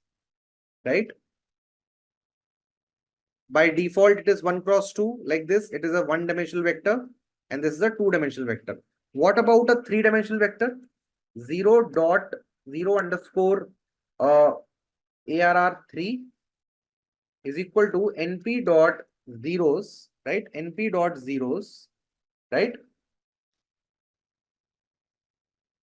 Should I just write 3, 3, 3? And I should check for this. Yep. You will have a 3 cross 3 vector, 3 cross 3 matrix with 3 matrix stacked behind each other. Right? If I say 4, this will be 4. So how do we read this? Number of layers, number of rows, and number of columns. So can you help me with a syntax? Can you help me with a syntax which can create me a 3D matrix of 5 layers, 3 rows, and 3 columns? What will I write? 5 layers, 3 rows, and 3 columns. What will I write?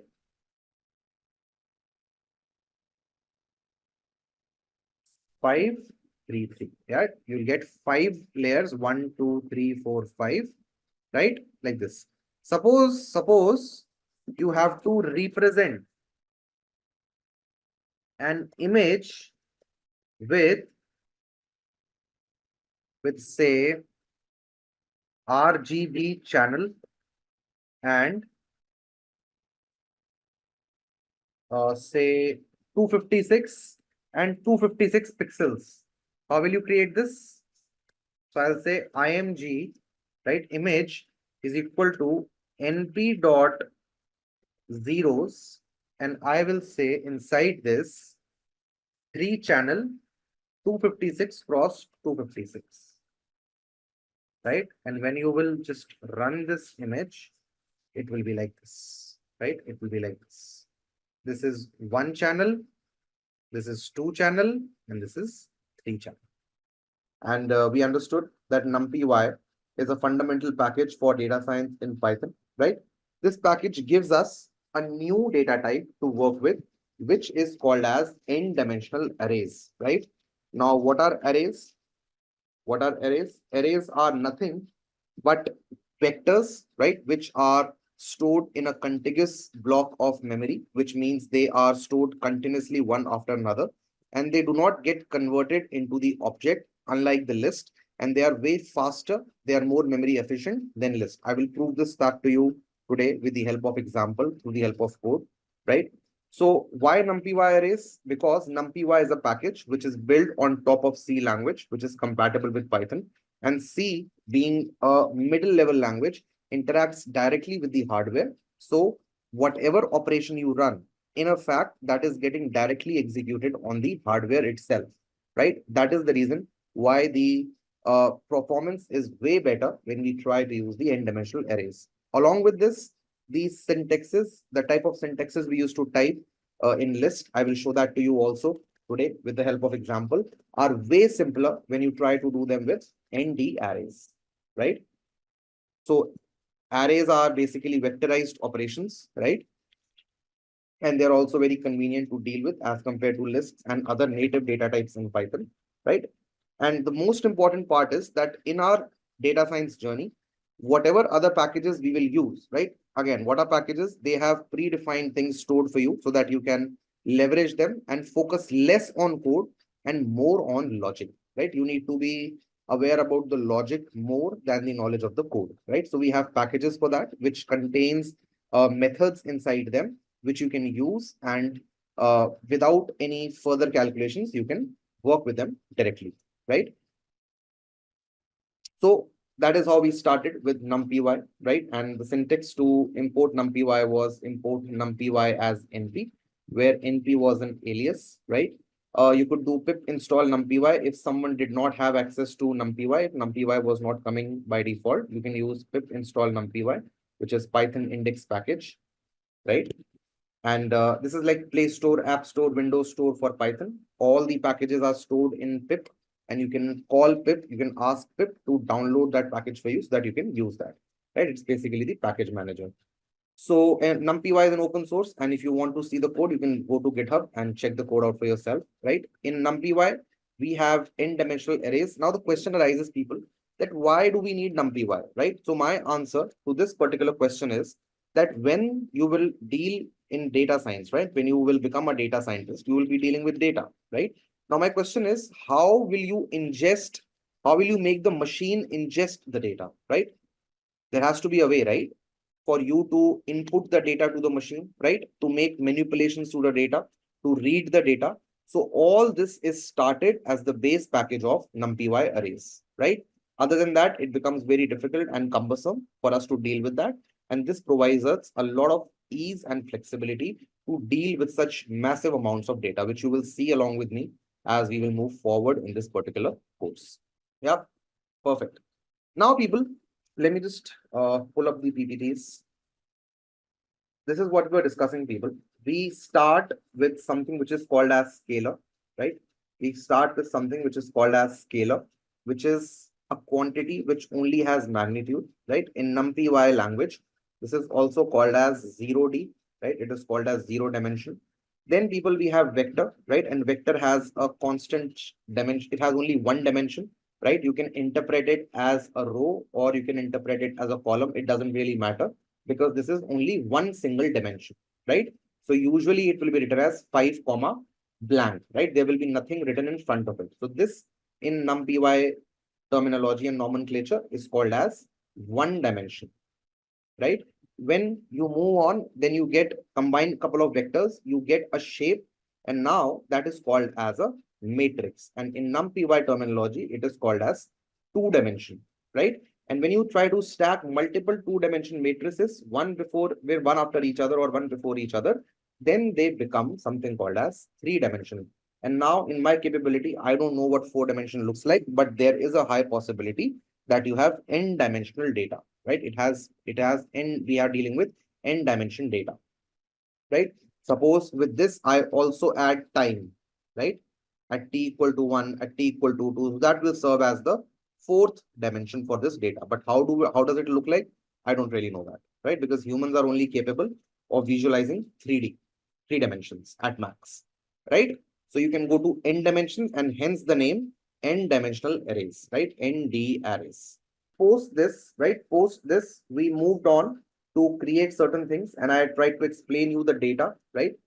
So the data will look to you like this, right? You might have a scalar quantity, which is marks, right? 1 marks, right?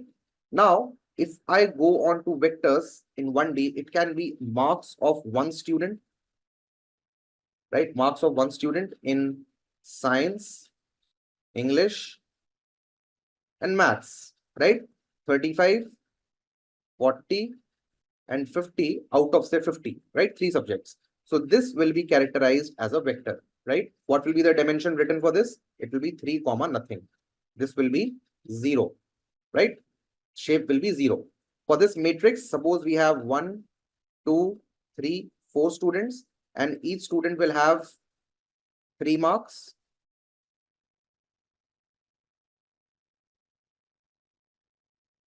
Right? Each student will have 3 marks. So what will be the shape of this? We have 4 rows and 3 columns, right? So this will be the shape, right, of this 2D matrix, right? And now if you stack images, right, one behind each other, then it will be like this, right? RGB image, I give you an example. So this has 4 cross 4 pixels. So the shape will be 3 cross 4 cross 4, right? This will be the shape for this particular 3D matrix, right, guys? So this is how you input the data. Just to tell you a little bit more, since generative AI is very popular these days, right? So what if I tell you the fact that the chat GPT, which you use or you might have used, right, has never seen a single word in its lifetime, right?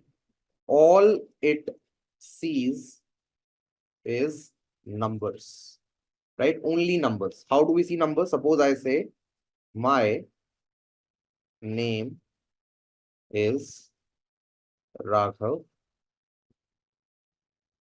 Raghav is a nice name, right? So these are two data, right? These are two data points. Now we all know that computers do not understand these, right? Computers do not understand these, right? There is nothing, no understanding for computers to know what text is, right? It only knows 0 and 1. Yes, Dharnika, right? It only knows 0 and 1. So see how we will convert this. So there is something called as vocabulary, right? So vocabulary are nothing but the unique words, right? How many unique words do I have in this? My name is Raghav 4. This is not unique. This is repeating. This is repeating. 5, 6. And this is repeating. So I have 6 words. So now, guys, I will do something called as word to vec, right? Where I will convert these words into vectors. How will I convert them? Look at this. So I will have, suppose this is S1, this is S1, and this is S2, right? So I will represent S1 as, right? I will have a vector of size 6. How? I will say 1, 0, 0, 0, 0, 0, right? 1, 0, 0. How many elements does it have? 6 elements, right? Name will be 0, 1, 0, 0, 0, 0. Is will be 0, 0, 1, 0, 0, 0. And Raghav will be 0, 0, 0, 1, 0, 0. Right? This is S1. My name is Raghav. Now, when it comes to S2, right? When it comes to S2, how will I enter this? S2, 0, 0, 0, 1, 0, 0. Raghav. What is here? 0, 0, 1, 0, 0, 0. What is a 0, 0, 0, 0, 1, 0? A nice is 0, 0, 0, 0, 0, 1. And name will be 0, 1, 0, 0, 0, 0. Right? Now, this will be the vector representation of these two sentences.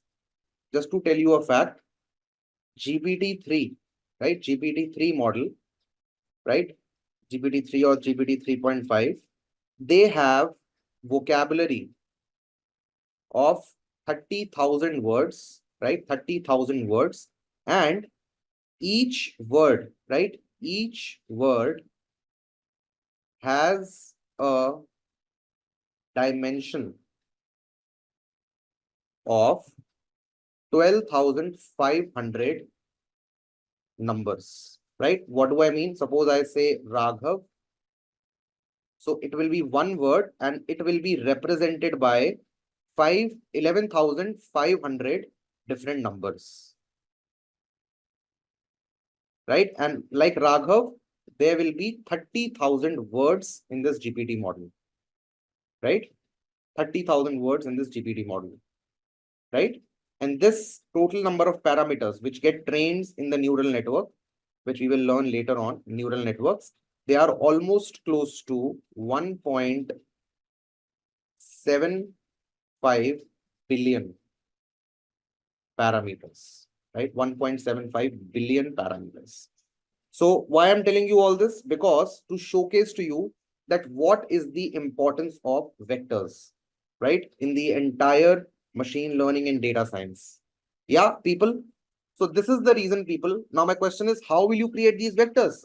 How will you read these vectors, right? The answer is through numpy package, because it is the base package. Clear, people?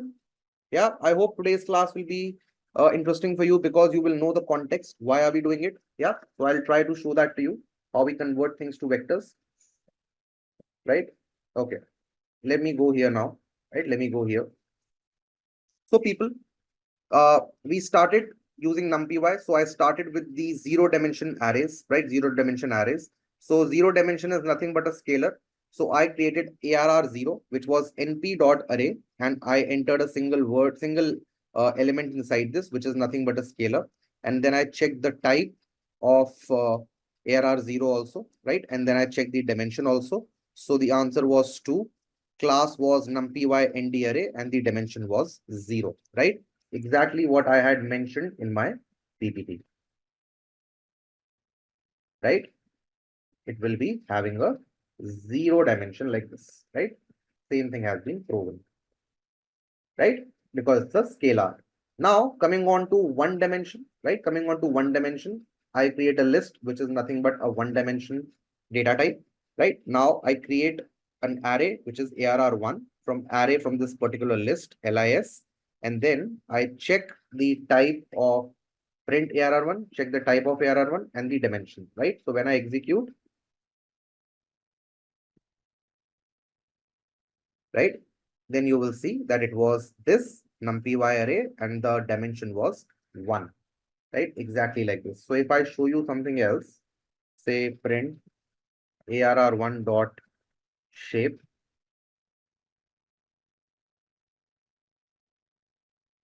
you will see it's 4 comma empty, right? And I show it to you here.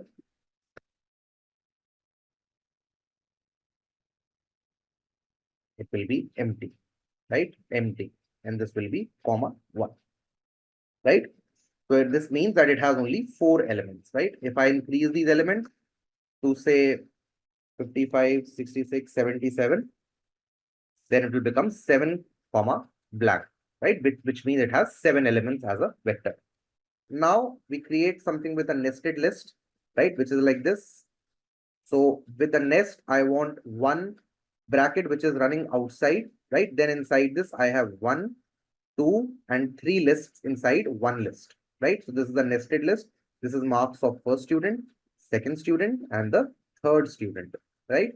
So I do this and you see it is this, right? And I will show you the shape also.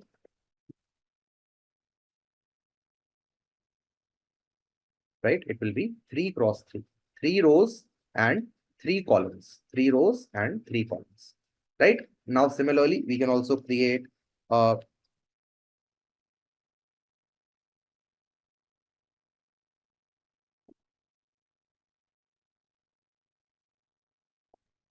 the 3D matrix, right? With 2 levels, right? Level 1 and level 2 and 3 cross 3. So the shape will be what, people? Can someone guess the shape? What will be the shape of this? I've shown you here, right? If this is 3, 4, 4, then what will be this? 3 rows and 3 columns, right? So when you will execute, you will get 2, 3, 3, right? 2, 3, 3, right? Right now, people, there are multiple ways, right? There are multiple ways to create arrays, and we should know them because all of these comes very, very handy. Not right now. I don't have enough context to give you right now, but later on, you will see with me or with some other trainer that how these will be used in deep learning specifically, right? They are the key of deep learning algorithms, right? Where we initialize some weights, we initialize some biases, and those initializations are nothing but multi-dimensional numpy arrays, right? Numpy arrays. Okay. Right. For example, suppose I have this. I have to multiply this with some random numbers, right? So how will you generate these random numbers? You will generate them through numpy, and you can generate them in a specific kind of shape, right? Which is 2 cross 3, and then you can multiply them. You can multiply the matrices, and you can get your output for yourself, right? So this is the way they are used. So we saw the first thing from list we have already covered. Then now we are moving on to creating zero arrays, right? So I create a zero array of one dimension, right? Of one dimension, which is 0, 0. They are represented in floats, right? They are represented in floats, 0.0, right? Now you can create a two-dimensional zero array, right? You can create a two-dimensional zero array, which is you have to mention just the shape inside, 2 cross 1. So it will have 2 rows and 1 columns, right? 2 rows and 1 columns. The difference here is that these are 1 dimension and these are 2 dimensions, right? You have explicitly mentioned the rows and columns. So you can expand this to 10 cross 10 also. Right? You can expand in 10 cross 10 or 10 cross 6, whatever you feel like yourself, right? It will have 10 rows and 6 columns, right? Now you can also create the 3D arrays, 3D zero arrays, right? Which is 5, 3, 3. What does 5 means? What does 5 means? First element represents the number of layers. So you have 5 layers, right? It's 5 layer deep. Then you have 3 rows and 3 columns, right? So it will look something like this.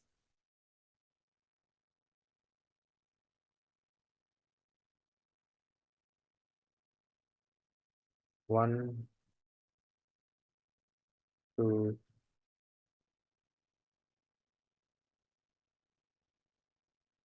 one, two, three, four, 5, right? Like this, something like this, right? It will look like this. Stack 1, 2, 3, 1, 2, 3, 1, 2, 3, right? 5, 3, 3. Okay. Yes, the number of matrices, Hari, what I represented, right? Layers, rows, columns, right? Layer, rows, and columns. Clear? So now when you execute this, you will get an arrangement like this. Okay. I try to show you this thing with another example, right? Which is I created an image of an RGB image of 256 cross 256 pixels, right? Which have all zeros inside them. And this is how it was created, right? 3 layers RGB 256, 256. So this is how the image will look like, right? This is how it will look like. Now you can also create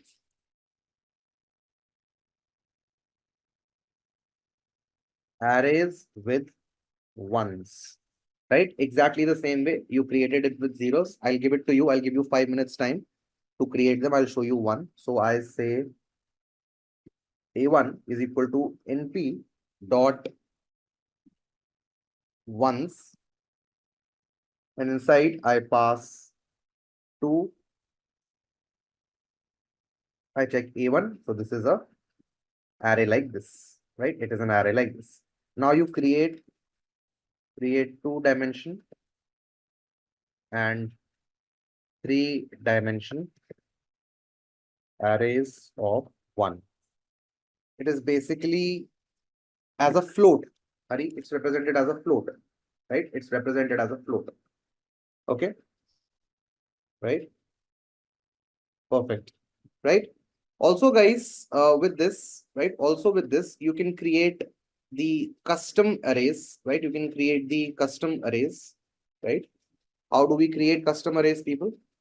How do we create the custom arrays? You have created now zeros. You have created now ones. Now what is left that you create? The custom arrays. Forget about this. I will come to this later on. Right? Let's create custom arrays. Right? So the syntax remains the same. Right? I say cust underscore ARR is equal to np dot full. Right? This is the syntax. np dot full. Right? And you will say 6 cross 6. And suppose you want an array of all 4s. Right? This is the dimension 6 cross 6. And this value after comma is basically the value which you want. You execute this and you copy this, paste this, and you will get the arrays of 4s for yourself. Right? If you want of 10, you will get of 10. If you want 10.3, you will get 10.3. Right? Anything which you want. If you want case, you will get case. Right? All the examples. So let me just show that to you.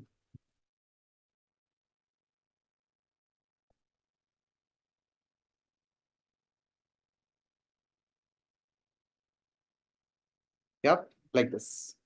Now, guys, how did we create or how did we use range in Python? Can you use range to generate numbers between 20 to 50? Right, 20 to 50. Can you give me the syntax quickly? How did you do that in range? How do we do that? We said R is equal to range 20 to 51, right? And then I said I in R, print I, right? And this is how I got the numbers, right?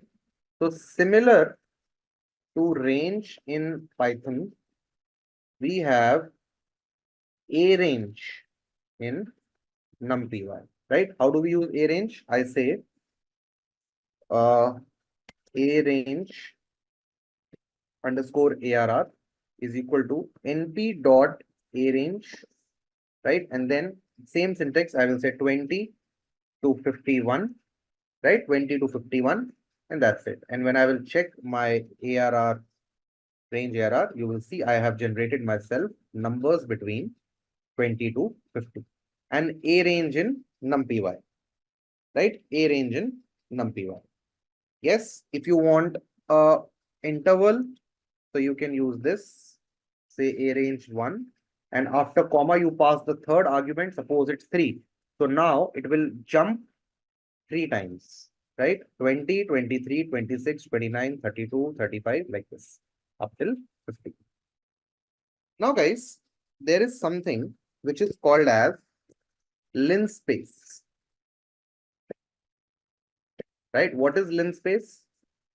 It stands for linear spacing, which means between two given numbers, this function will fit the required number of numbers, right? For example, suppose, for example, we need to create an interval from 0 to 1. People, there are infinite numbers I can have between 0 to 1, isn't it? Infinite numbers I can have between 0 to 1. 0.0000000000001, 0.00000010101, right? I can go in the infinite manner, right? Now, for example, you need to create numbers between 0 to 10, right? And you want to create and want to have 10 numbers in it, right? So how will you do this? It's not float, it's about the number theory, right? Between 0 and 1, you have infinite numbers, right? So you say linspace is equal to np dot linspace, right? np dot linspace. You mention from 0 to 10, you want to have 10 numbers, right? And when you will create linspace, you will see that these are the numbers are there which have been created, right? These are the numbers which have been created, right? 9 numbers. Now I say 100 numbers I want. Evenly spaced 100 numbers, right? Evenly spaced 100 numbers. How are they even? You can simply subtract one number from another and the difference for all the numbers will be exactly the same. 0.010101. Subtract any two numbers, it will be 0.010101. Right? Where do we need this? We need this to plot the axes, right? When you will plot graphs, you will need axis. Between this interval, you need 5 values. That works like this. Okay. Suppose you want from 0 to 10, 5 different values, right? You will have 5 different values like this, right? Between the gap of 0.5, right? If I say 1 to 10, you will have values like this, right? Like this. Clear? 100 values like this. Yeah. Clear, guys? How do we use linspace? Suppose you want from 0 to 10, interval from 0 to 10, and 10 will be included, 0 will not be included, right? We'll start from 1. So I go to 1, it will be from 1. Why is 0 not included then? Yeah, 0 is included, right? 0 is also included and 10 is also included. 100 numbers between them, right? Clear? This is what linspace is. Now, guys, now, suppose you, Logeshwaran, linspace is basically used if you want to create n numbers between the range of numbers, right? Between 0 to 1, right? Suppose between 0 to 1, you are trying to plot a graph, okay? And your values are 0 0.2, 0 0.3, 0 0.6, right? And you want to draw a graph. So you will have to mark the axis, right? The x-axis and the y-axis. So you can use linspace there. And what will it do? It will take the range, it will take the interval. In between, you want to add the equal space numbers. And then the third argument here will be that how many numbers do you want between them. So this syntax tells you that from 0 to 1, give me 100 numbers. How are these numbers? Equally spaced numbers. Equally spaced numbers. Right? So when you will execute this, you will see that there are 100 numbers which have been generated, right? 100 numbers. And all the numbers are equidistant from each other because difference of every single number from the next number is 0.010101.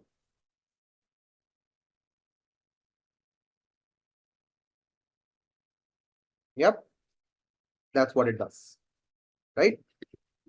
Now, guys, now suppose we want to generate random numbers, right? You want to generate random numbers, right? Now we are interested in generating random numbers. So we have something called as random dot random, right? What will it do? Random dot random will generate random float numbers between 0 to 1. Random float numbers between 0 to 1.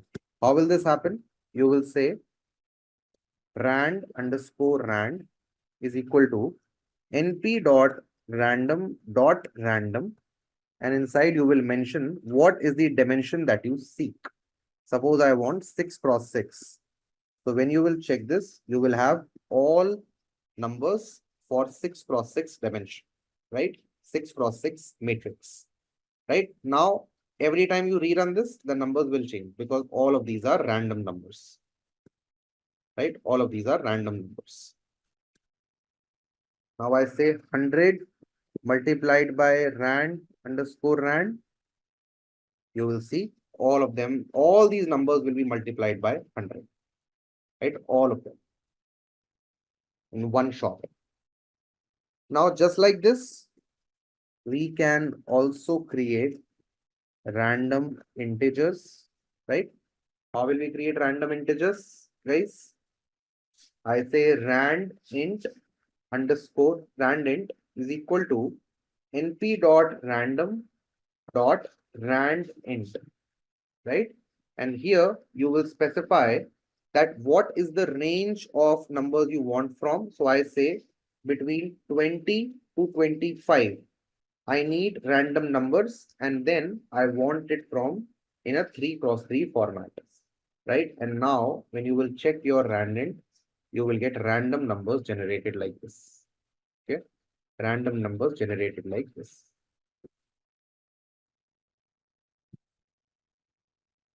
Right? If you say 3x3x3, you will get a 3x3x3 matrix. Even if you will only say 3, you will get a 1D. Right, guys?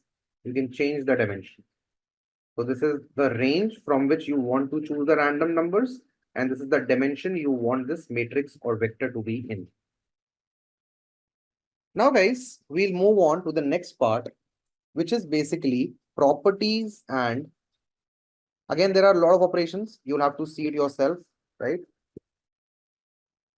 Properties and attributes of numpy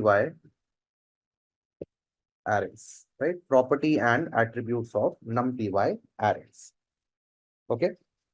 Now, guys, the first one in this scheme of things is shape of array, right? Shape of array. What is shape of array? It tells you the dimensions of the array stored in a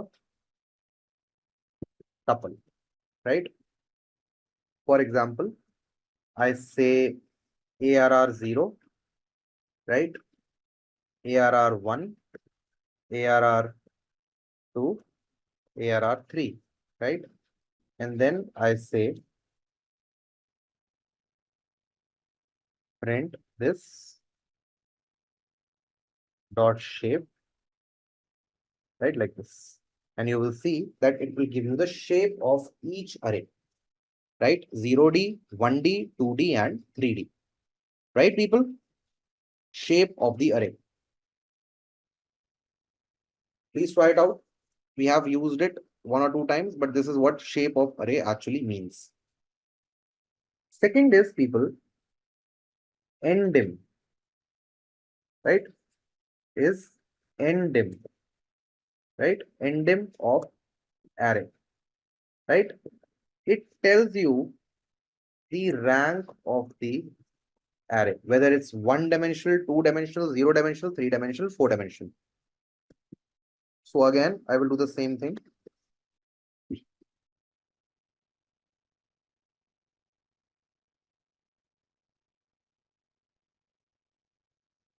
Right, I'll say endim, and you will see it will give you 0, 1, 2, 3. 0 dimension, 0 rank, 1 rank, 2 rank, and 3 rank. And it can go all the way up to n rank. Right. Before this, I should have also printed these arrays. Right, these are the arrays.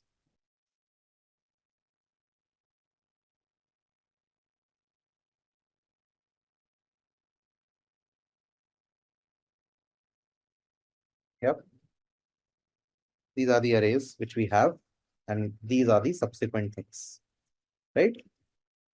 Rank of the array. Then, guys, the third thing is the size of array, right? It tells you the number of elements inside. How many elements do we have inside this array? In ARR1, how many elements do we have? 1, 2, 3, 4, 5, 6, 7. How many elements do we have in this 2x2 AR2? 1, 2, 3, 4, 5, 6, 7, 8, 9, which is rows multiplied by columns, 3 multiplied by 3, right? And how many elements do we have in this 3D? Which is 2 multiplied by 3 multiplied by 3, which is 18, right? So now, when you copy this, right, you can use this and say size, right? So it will say 1, 7, 9, 18.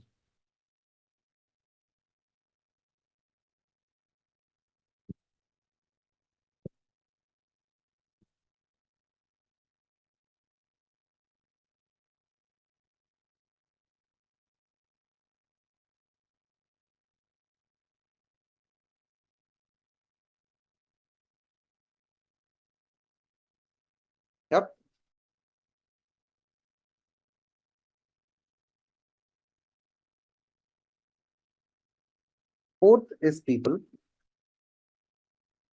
the D type of array tells you the data type of the array, right? And I've told you we place only homogeneous data in array, right? What will happen if we don't do this? I will show that to you also, right? So we do this, right? And we say D type, and you will see in 64, all of them are integers, right? All of them are integers. That's the reason we are getting in 64, right? Suppose I create a new array, arr underscore new, right? Let me say het, right? Heterogeneous, and I say it is like np dot array. Let's say like this,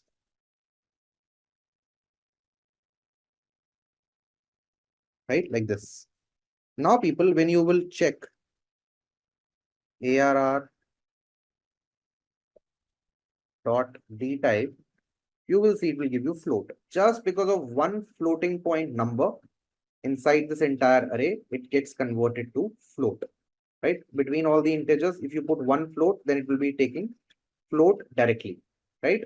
Now, let me just copy this and let's say heterogeneous 1, and let me add another value, which is string, and say Raghav, right? And when you will execute this, it will give you U32. U32 here is representing strings, right? It is all called as objects, right? These are all string values, right? So precedence is strings, greatest, then float, and then your integers, right? If you place the heterogeneous data inside the numpy array, right? You only need to put homogeneous data in the array. Now, fifth is the item size of array, right? What is item size? It gives you the byte occupied by each element of an array, right? Because we assume that elements will be homogeneous, it will give you the byte occupied by each element of the array, only one element, okay? So how will it happen? So let's say arr 0, or let's say arr 1 dot item size, right? And you will get 8, right? So why 8? Because each data point, right? Each data point is occupying, the result is 8 bytes. Let me put this here.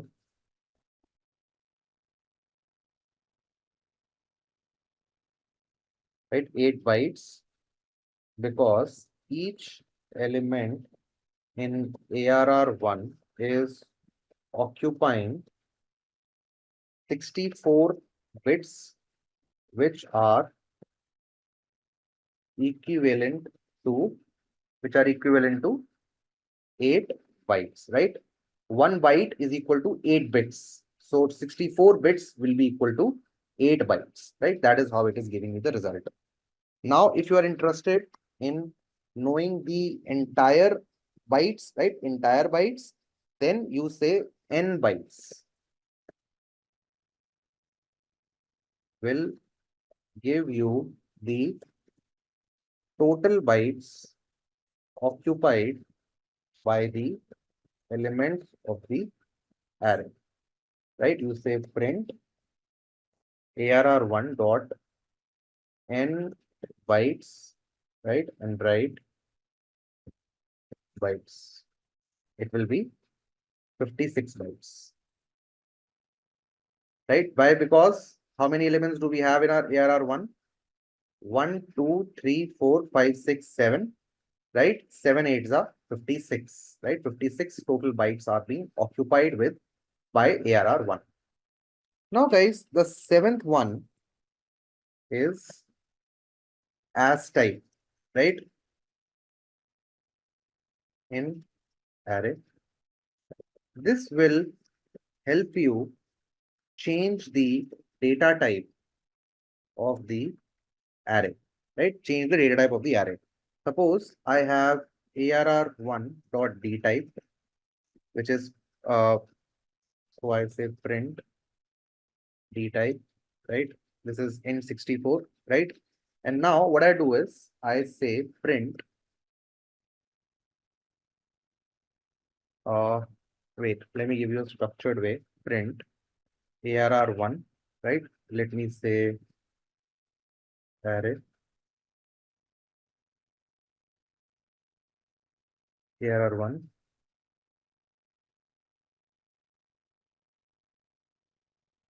right? D type of array.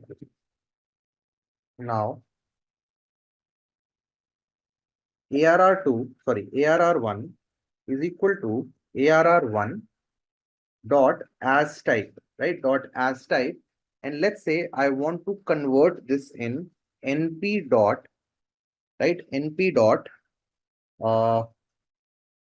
int 32, right? I want to create and convert this in arr int 32, right? When I do this, and now when I will copy these same things, you will see for yourself, right? Now the D type was int 64 and now the D type is int 32, right? If I want, I can do this conversion in float also, float 64, right? And then I will just copy this and I will paste it here, right? And now you will see now the floating point has been activated, right? It has been now activated. We can go till int 8, right? I can go to 16, right? And I can do this. I can go to int 8 also. Yep, like this. Int 8 also. 64, 32. So first one has to be, yeah,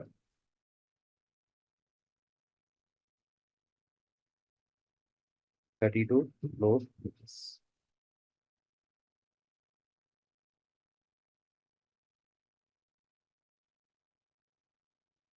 Whatever, right? Like this. Okay. You can convert this. Also, people, this is later on conversion.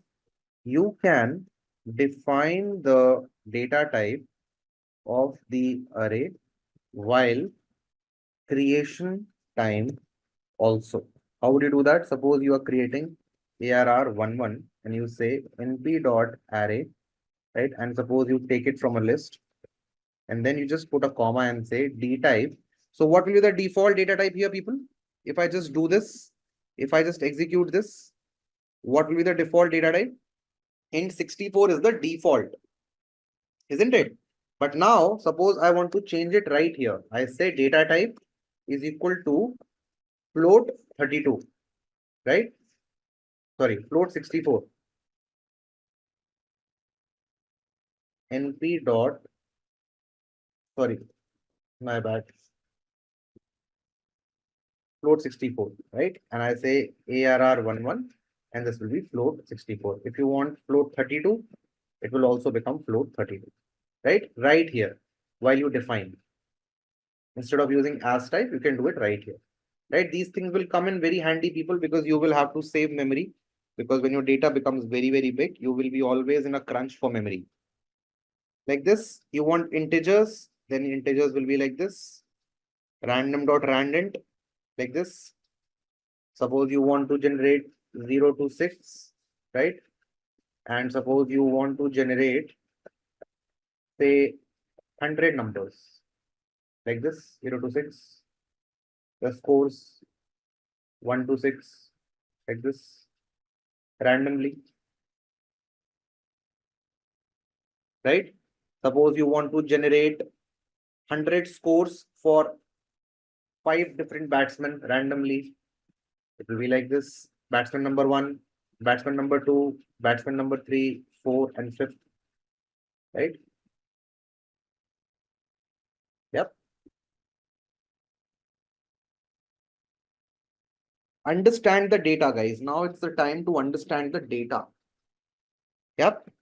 Now, guys, we have methods in numpy arrays, right? Methods in numpy arrays.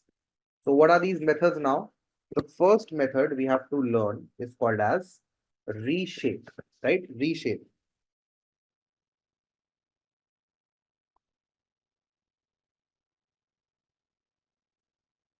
Yeah, so reshape is you can use this to create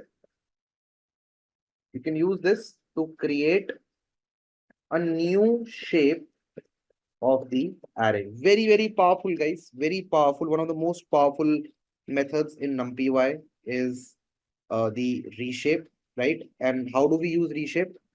Suppose we have a 1D array of 20 elements, right? Now to reshape it, we need to find the factors, right? Factors of 20. They are what? 1, 20, 4, 5, 2, 10, right? These are the factors. These are the factors. Now see what will I do, right? Now see what will I do. Let me create a, say, random array, right? Random array. I say random underscore arr is equal to np dot random dot randint, right? And let me say I want to create it from 1 to 50, right? And I want it to be having 20 elements, right? So I say random dot arr. So you will have random values inside this, right? Random 20 values. Now see. Now reshape. First, I will reshape in 1 cross 20, right? 1 comma 20. How will I do that? You just have to write uh, print random dot arr, random underscore arr dot reshape, and you just pass in the dimension. I say 1 comma 20, right? And when you will do this, you will see it is coming now in 1 comma 20 format, right? So let me just also write print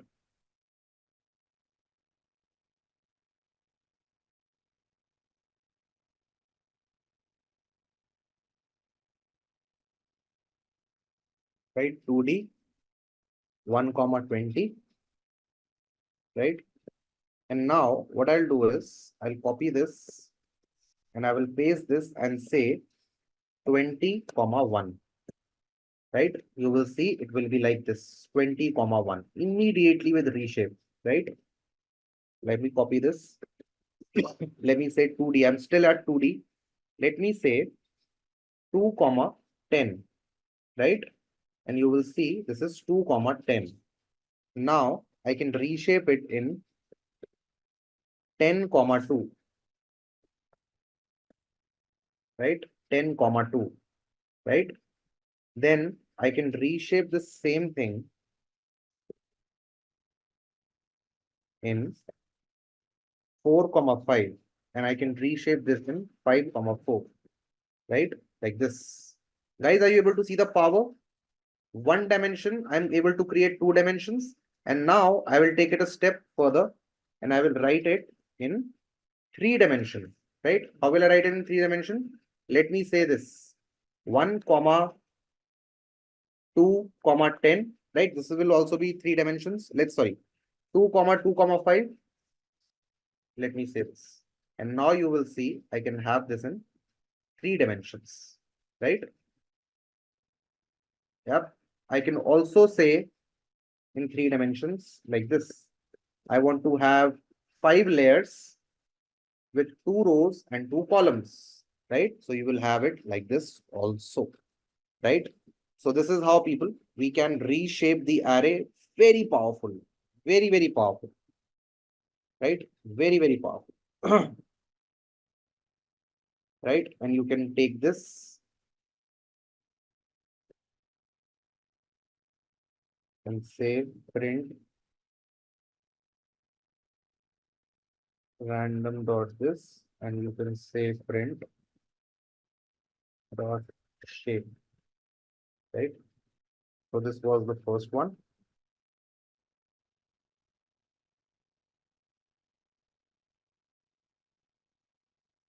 Yep, like this. Also, people, if you want to visualize, we can also go this route. We can have 10, comma 2, comma 1, right? It will look like this, right? 10 layers, 10 layers you can have, right? 10 layers you can have. Great. Now, second method which we have to learn is called as transpose, right? Transpose method, right? What does that do? It interchanges the dimensions like rows and columns, right? Yes, absolutely, right? Suppose you have a matrix, right, which is 22, 33, 44, 55, 66, 77, right? This is A. So now when you will A transpose it, right, the dimension right now, the shape right now is 3, comma 2. Now this will become 2, comma 3. And how this will happen? Rows will now become columns and columns will now become rows, right? So let's make column the rows, right? Sorry, columns the rows. It will be 22, 44, 66, 33, 55, 77, right? So people, in transpose, no information is lost. It is just a change in the view, right? Which is happening, right? 22, 44, 66, 33, 55, 77. Why do we need transposition? Suppose we have two matrix. This is 11th class mathematics, right? One has a dimension of n cross m, and the second has dimension of a cross b. If you want to multiply these two matrices, say m1 and m2, right? There needs to be a satisfaction of condition.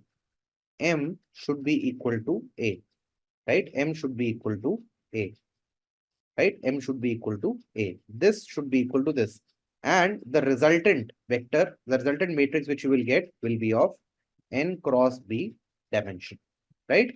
So oftentimes, suppose this is n cross m. This is n cross m, right? M cross n. And you know that m is equal to A. So what will you do? You will transpose this matrix, right? You will transpose this matrix. Then it will become n cross m, and then m can be equivalent to A, right? For example, what I'm saying, we have one matrix which is 2 cross 3, and this matrix is 2 cross 5, right? So can you multiply these matrix, people? Is 3 equal to 2? The answer is no, right? The answer is no. So what will you do? You will just transpose this, and this will become 3 cross 2, and this is 2 cross 5, and now you can multiply this, and the resultant will become 3 cross 5 matrix, right? So for operations like these, we need transposition, right? So how do we transpose it? How do we transpose it? So let's say again, ARR2, right? This is ARR2, and I want to transpose it. So I say ARR2 underscore T is equal to NP dot transpose. Sorry, ARR2 dot transpose, right? And now when you will see ARR2 underscore T, you will see rows and columns have interchanged, right? Rows and columns have interchanged with each other. Or let me give you one more example.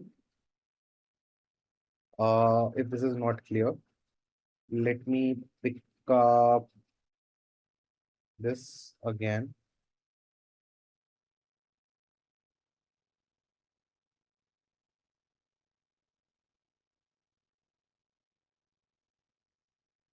Right now I say dot reshape into say 2 cross 10, right? So this is 2 cross 10. And now when you want to transpose this, so I'll say this underscore t is equal to this dot transpose T or A in this. And you can check this now and it will be this. Sorry guys. So this is going to be, it will be like this, right? Transposed. And now if you want to see this, this was the original shape, right? Rows and columns have now been interchanged, transposed with each other. Now guys, method, the third method which is there with us is called as flatten, right? It is called as flatten, right? What does flatten do? It reduces the dimension to one dimension, right? Any dimension you have, it reduces it to one dimension. For example, I have this, right? And now when I say this dot underscore f, this will become this dot flatten. And when you will check this up, you will see that it has now become one dimension. No matter how many dimensions you have, it will become one dimension. Right? Let me take this again to show you one more example. Right? And here I say dot reshape into 5 cross 2 cross 2. Right? I do this. My random ARR is this, right? It has 5 layers, 2 rows and 2 columns. Right? So now I say this underscore flatten is equal to this dot flatten. And if you will check it now again, you will see it has now flattened it up. Yep. Now, why do we need this? We need this for a lot of statistical operations. We need this to feed the data into the algorithms, right? As we will move forward, you will understand the use of flattening, right? Now, guys, moving on, and as discussed, let me now show you the power of numpy, right? Numpy over lists and other data types, right? I will not take a lot of examples. Just a second, guys. Yeah. Okay. Now, guys, I told you that lists take up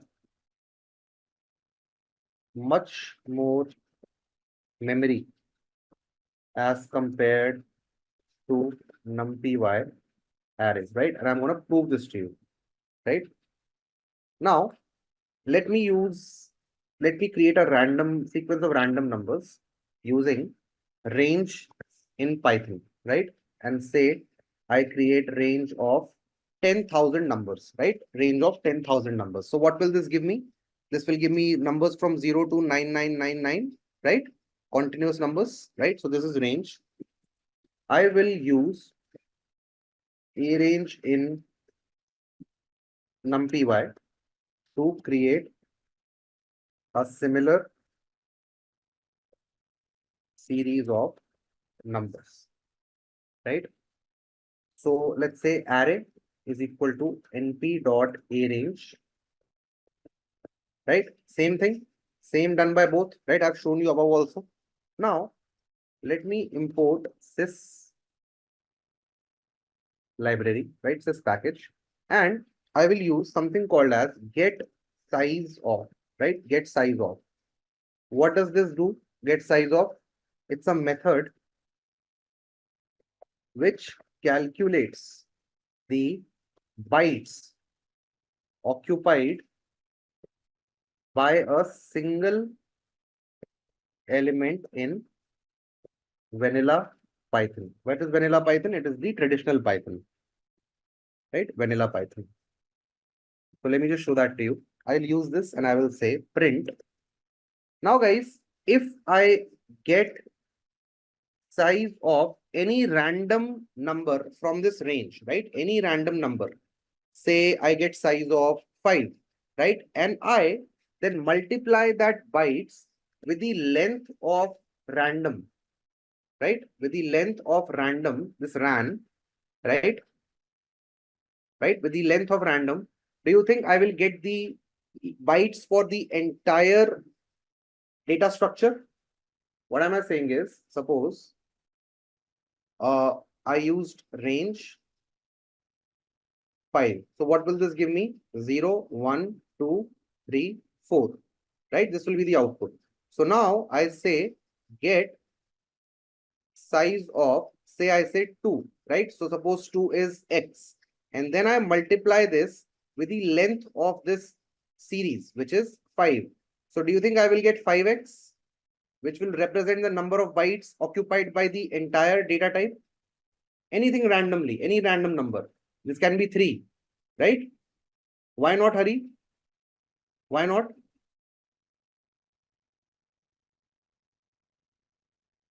All of these are integers. So integers, all of 64 bits, assuming. So if you calculate the size of this, and if you multiply with the total number of numbers, you will get the total size, isn't it? Huh? Index is in tangent.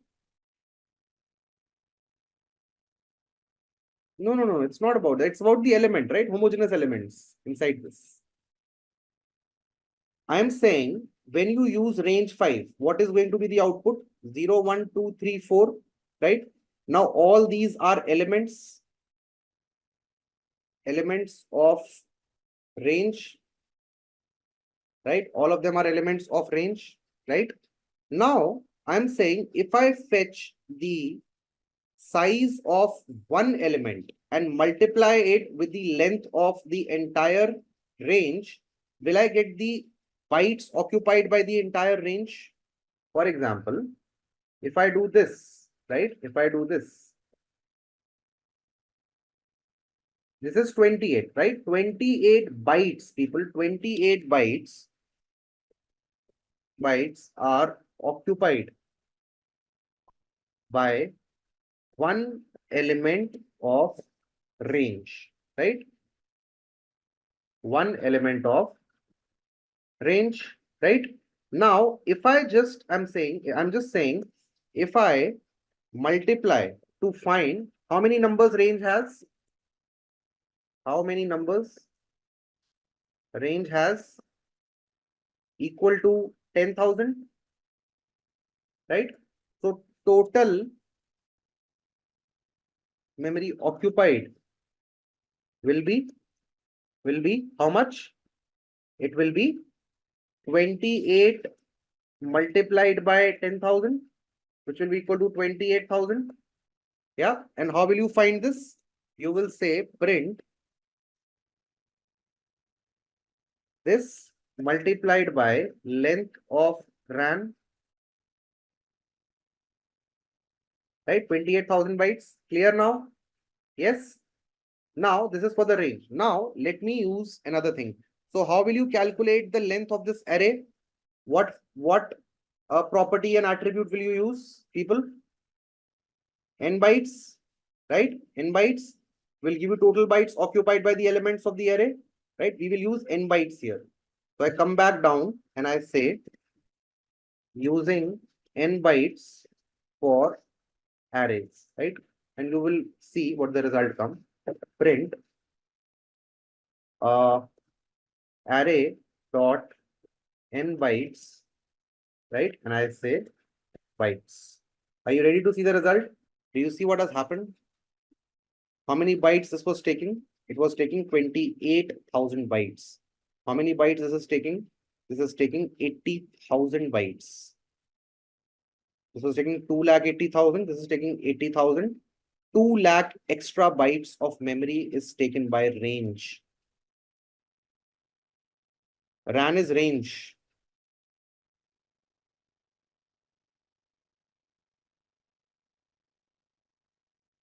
Yep. And if I just go to million numbers, right? Million numbers in both. See the difference it becomes, right? This is now 28 million bytes it is taking, and it is taking 8 million bytes. 20 million extra bytes are occupied, right? Now, people, do you believe me? Yep, that NumPys are way more efficient in memory management as compared to the traditional data types of Python. Yes? Okay, that's the first part. Now, second is, people, performance, right? Performance. So what I'm going to do is, I am going to import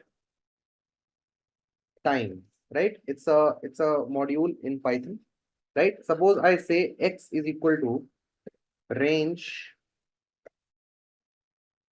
this much, right? Okay. And then I have y is equal to range, say, this to this, right? Both of them will have equal amount of numbers, same numbers, both of them will have, right? This will have, say, 1, 2, 3, 1, 2, 3, 10 million values, 10 million values. This will also have 10 million values, right? Both of them will have 10 million values. Now, what I'm trying to do is I want to add them up, right? Bit by bit, I want to add them up, right? I want to add first element of this to first element of this, second of this to second of this, third of this to third of this, like this. Okay, I want to do this. Now, what I'll do is I will run a counter, right? I will run a counter, which is the start time, right? And this is given by time dot time, right? Which will give you this will give you the current time, right? After this, I will run the operation. I will say C is equal to x plus y for x comma y in zip x comma y, right? In zip x comma y, right? Add x plus y bit by bit, element by element for x and y in zip. Zip is a function, right? Which allows you to do this operation sequentially, right? Sequentially, right? Add the elements of x and y element by element, right? Element by element, right? Element by element, right? And then I'm going to print, right? So start time will start, and now I will say time dot time, which is now the end time, minus start time. So this will give me the time taken for execution, isn't it, guys? Will give me delta of time, which is equal to time taken for operation, seconds, right? These many seconds will be taken, right? So let me run this, and it takes around, say, 4.3 seconds, right? To do this, right? 4.3 seconds. Now, guys, see what happens. You had to write this complex syntax in the traditional Python. Now, let me show this on arrays, right? What will happen on arrays? I will say A is equal to np dot arrange, right? And inside arrange, I will pass the same values, what I've taken above, right? And I will say B is equal to np dot arrange, and I will pass the same values inside, right? Exactly the same. Now, what I'll do is I will say same thing, right? Just I will change the execution of C, will now simply become people A plus B. What is simple? This or this? This or this?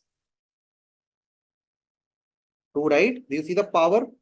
If not, I will show this to you again, right, later on, and let me run this. And you see the difference. Now let me just increase a couple of zeros, right? A couple of zeros. 2 zeros I am increasing in both the use cases.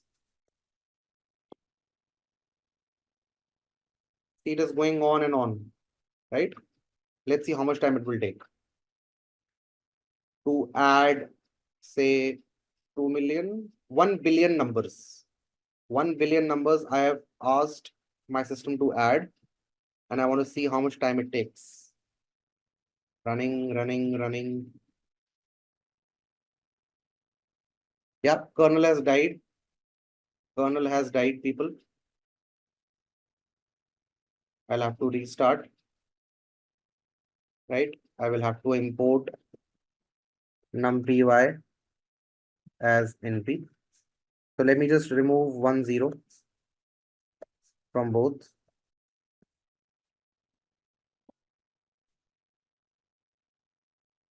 It is taking 4 seconds, removing 1 0 from here also, right? And when I do this, it takes 1 second. Do you see, guys? What is the difference in performance also, right?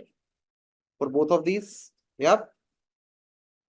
And if you didn't understand this, let me give you an example.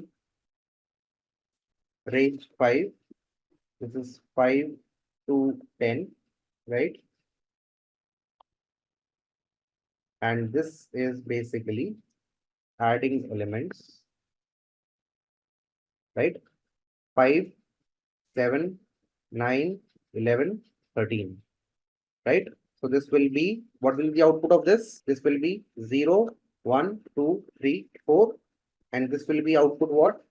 5, 6, 7, 8, 9, right? So 0 plus 5, 5, 6 plus 1, 7, 7 plus 2, 9, 8 plus 3, 11, 9 plus 4, 13. And the same thing, if I do here, then what will happen? I say 5 and 10, right? And I say C is equal to A plus B. And I say C.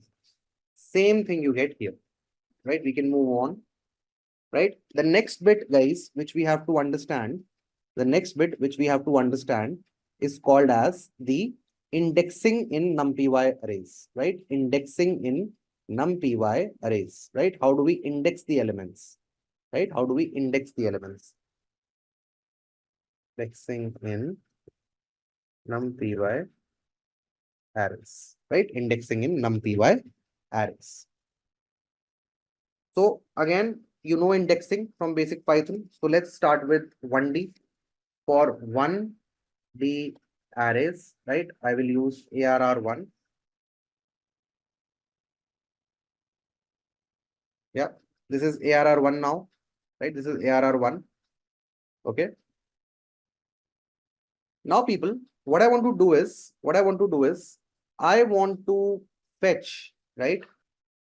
I want to fetch, right? You can slice and dice. Let's say dice 33, right? So again, as per our normal indexing of list, what is 33? What is the index of 33, people? It's 2. So you will say the same thing, print, right? ARR1 squared bracket 2, and you will get 33 for yourself, right?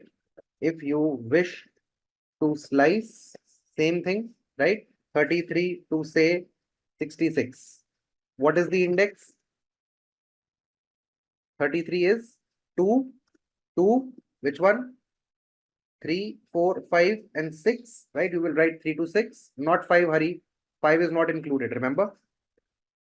Say print ARR1, 2 is to 6, and you will get 33, 44, 55, 66. Right? Simple indexing. Please try it out. And if you want, you can have this code also. You can write this code. You will always have clarity that why do we use it. Moving on, people, moving on. Let's see indexing in a 2D array, right? And before I explain this to you, let me take you here, right? So a 2D array will be what? Right? This is a 2D array. It has 3 rows and 3 columns, right? Rows, columns. So now for rows, indexing will start from 0. So if you have to fetch this particular row, right? So what will be the index? It will be row 0. If you have to fetch this particular row, the index will be 1. And if you have to fetch this particular row, the index will be 2. Similarly for column, if you have to fetch this particular column, right? You will have column is equal to 0. This particular column equal to 1. This particular column equal to 2, right? Indexing will start from -1 again, right? 0, 1, 2. So let me just show that to you, right? Let's say I call ARR2. This is my ARR2. Now, indexing first row, right? How will I do that? I will say print ARR2 and I will write how? How will I write this? I will write row 0, right? Row 0. So what will this give me? This will give me this, right? The syntax is row space column, right? So now if you just pass 1, it will give you only rows, right?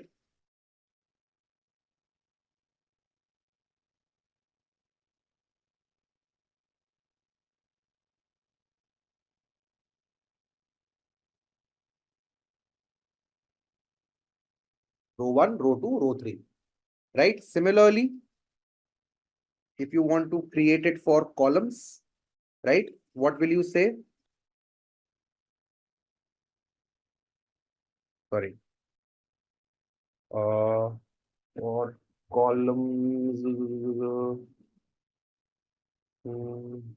it was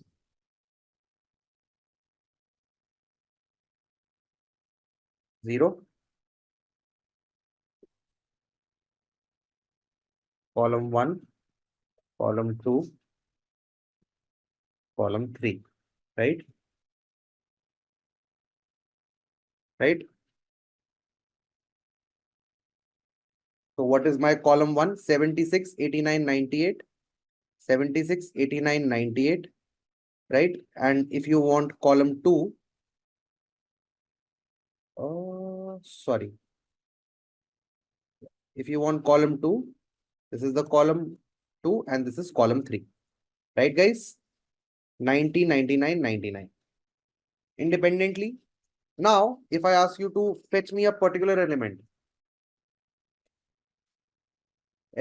right? Say I want you to fetch me 78, right? How will you fetch 78? You will say print ARR2. What is the row for 78? Which row does it belong to? 0, 1, 2. To which row 78 belongs? 1 row. Which column it belongs to? 0, 1, 2. 1. Hurry, check again whether it belongs to 0 column, first column or second column. Right? And you will get, sorry, 0, 1. So this is 2. Right? 78. Right? Second row, first column. Right? Second row, first column. How to define it as in?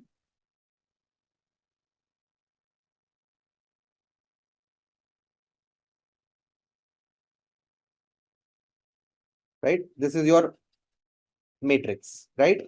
Now, what are the index positions for this? This row is 0 row, first row, second row.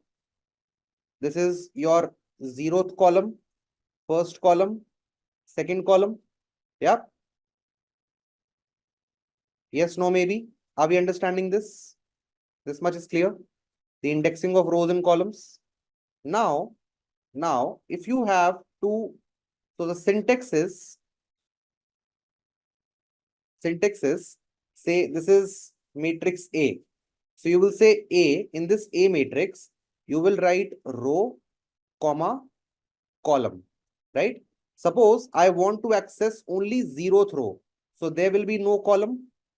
So what will you get? Row number 0, right? Row number 0, and you will just put it like this, or you can put a comma and put colon. Colon means what? Take everything. So I want all 3 columns together, 0 row and all 3 columns. So this will be your, let me show that to you. Right?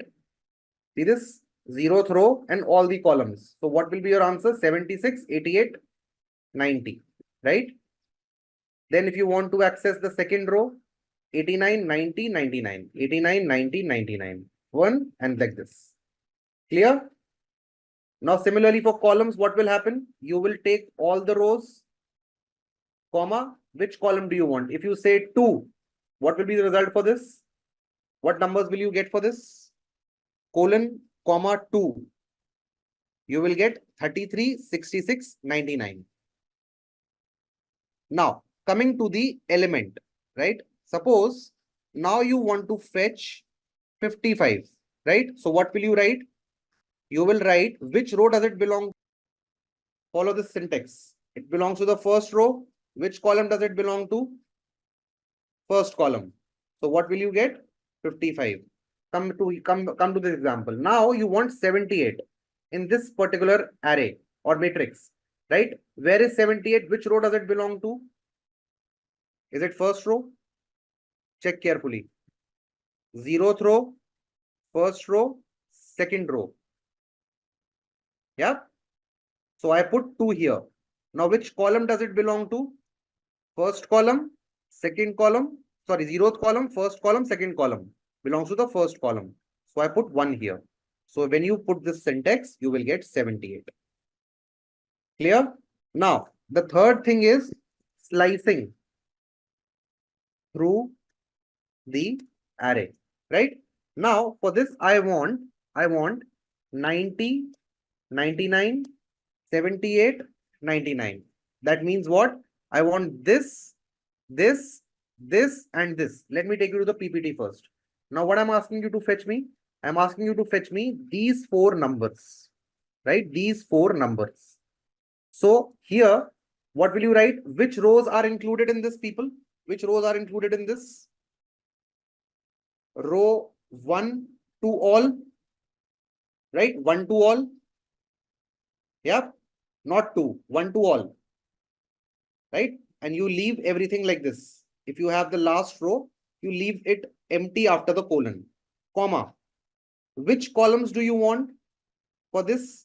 1 and 2, right? And when these will intersect, you will get this area, you will get this shaded area, green shaded area.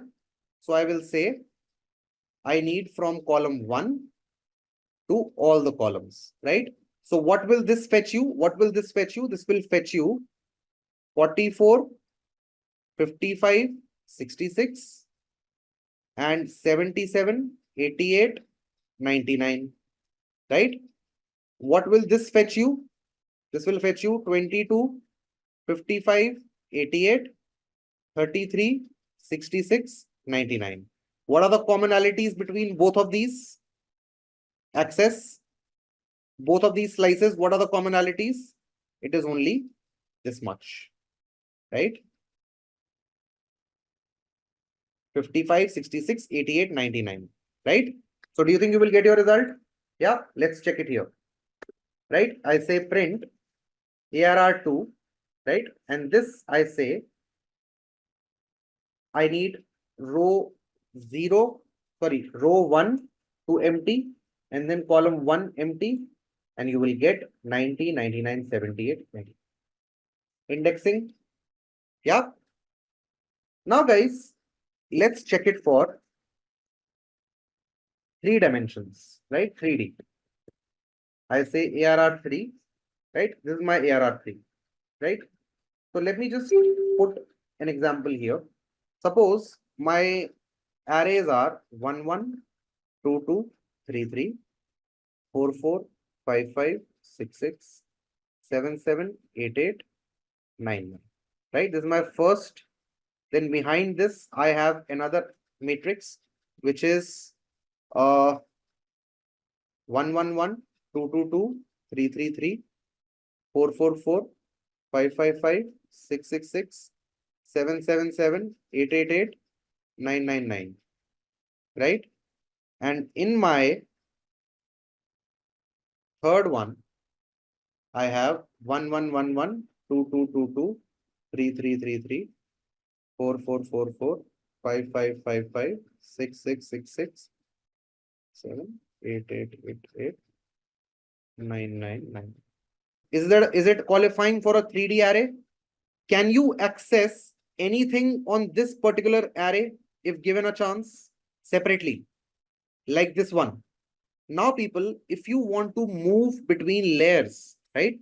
If you want to move between layers, do you think I have told you one particular access, which is what? Which is the layers. So what number will be given to this layer? Layer number 0, layer number 1, and layer number 2. So now, if you have to access this 555, which layer you will go to first? You will go to first layer. Then which row will you go to? You will go to first row and first column. So if you pass this syntax, what will you get? You will get 555. Right? Problem solved. The only bottleneck was the layers part, and you have additional parameter or argument for this layer. So if I come back to my example, and if you have to access this 555, right? How will you do that? I say print ARR2, ARR3, right? And this I say, and in this I say what? I have to access this 555. Which layer number is this? This is layer number 0, right? This is layer number 0, and this is layer number 1. So I say layer number 1. Which row is this? In this particular layer, it is layer number, sorry, it is row number 1 and column number 1. And when you do this, you will get 555. Right? If you want 999, what you will do? You will change this to 2, 2. Right? If you want 777, or let's say if you want 98, what will you do? For 98, layer number 0, row number 2, column number 0. And you will get this 98. Clear, guys? Yep. Layer, row, column. In the same way, you will slice it. Right? You will slice it. Yep. Right? I'll write the syntax so that you don't get confused. It is array, squared bracket, layer, row, column. Right? Layer, row, column. Right? This is the syntax. Perfect. Right? Great. We can also perform some operations, right? Plus, minus, multiplication, division between two arrays very, very easily, right? It should not pose any problem to us, right? We can do all the operations which we want to, right? Between two arrays, right? For example, right? You have, right? Operations on arrays. So let's say, let's see as a list, right? List. So we have list is equal to 1, 2, 3, 4, 5, right? Now suppose you want to square each element of the list, right? What will you do? You will say sq underscore l is equal to x to the power of 2 for x in L, right? And then you will say print sq underscore L, and you will get the squared of list, right?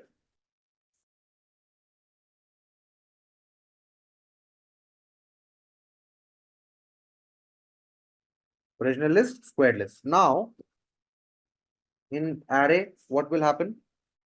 Suppose I say A1 is equal to np dot array and L. I create the same array out of this list. I say print original array, right? I say A1, right? This is my original array, same as this.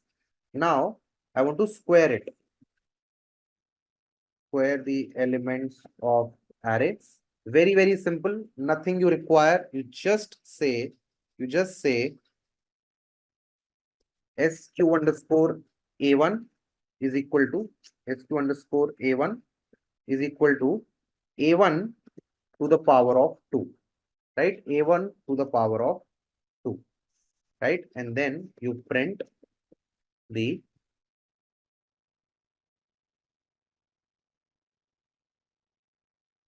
right, you get the squared array. Suppose you want to find the mean of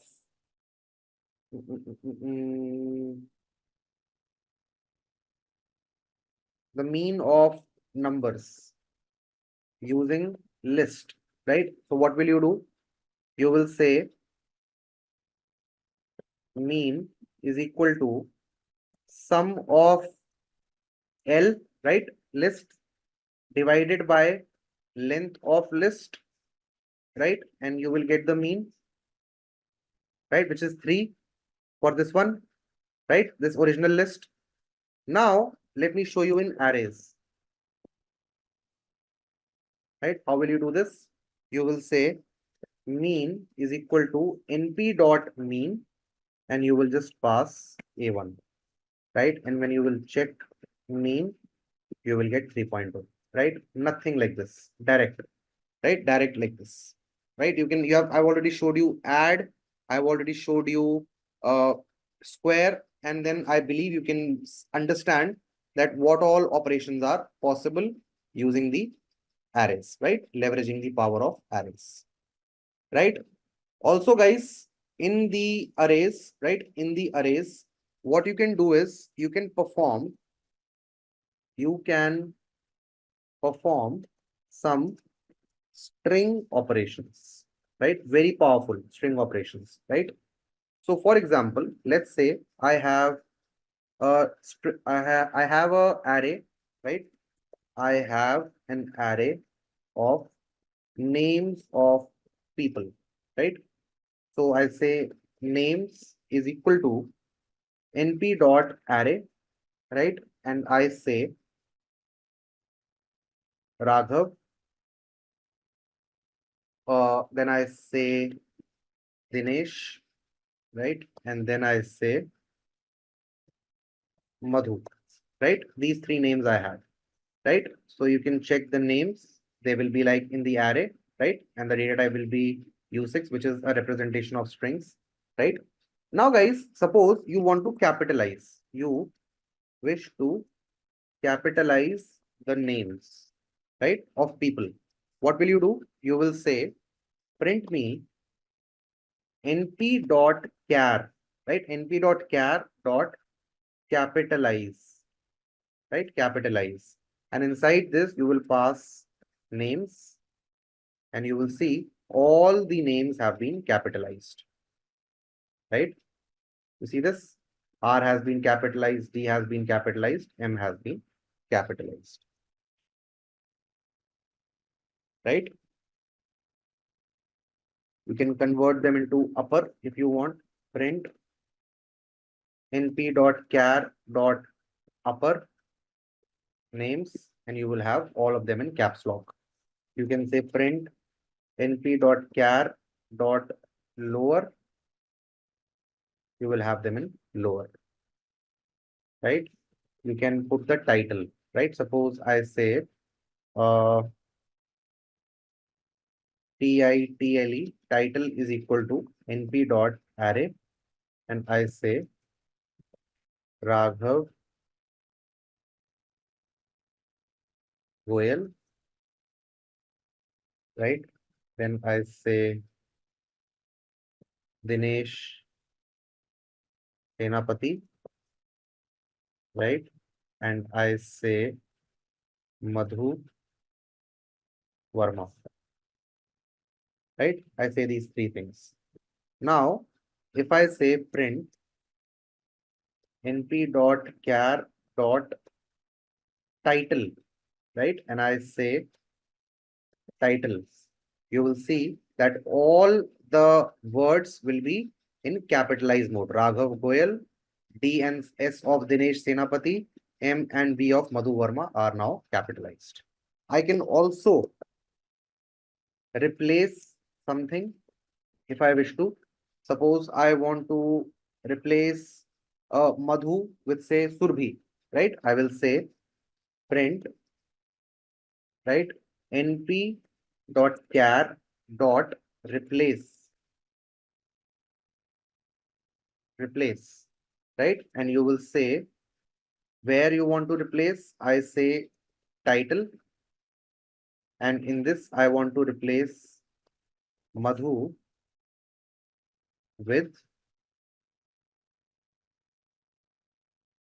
Surbhi, right? And you will say it will be Surbhi underscore Surbhi Varma, right? Madhu has been replaced with Surbhi, right? Right? If you want to calculate the characters of strings, right? You can do that. Print np.char dot str underscore length of titles, and you will get 11 characters are there in here, 15 are there here, and 11 are here in this particular thing. Right? You can do much more powerful things also. Let me show you one complex function. Right? Suppose I have f name is equal to np dot array, right? And we have Raghav, Dinesh, Madhu, right? And we have L underscore name array, Goel, Ganapati, Verma, right? We have these two things. Now I can create a new array, full underscore name, by simply, right? By simply saying np dot char dot add, right? And I say f name, right? Comma L underscore name, right? Plus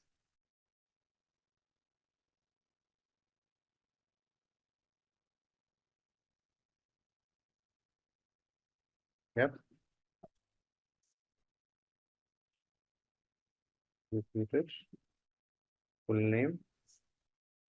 Yeah, Raghav Goel. I just was trying to add a space in between.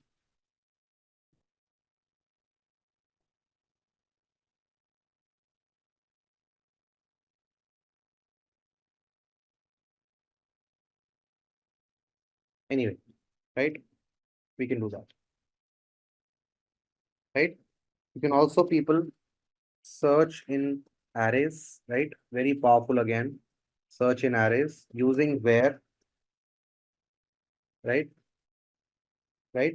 You can say suppose A2 is equal to np dot array, right? And I say 1 1 2 2 3 3 4 4 5 5 6 6, right? And now you have to say A is equal to np dot where, right? And in this you say A2 greater than 20, right? And when you will check A,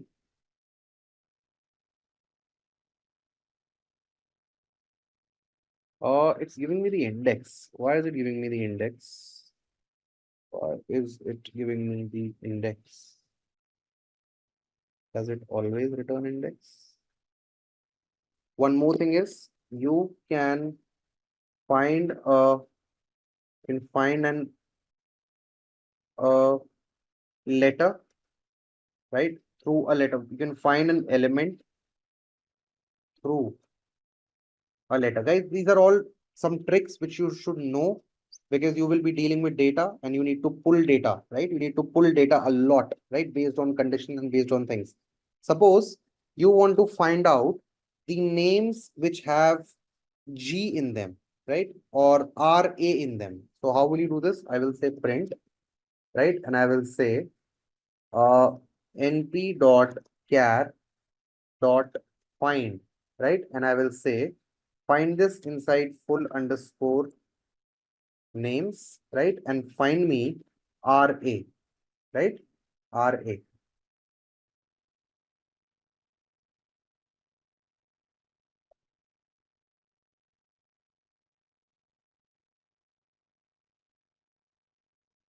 True, false, false. Right? It returns true because it has found it here, right? So I don't want to tell you indexing through this, but anyway, you should know this. Just assume this that I am telling you to write this, okay? Because this is much easier when we will go to pandas, right? Just write it as a syntax, okay? Greater than or equal to 0. I hope this is clear. So let's start with the data science interview questions and answers. And the number one problem we will be facing is real world problem solving. And the question one is handling missing data in predictive modeling. So imagine you have given a data set where 30% of the data for a key predictive variable is missing. This variable is crucial for a predictive model. How would you handle this situation to ensure the integrity and performance of your model? And please describe your approach step by step. So starting with the answer, you can start with handling missing dataset is a common challenge in data science, and it's important to address it carefully to maintain the accuracy of your model. And here's how you could approach this situation. The number one point could be identify the missing data. So first you need to understand where the missing values are in your dataset. You can do this by using a simple code in Python with libraries like pandas.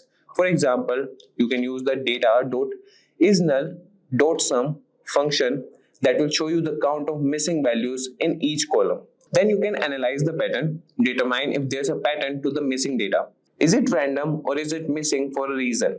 This can affect your approach. If the data is missing at random, the methods you use might be different than if the data is missing systematically.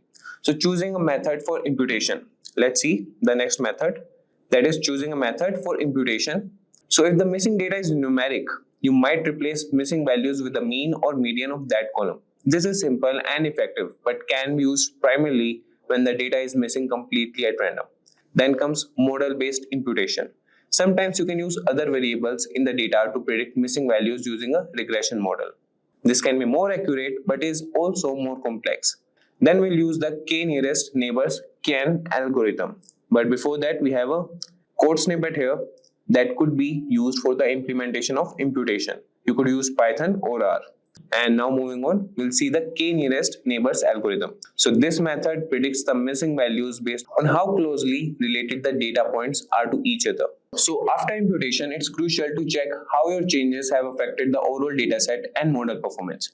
Sometimes filling in too many missing values can introduce bias. And then we have visualization. To help understand before and after the imputation, you could visualize the distribution of the variable using histograms or box plots. This helps in seeing how the imputation has changed the statistical properties of the data. And by following these steps, you can handle missing data thoughtfully and maintain the integrity of your predictive model. Now moving to the question number 2, that is based on evaluating model overfitting. So the question is, you have developed a predictive model, but you suspect it might be overfitting the training data. How would you test and address the issue? Please explain your steps and the techniques you would use. So you could start the answer by explaining what is overfitting. So overfitting is a common problem where model performs well on training data but poorly on unseen data, indicating it's too closely fitted to the training data's specific details and noise. So now we'll see a step-by-step guide on how to address this. The number one step is cross-validation. So one effective way to test for overfitting is by using cross-validation technique. Cross-validation involves splitting your training data into multiple smaller sets, that is folds, and then training a model on some of these sets. and validating it on the others. So this helps you understand if the model's good performance is consistent across different subsets of data. For example, in Python, you can use the cross_value_score function from sklearn.model_selection. So this is the code, and this is the code snippet of Python that you can use for the cross validation. And here we are importing from sklearn, that is the module, and we are importing cross_val_score. And here we have used the cross_val_score function, and then we have printed the average cross validation score. And the next step we will do is running cross validation model. So this is your predictive model that you have already built using scikit-learn. And here's the X train. These are the X input features of your training data, and Y train, these are the output labels of training data. So we are running cross validation model here. This is your predictive model that you have already built using scikit-learn. So X train here, that means these are the input features of your training data. And Y train here means these are the output labels of training data. And CV equal to 5. This parameter tests the function to split the data into 5 parts, that is false, and the model is trained on 4 of these parts, and the remaining part is used for testing. So this process rotates until each part has been used for testing once. And the printing results, that is score.mean. So this calculates the average of the scores obtained from each cross validation fold. This average score gives you an idea of how well your model is likely to perform on unseen data. A consistent score across different folds suggests your model is generalizing well rather than overfitting to the training data. So now moving to the next point, that is training versus validation error. So plot the training and validation errors as a function of training epochs or complexity of the model. A model that overfits will show a low error on training data and a high error on validation data as it trains further. Then we have pruning the model. If you confirm that the model is overfitting, consider simplifying it. This might mean reducing the number of parameters by selecting fewer features, using regularization techniques like lasso or ridge, or choosing a less complex model. After this step, we will move to regularization technique step. So these techniques add a penalty to the loss function used to train the model, which can discourage complex models that overfit. Then we have common methods that include L1, that is lasso, and L2, ridge regularization. And here's how you can add L2 regularization in Python. So this is the code snippet here. And what we have done here is we are creating the ridge model, and we have applied alpha equal to 1.0. So this parameter controls the strength of the regularization. A higher alpha value increases the regularization effect, which helps reduce model complexity and combat overfitting. The alpha value can be tuned to find the optimal balance between bias and variance. And now coming for the fitting the model. So model.fit, and in that we have X train and Y train that trains the ridge model on the training data. It adjusts the weight of the feature in X train to predict the Y train while also considering the regularization term. This helps prevent the model from fitting too closely to the noisy aspects of the training data. And then we are re-evaluating the model. After making adjustments, it's important to re-evaluate the model again using the same cross-validation technique to see if the issue of overfitting has improved. And then we have visualization. To help illustrate overfitting, you could create a plot showing the training and validation errors over the number of epochs or model complexity. So by using these techniques, you can identify if a model is overfitting and take steps to correct it, ensuring it performs well not only on the training data but also on new unseen data. So now moving to the next question, that is question number 3, and it is based on real-time data stream processing. And the question is, you are tasked with building a model to predict stock prices in real time. The data comes in every second and you need to update your predictions accordingly. Describe how you would set up your system to handle this type of data effectively, and what tools and techniques would you use and why. So you could start answering this question with handling real-time data.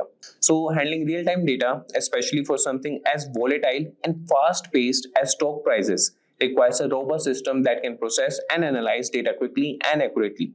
So here's how you could approach this. We will set up such a system and we will have some steps. So starting with the steps. So the first step is choosing the right tools. The right tool would be Apache Kafka. So this is a popular tool for handling real-time data that streams because it allows you to publish and subscribe to streams of records, that is data. And it can handle high throughput with low latency. Kafka acts as a buffer and manages the flow of data, ensuring that your system doesn't get overwhelmed. And you can also use Apache Spark. Especially Spark Streaming is excellent for processing the data. It can process data in real time and perform complex operations like windowing, grouping data into chunks of a specified time period, and aggregating, that is summarizing data. So you can modify it and perform the predicting of stock prices. And then the step is data processing pipeline. And the first step comes here is ingestion. Data first enters the system, typically through Kafka, which collects data sent from the stock market. And then we do the processing. So Spark Streaming takes over here. Here you can apply transformations and run your predictive models on the data. For example, you might calculate moving averages or other indicators that feed into your stock price prediction model. And then comes the output. Finally, the predictions are outputted. This could be to a dashboard for traders, an automated trading system, or even stored for further analysis. And then we develop the model. Now comes the model development. You would likely use a machine learning model that can update quickly and incorporate new data as it arrives. Models such as ARIMA for time series forecasting or more complex machine learning models like recurrent neural networks (RNNs) can be suitable. The model should be retrained or fine-tuned periodically with new data to ensure it stays accurate. Now we'll come to scalability and reliability. So ensure your system can scale as data volume increases. This might mean adding more servers or optimizing your data processing code. Implement monitoring to catch any issues early, like delays in data processing or model performance drops. And now we'll see the step that is visualization and monitoring. Consider setting up a real-time dashboard that shows key metrics like prediction accuracy and processing time. This helps in quickly spotting when something goes wrong. By setting up your system with these tools and strategies, you can effectively handle the challenge of predicting stock prices in real time. So now we'll move to the next question, that is question number 4. And this will be based on scalable data analytics. So we have covered 2 questions that were a bit code-based questions.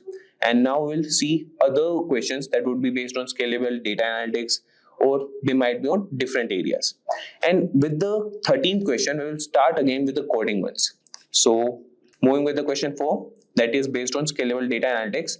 And the question is, given a scenario where your organization suddenly needs to scale its data analysis capabilities due to an influx of data that would be 10 times the normal volume, how would you handle this situation to ensure your data analytics processes remain efficient and accurate?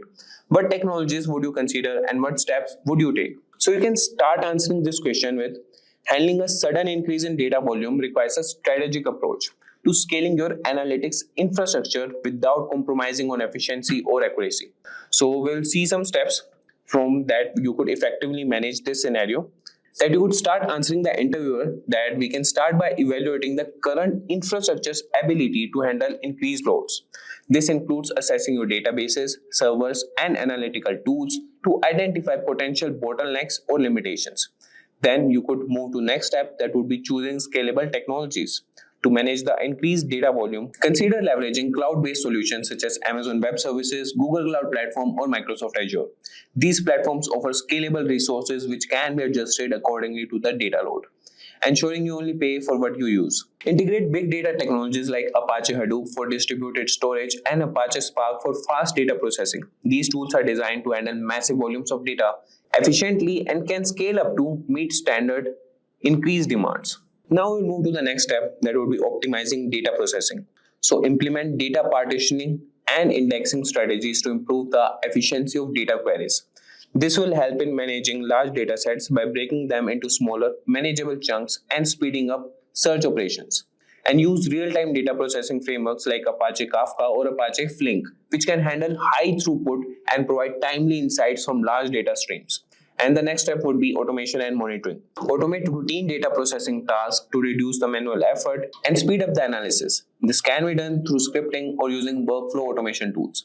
Set up comprehensive monitoring systems to track the performance of your data processes. Tools like Prometheus for system monitoring and Grafana for analytics and monitoring dashboards are useful here. They help ensure that the system is running smoothly and alert you to potential issues before they become critical.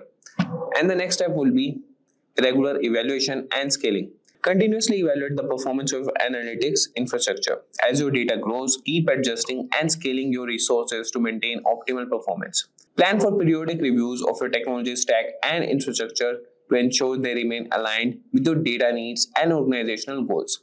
By following these steps, you can ensure that your data analytics processes are prepared to handle sudden surges in data volume effectively, maintaining the integrity and speed of insights. So this was all for the question 4. Now moving to the question 5, and this is based on integrating machine learning models into production. And the question is, you have developed a machine learning model that performs well in testing environment. Now you need to integrate it into your production environment where it will be used in real-time applications. What steps would you take to ensure the successful deployment and operations of the model in production? So we'll start answering this by successfully deploying a machine learning model into production involves several critical steps to ensure it performs as well in real-time operations as it does in testing. So you would have a clear pathway to make the interviewer understand. We will start with the pathway with the first step, that would be model validation. So before moving anything into production, revalidate your model's performance using a separate validation dataset. This helps confirm that the model generalizes well to new, unseen data. The next step will be preparing the production environment. Ensure that the production environment is ready to handle the model. This includes setting up the necessary hardware and software, ensuring that it can handle the expected load, and that all dependencies are correctly installed and configured. Then the next step comes, that is model wrapping. Wrap your model in an API, that is application programming interface, making it accessible to other parts of your software infrastructure. Frameworks like Flask for Python can be used to create a simple web server that listens for data inputs and provides model outputs.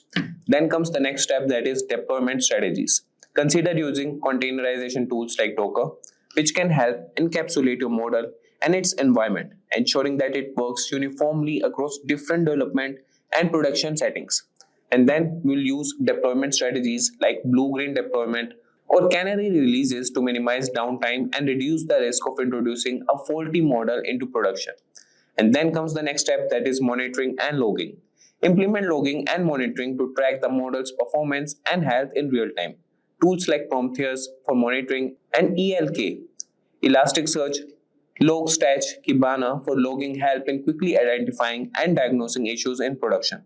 And then comes the next step, that is performance tuning. Monitor the model's performance over time.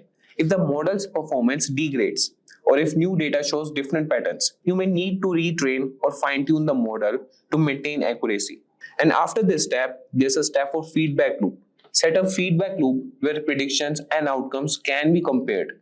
This feedback is crucial for continuously improving the model and catching any drift in data or changes in external conditions that affect the model. And after this comes a last step, that is legal and compliance checks. Ensure all the data used by the model in production complies with privacy laws and regulations. This is crucial for maintaining trust and legality, especially when handling sensitive information.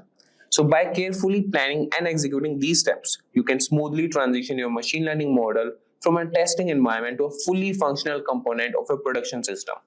So this was all about the question number 5. Now moving to the question number 6, that would be based on data-driven decision making. And the question is, your company wants to shift towards more data-driven decision making. You have been tasked with developing a strategy to implement this. What steps would you take to ensure that the data at all levels of the organization is utilized effectively to make informed decisions? And what challenges might you face and how would you address them?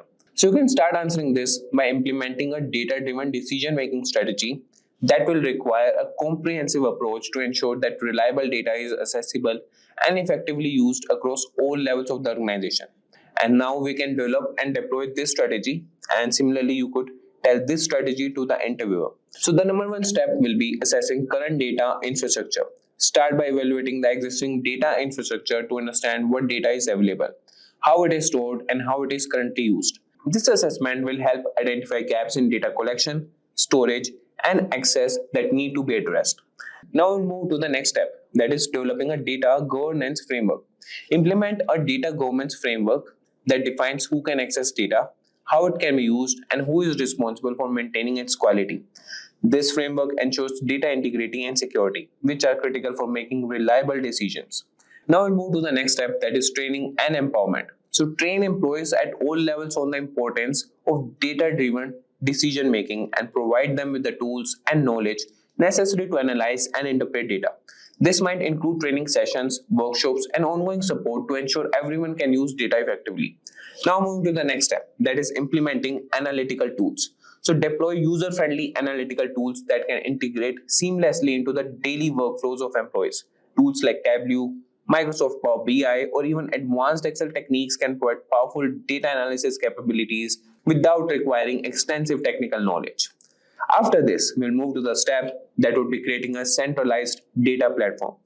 Develop a centralized data platform where all organizational data can be accessed and analyzed. This platform should be scalable and secure, providing a single source of truth for the organization. And then we have the promoting a data-driven culture. So foster a culture that values data-driven decision making.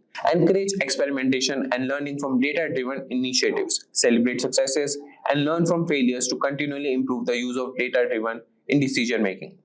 And there would be some challenges and solutions for that. So one major challenge we know here is resistance to change, as some employees may prefer traditional decision-making methods. So address this by demonstrating the tangible benefits of data-driven decisions through pilot projects and success stories. So data silos can also hinder effective data use, promote cross-department collaboration, and integrate disparate data sources to overcome this challenge. After that, you can monitor and do continuous improvement. So by systematically implementing these steps, you can transform your organization into one that leverages data at all levels to make informed and effective decisions. And after answering in these steps, you could make the interviewer have a truth and a faith in you that you could make these models. Now move to the next question, that is question number 7, and that is based on handling large data set. And the question is, your project involves analyzing extremely large data sets potentially exceeding terabytes in size. What strategies would you use to manage and analyze such large datasets effectively? Describe the tools and techniques you might employ. And you could start this with answering that working with large datasets, especially those in terabyte range, presents unique challenges in terms of storage, processing, and analysis. So we'll have a structured approach to handle these challenges effectively. We'll start with the data storage, that would be use distributed file systems. Consider using a distributed file systems like Hadoop Distributed File System, HDFS, or Amazon S3. These systems are designed to store vast amounts of data across many servers, offering high availability and fault tolerance. And then comes the next step, that is data processing. Leverage big data processing frameworks. Tools like Apache Spark are ideal for processing large datasets because they handle distributed computing effectively. Spark can perform data processing tasks much faster than traditional disk-based processing due to its in-memory computing capabilities. And next we could start with efficient data sampling. So there are many sampling techniques that we can use. So when the data set is too large to handle, even with powerful tools, consider using data sampling techniques to reduce the size to a manageable level without losing significant insights. Ensure that the sample represents the whole data set accurately. And then comes optimization of data queries. Indexing and partitioning. Optimize your data queries by implementing indexing and partitioning. This can drastically reduce the time it takes to perform queries by limiting the amounts of data scanned. And then we can do scalable analytics. And then we'll move to the next step, that is scalable analytics. And in that we could start with the parallel computing. Use parallel computing capabilities of frameworks like Spark or Dask to analyze data across multiple nodes. This helps in scaling up your analytics operations to handle large data sets effectively. And now we'll move to the cloud-based analytical tools. So consider using cloud services like Google BigQuery or AWS Redshift, which are designed to handle massive data sets and complex analytics with ease. And after this step, we'll move to data cleaning and pre-processing. Here we will automate pre-processing tasks. We'll use automated tools to clean and pre-process data. This includes handling missing values, normalizing data, and removing duplicates, which can be particularly challenging with large dataset. And after this step, we'll move to the step that will visualize large dataset. So we'll use specialized tools. That tools could be Tableau or Power BI that can handle large dataset by aggregating data and using efficient backend technologies. For more detailed exploration, tools like Plotly or Bouquet can be used as they offer capabilities to interactively visualize large volumes of data. And after that, there would be step for regular maintenance and updates. That could be continuously monitoring the data quality. As new data comes in, you can continuously monitor its quality. And after this step, you could integrate all these strategies and tools into your workflow, and you can effectively manage and extract valuable insights from extremely large datasets, thereby supporting robust data-driven decision making. And you could answer the whole strategy to the interviewer. Now moving to the question number 8, that is based on optimizing machine learning models. And the question is, during model development, you have noticed that your machine learning model is underperforming. What steps would you take to diagnose the problem and optimize the model's performance? What techniques and tools would you use? So you can answer this by starting with the optimizing. And optimizing a machine learning model that is underperforming involves several steps to diagnose and improve its accuracy and efficiency. And here we will have structured approach to tackle this issue. And you could start this with the number 1 step, that is diagnosing the problem. Evaluate model metrics. Start by thoroughly evaluating the performance metrics of your model. For classification task, look at accuracy, precision, recall, and the F1 score. For regression task, consider R squared, mean squared error, that is MSE, and mean absolute error, that is MAE. And then you can move to the next step. That is, use plots like ROC curves for classification models and residual plots for regression to visually assess where the model is going wrong. After that, we'll move to the next step, that is data quality and quantity check. Inspect the data. That is, sometimes the quality and quantity of data can be the root cause of poor model performance. Ensure the data is clean, well pre-processed, and sufficient. Look for issues like missing values, outliers, or imbalanced classes. And after this, we'll move to the feature engineering step, that would be experiment with creating new features or transforming existing ones to provide better predictive power. And then we have the next step, that is model tuning and configuration. After feature engineering, we'll move to the next step, that is model tuning and configuration. So hyperparameter tuning. Use techniques like grid search or random search to find the optimal settings for your model's parameters. Tools like scikit-learn's grid search CV or randomized search CV can automate this process. And there's a cross-validation that would implement cross-validation to ensure that the model's performance is consistent across different subsets of the dataset. And then we have the next step, that is trying different models. So experiment with algorithms here. If initial models are underperforming, try different algorithms that might be better suited for the problem. For instance, if you started with linear regression and it's not performing well, consider more complex models like random forest or gradient boosting machines. And after this, we have ensemble methods that we can use techniques like bagging, boosting, or stacking to combine the predictions of multiple models to improve overall performance. After this step, we have feature selection that includes reduce dimensionality. Use techniques like principal component analysis, that is PCA, to reduce the number of features, which might help in improving model performance by removing noise and redundancy. And then we have select important features. So use model-based technique to identify and keep only the most important features that impact the outcome. And then comes the last step, that is regular updates and retraining. So here you can monitor and update, that could be continuously monitoring the model's performance over time. As new data becomes available, update and retrain the model to adapt to any changes in underlying patterns. And after that, you could have a consultation and collaboration work with the other teams. And by methodically addressing each of these areas, you can diagnose why your machine learning model is underperforming and can take steps to optimize its accuracy and efficiency. So this was all about question number 8. So let's start with the question number 9, and this is based on handling unstructured data. So the question is, you are given a large amount of unstructured data, including text, images, and videos. What strategies would you use to manage and analyze this type of data effectively? Describe the tools and techniques you might employ. So you can start answering this question by describing that dealing with unstructured data can be challenging due to its lack of predefined format or structure. However, with the right strategies and tools, you can effectively manage and analyze it to extract valuable insights, and there will be an approach how you can do that. So we will discuss the approach here, and starting with the steps. So the number 1 step will be data categorization and organization. So the number 1 step in this step will be sorting and tagging. We will begin by categorizing the data into types, that will be text, images, or videos. Use tagging to add metadata, which helps in organizing the data and makes it easier to access and analyze later. And after that, particularly for text data, we'll use natural language processing, NLP. We will employ NLP techniques to extract useful information from text. Tools like NLTK, Spacey, or even more advanced models like BERT can help you perform tasks such as sentiment analysis, entity recognition, and topic modeling. After that, we will do text indexing. We can use Elasticsearch or Apache Solid to index large volumes of text. These tools provide powerful search capabilities and can handle complex queries efficiently. And after that, we'll move to image data.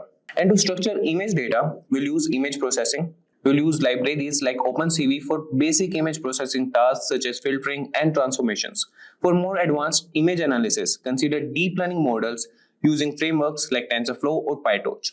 And then we'll feature extraction. Apply techniques to extract features from images, such as edges, textures, or key points, which can be used for further analysis or machine learning.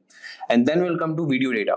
And here we'll do video processing, and we'll use the tools like FMPEG that can be used for basic video processing tasks such as format conversion or extracting frames.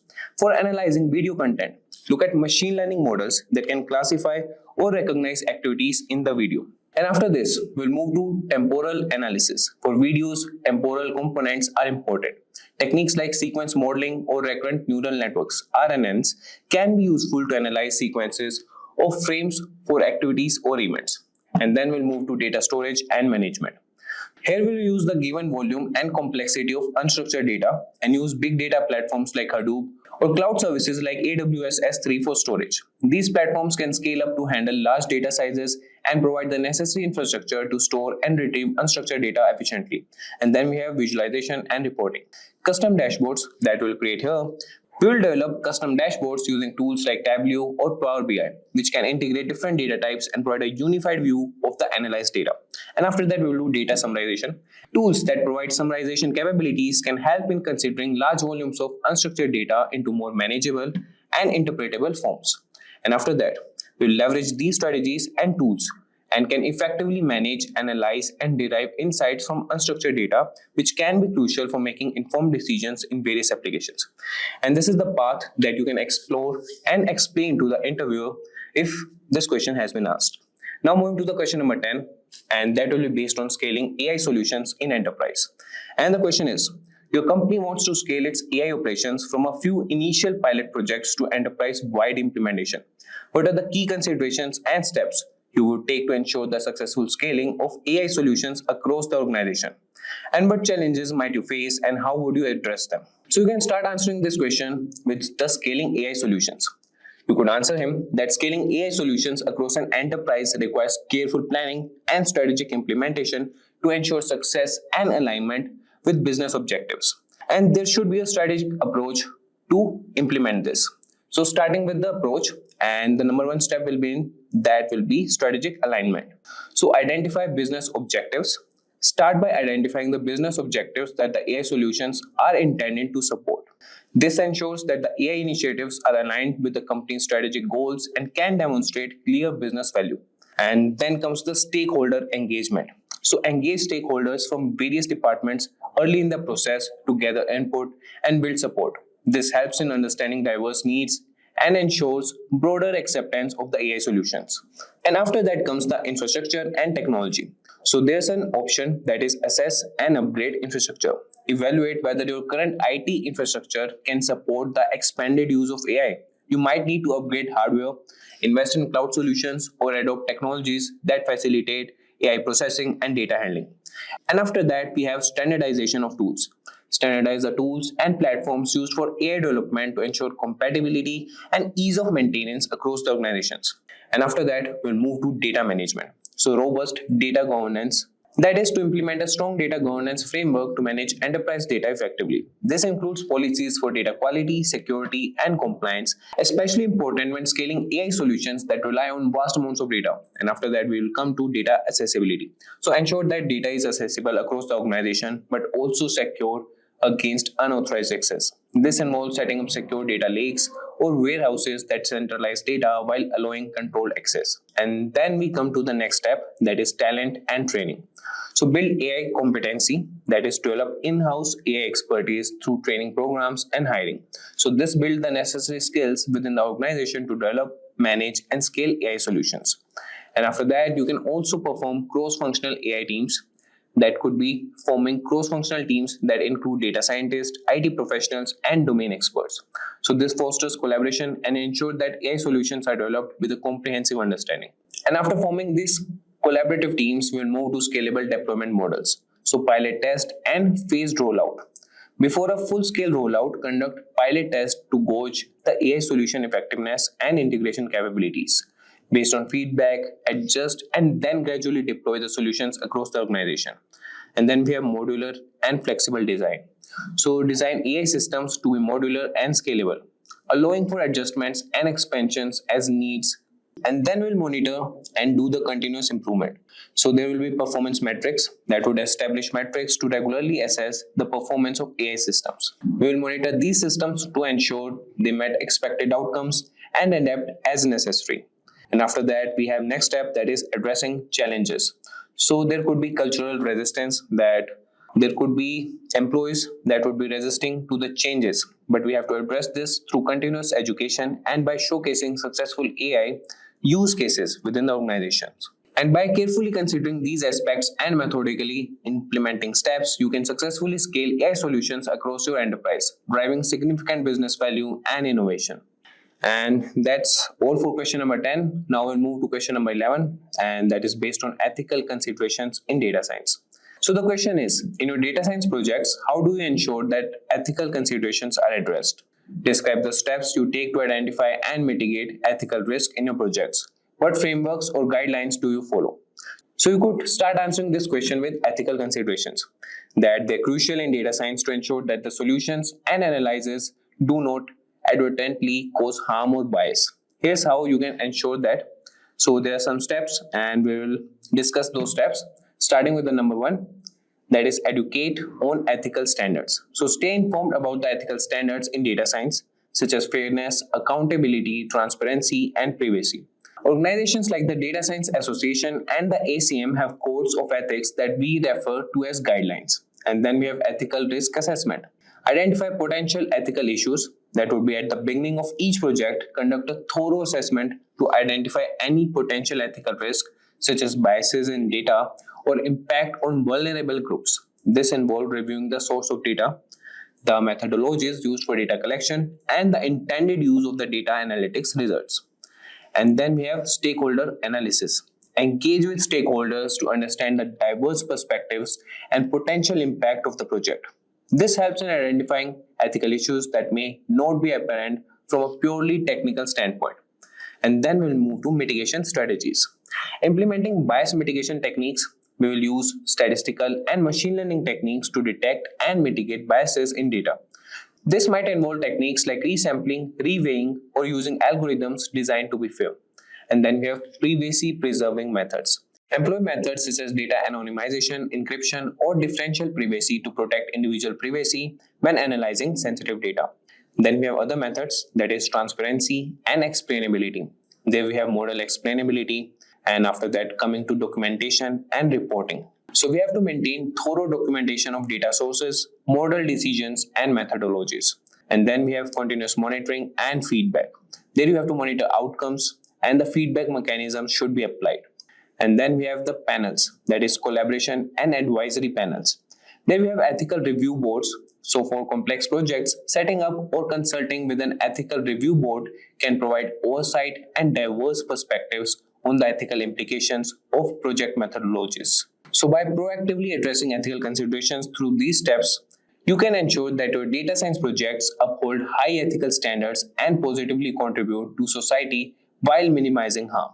So this was all about question 11. Now moving to question number 12, that is based on time series forecasting for business decisions. So the question number 12 is, you are tasked with forecasting monthly sales for a retail company using time series data from the past 5 years. What steps would you take to prepare and analyze this data to make accurate forecast? What specific tools or techniques would you use and why? So we can start answering this by time series forecasting. And we could address them that it's a powerful tool for predicting future events based on past data, especially in business context like retail sales. So we will have a structured approach here, and we'll start with data collection and cleaning.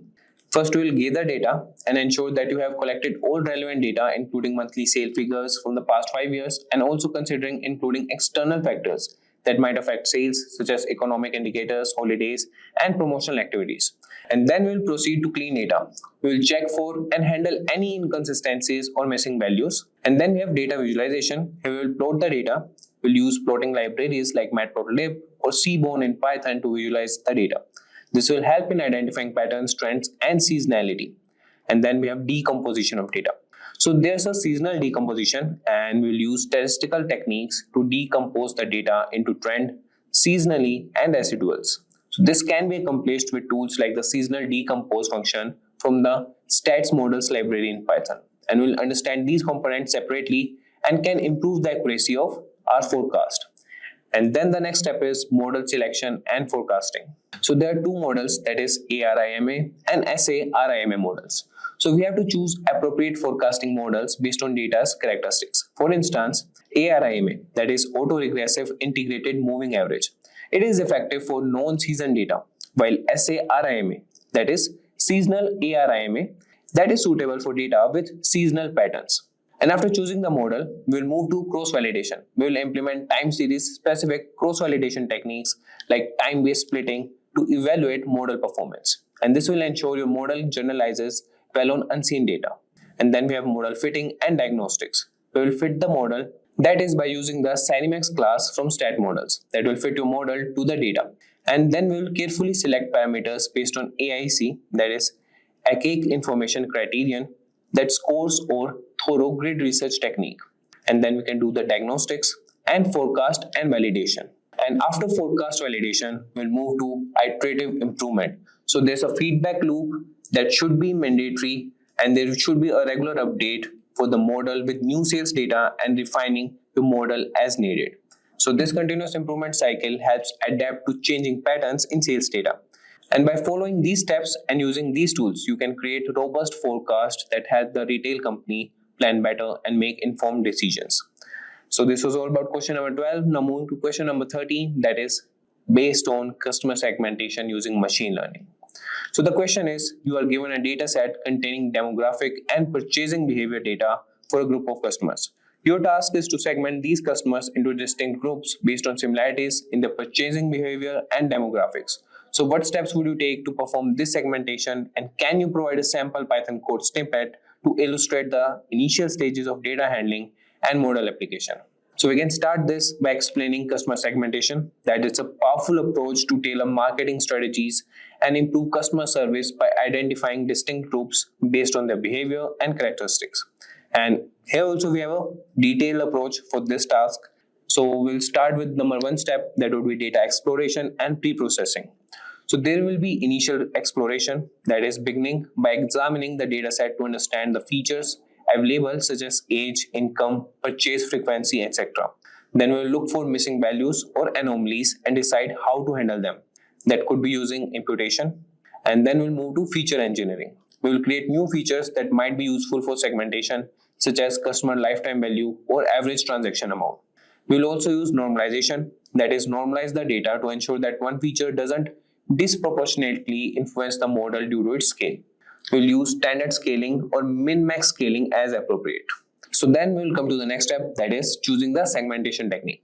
And here we have k-means clustering. So this is a popular method for customer segmentation.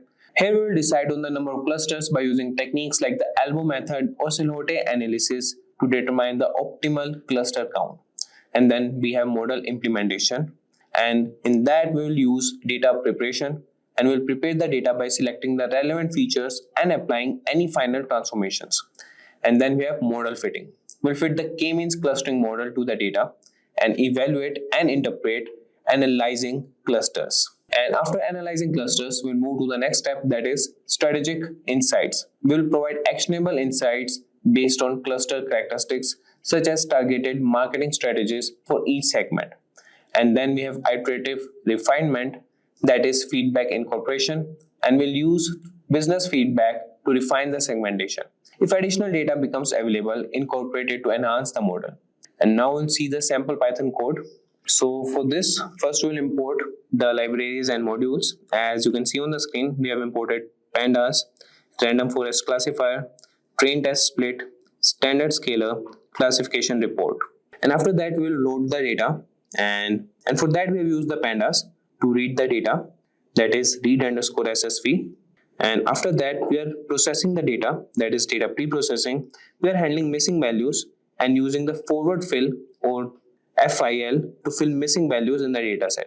And then we are featuring scaling, that is normalizing the selected features, that is feature 1, feature 2 and feature 3 using standard scaler. And then we'll move to the next step, that is data splitting. We'll split the dataset into training and testing sets. So that test size equal to 0.2 parameters specifies that 20% of the data will be used for testing. And then we'll train the model. We'll initialize and train a random forest classifier with 100 trees and a random state for reproducibility. And then we'll evaluate the model. We'll make predictions on the test set, that is x underscore test, using the trained model, and print a classification report showing precision, recall, F1 score and support for each class. So this code demonstrates the process of loading, pre-processing, training and evaluating a machine learning model, that is random forest classifier, for predicting equipment failures in a manufacturing plant. The use of techniques such as data pre-processing and splitting along with the random forest classifier highlights a standard flow for building predictive maintenance models. So this was all about the question number 13. So now moving to the question number 14, that is based on predictive customer churn. And the question is, you are tasked with developing a model to predict which customers are likely to churn from a subscription service. So what steps will you take to build this model, and can you provide a sample Python code to illustrate the data preparation and model training process? So we'll start answering this question about depicting what is predicting customer churn. So predicting customer churn is crucial for businesses to implement retention strategies proactively. And we'll have a detailed approach for building a predictive model for this purpose, starting with data collection and exploration. And in this, we will collect data. And after that, we will perform the exploratory data analysis, that is EDA. We'll perform an initial analysis to understand patterns and trends. And then we have feature engineering. We will create new features and derive new features that might influence churn, such as change in usage pattern or service upgrades. And then we'll handle the missing values if we found any. And then we'll encode categorical variables. We'll use techniques like one-hot encoding or label encoding for categorical variables. And then we have scale features to normalize or standardize numerical features to ensure they contribute equally to the model's performance. And then we'll select the model, that is, we'll choose the appropriate model and start with for the knowing handling binary classification task. That could be with logistic regression, random forest or gradient boosting machines. And after selecting the model, we'll train the model and evaluate it. So fit your model on the training data, and after that evaluate the model using appropriate metrics like accuracy, precision, recall, F1 score and ROC to gauge its performance. And then we'll optimize the model using hyperparameter tuning. We'll optimize the model parameter using grid search or random search to improve performance.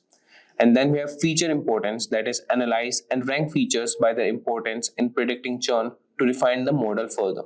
And then the last step is deployment and monitoring. We'll deploy the model. Once validated, deploy the model into a production environment where it can predict real-time churn. So after deploying the model, regularly monitor the model to ensure it remains effective over time as new data comes in. So now we'll see the sample Python code for this example. So starting with the importing of libraries, we will import pandas, numpy, scikit-learn, sklearn, tensorflow, and the tensorflow keras and callbacks. And after importing the modules, we'll start with data loading. We'll load the dataset from a CSV file named equipment_data.csv, and that too with the pandas data frame. And after that, we'll do the data pre-processing. We'll handle missing values, and for that we'll use forward fill to fill missing values in the dataset. And then we have feature scaling that will normalize the selected features, that is feature 1, feature 2, feature 3 using standard scaler. And after that, we'll use the data splitting. We'll split the dataset into training and testing sets, and the test size will be equal to 0.2. And this parameter specifies that 20% of the data will be used for testing. And after that, we'll start with building the model. First, we'll see sequential model that initializes a sequential model technique. And then we have dense layers that adds 2 dense layers with 64 units and ReLU activation function. Then we have dropout layers that adds 2 dropout layers with a dropout rate of 0.5 to reduce overfitting. After that, we'll do the model compilation. We'll compile the model using the Adam optimizer and binary cross entropy loss function for binary classification. And there will be an early stopping that will define an early stopping callback to stop training when the validation loss metric has stopped improving after 3 epochs. And after training the model, we will evaluate the model and evaluating the model on the test data and print the loss and accuracy metrics. So this code demonstrates the process of loading, pre-processing, building, compiling, training, and evaluating a deep learning model using TensorFlow and Keras for predicting equipment failures in a manufacturing plant. So the use of techniques such as data pre-processing, dropout, regularization, and early stopping helps in building a robust deep learning model for predictive maintenance. So that's all with question number 14. Now we'll start with question number 15, that is based on deep learning and NLP. And your question is, you are tasked with developing a sentiment analysis model using deep learning to understand customer opinions from reviews. So what steps would you take to build this model, and can you provide a sample Python code snippet to illustrate how you would pre-process data and train a simple deep learning model? So we'll start answering this with sentiment analysis. That sentiment analysis using deep learning allows businesses to gauge customer sentiment from text data like reviews or comments effectively.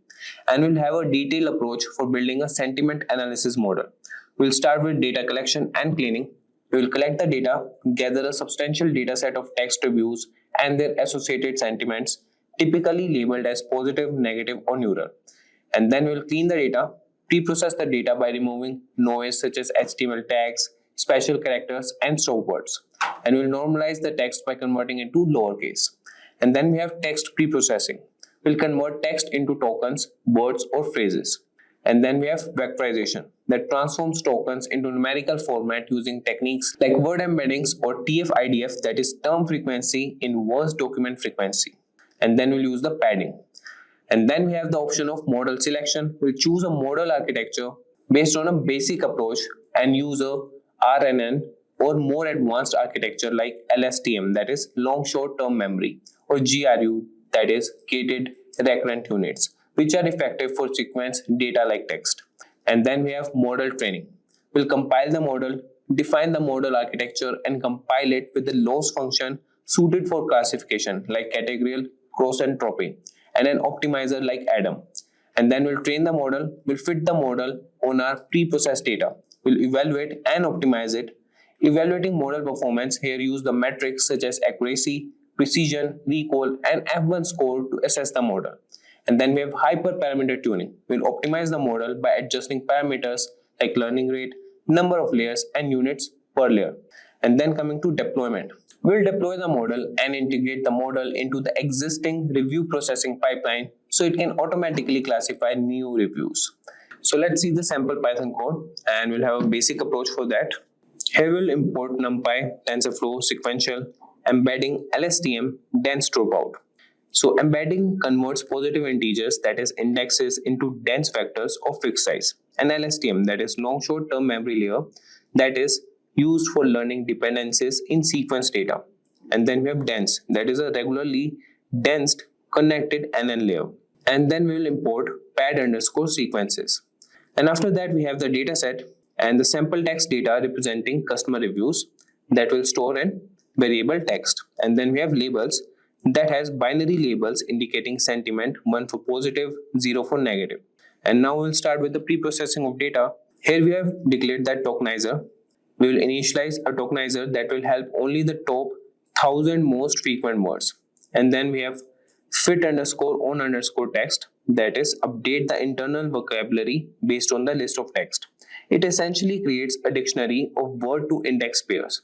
And then we have text to sequences that will transform each text in text to a sequence of integers. And then we have pad sequences that will ensure all sequences have the same length by padding shorter sequences with zeros up to the maximum length. And then we'll start building the model. Here we have sequential model that will set up a linear stack of layers. And then we have embedding layer that will map each word index to an embedding vector of size 64. So the input length is set to 10, that is the length of the input sequences. Then we'll start with LSTM layers. So 2 LSTM layers are added. The first one returns sequences to allow the next LSTM layer to process these sequences. And after that we have the dropout layer that applies dropout with a rate of 0.5 of the first LSTM layer to reduce overfitting. And after that we'll come to dense layer that has output of a single scalar that represents the predicted sentiment. and using sigmoid activation to output a probability. And now we'll start with model compilation and training. So we'll configure the model for training and we'll use binary cross entropy as the loss function that is suitable for binary classification, and the Adam optimizer and tracks constantly accuracy as a metric. And then we have the fit that trains the model for a specified number of epochs, that is iterations or the entire data set. And then we'll predict the model, that is after training the model can predict the sentiment of the reviews in the data set. This is useful for checking how the model performs on the training data itself. So this breakdown explains each step of the coding process, detailing how the data is prepared and how the model is configured.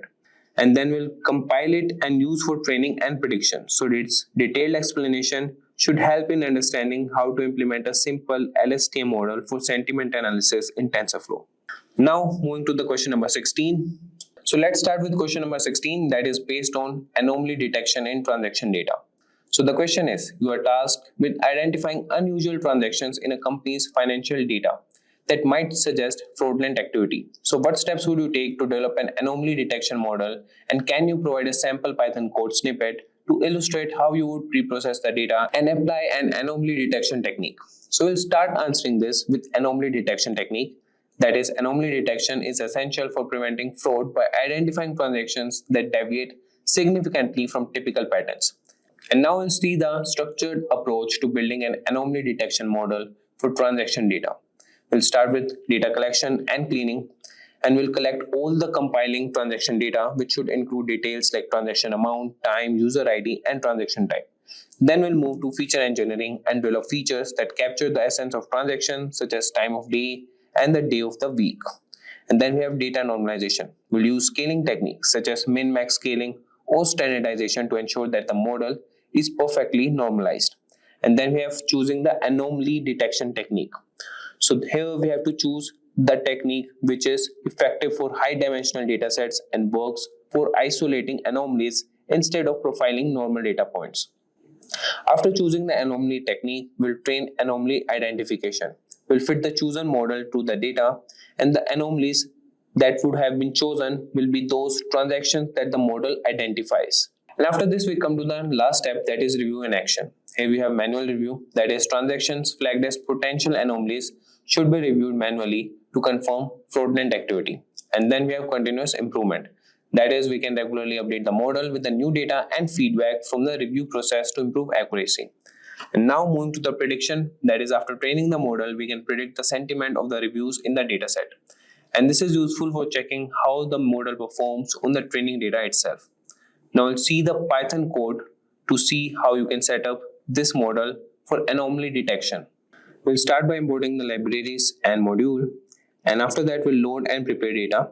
That is, we'll load transaction data from a CSV file into the pandas data frame. And after that, we'll convert the transaction time column to date time format, which allows the extraction of additional time-based features.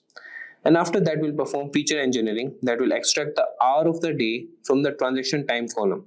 This feature can be important as transactions occurring at unusual hours may be indicative of fraud. And then we'll move to the normalization of data.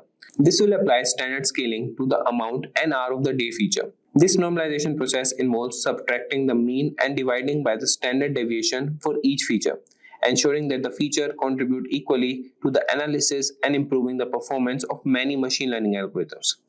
And after that, we'll start with anomaly detection with isolation forest. That's a technique. We will initialize an isolation forest model with 100 trees, that is n estimators equal to 100, setting the proportions of outliers, that is contamination, to 1% of the data. So this parameter is crucial as it influences the threshold of marking an observation as an anomaly. Then we'll fit the model to the scaled amount and hour of the day data and predict the anomaly status for each transaction. And then we'll start with filter and display anomalies. We'll filter out transactions identified as anomalies, that is anomaly equal to -1. We'll display these transactions which can be reviewed manually to determine if they represent actual fraudulent activity. So this code snippet provides a systematic approach to detecting anomalies in transaction data, leveraging the isolation forest algorithm's ability to handle complex and high-dimensional data set effectively. So the pre-processing steps ensure that the data is appropriately formatted and normalized for optional model performance. So this was all about question number 16. Now moving to question number 17, and that is based on integrating machine learning models into web applications. And your question is, you have developed a machine learning model to predict real estate prices based on various features like location, size, and amenities. How would you integrate this model into a web application to allow users to get real-time price predictions? Can you provide a sample Python code snippet to illustrate how you would prepare the model for integration and handle user requests?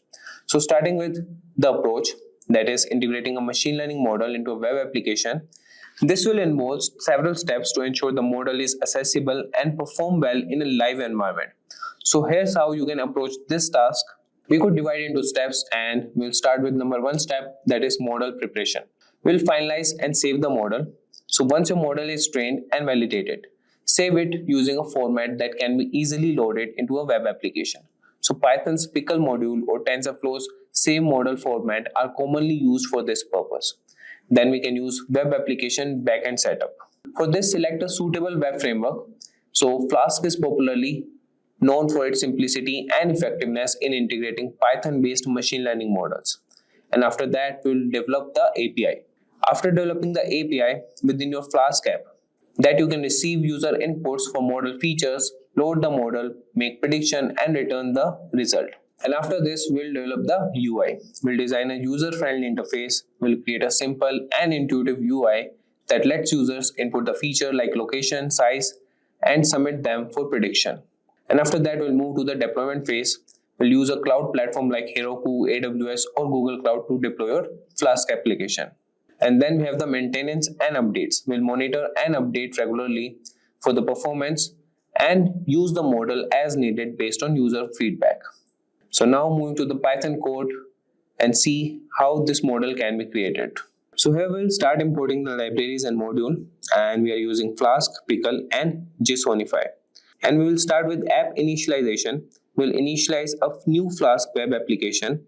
That would be a special variable which gives Python files a unique name to differentiate between them when they are imported into other scripts. And after that, we'll load the model. So loading a pre-trained machine learning model from the file system. So this model is assumed to be saved in the same directory as this script. So the model is loaded in RB mode, which stands for read binary. And after that, we'll move to API route and prediction function. So we will define an API endpoint at predict that listens for post request. This is the URL that the front end of the web application will call to send data to the backend. And after that, we'll start with predicting the function. And here we have extract features that retrieves data sent into the JSON format from the post request. That is request.get_JSON, and the force we have set it as true here, and forcefully formats the request data into JSON, ensuring compatibility.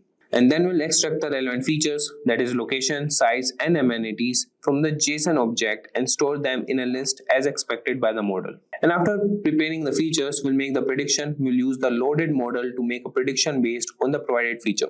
And then we have the return prediction method. Here we will convert the prediction result into JSON format using JSONify and send it back to the client, and this will ensure that the response can be easily handled by the client application. So this was all about the question number 17. Now moving to the question number 18, that is based on analyzing. And now we'll move to the question number 18, that is based on analyzing geospatial data. And your question is, you are tasked with analyzing geospatial data to help a city improve its public transportation system. The data includes GPS coordinates of bus stops, ridership numbers, and traffic patterns. What steps would you take to analyze this data, and can you provide a sample Python code snippet to illustrate how you might visualize bus stop location and ridership? So you can start answering this question, that geospatial data analysis can provide critical insights into how effectively a public transportation system serves its city and guide improvements. And there's a detailed approach for this, and we can start with data preparation. And in this, we will do data collection and data cleaning. And after this step, we will move to the next step, that is exploratory data analysis. And in this, we will have statistical summary, we'll generate descriptive statistics, and then we have correlation analysis. And after moving that, we have geospatial visualization, that is mapping bus stop. We'll plot the locations of bus stop on a map to visually assess their distribution across the city. And after that, we have heat maps that will create ridership data to identify hotspots and areas with potential service gaps. And after geospatial visualization, we'll move with spatial analysis. We have proximity analysis that will analyze the proximity of bus stop to key areas like commercial centers or residential areas. And now moving to the fifth step, that is optimization and recommendation. So we'll have a route optimization that will suggest modifications to route based on traffic patterns and ridership demand. And the policy recommendations that will provide actionable recommendations for improving bus frequencies.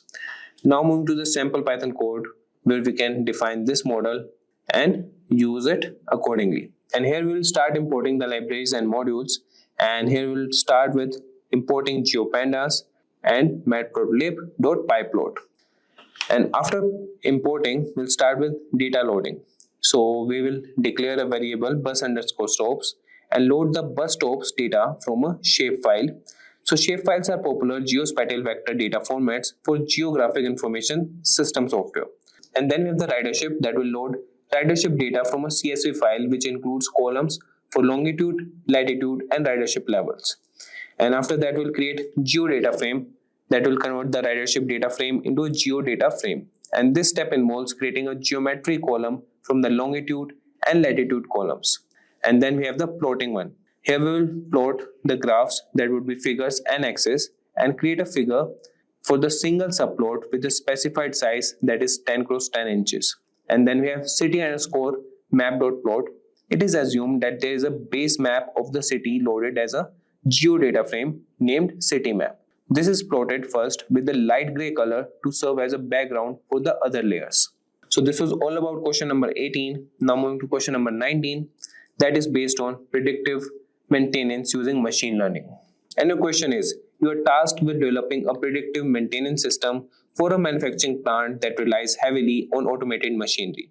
So the data available includes machine operational parameters, maintenance history, and failure incidents. What steps would you take to develop a predictive model, and can you provide a sample Python code? So you can start with predictive maintenance that is essential in manufacturing as it helps prevent equipment failures, reducing downtime and maintenance cost.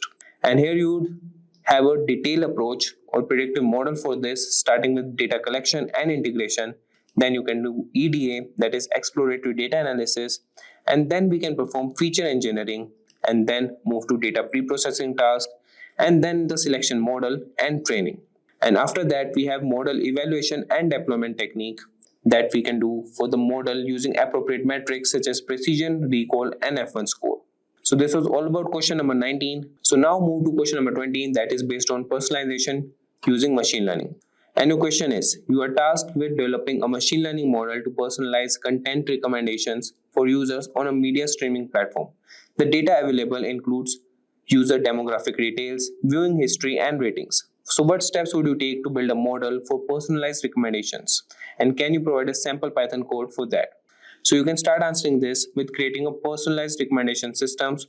This would be essential for engaging users by providing content that is relevant to their interest. And there will be a systematic approach for personalized content recommendation. We'll start with data collection and integration. And after that, we'll perform EDA, that is exploratory data analysis. And then we have feature engineering. In this, we'll interact features, and the temporal features will include time-based features to capture trends and seasonality in viewing behavior. And then we'll select the model, that is by collaborative filtering and hybrid models. And then we'll train the model and validation and implement and monitor them. And after that, we'll deploy the model, integrate the recommendation system. Now with that, we have come to the end of our full course. If you have any doubts or questions, you can ask them in the comment section below. Our team of experts will reply you as soon as possible. Thank you and keep learning with Simplilearn.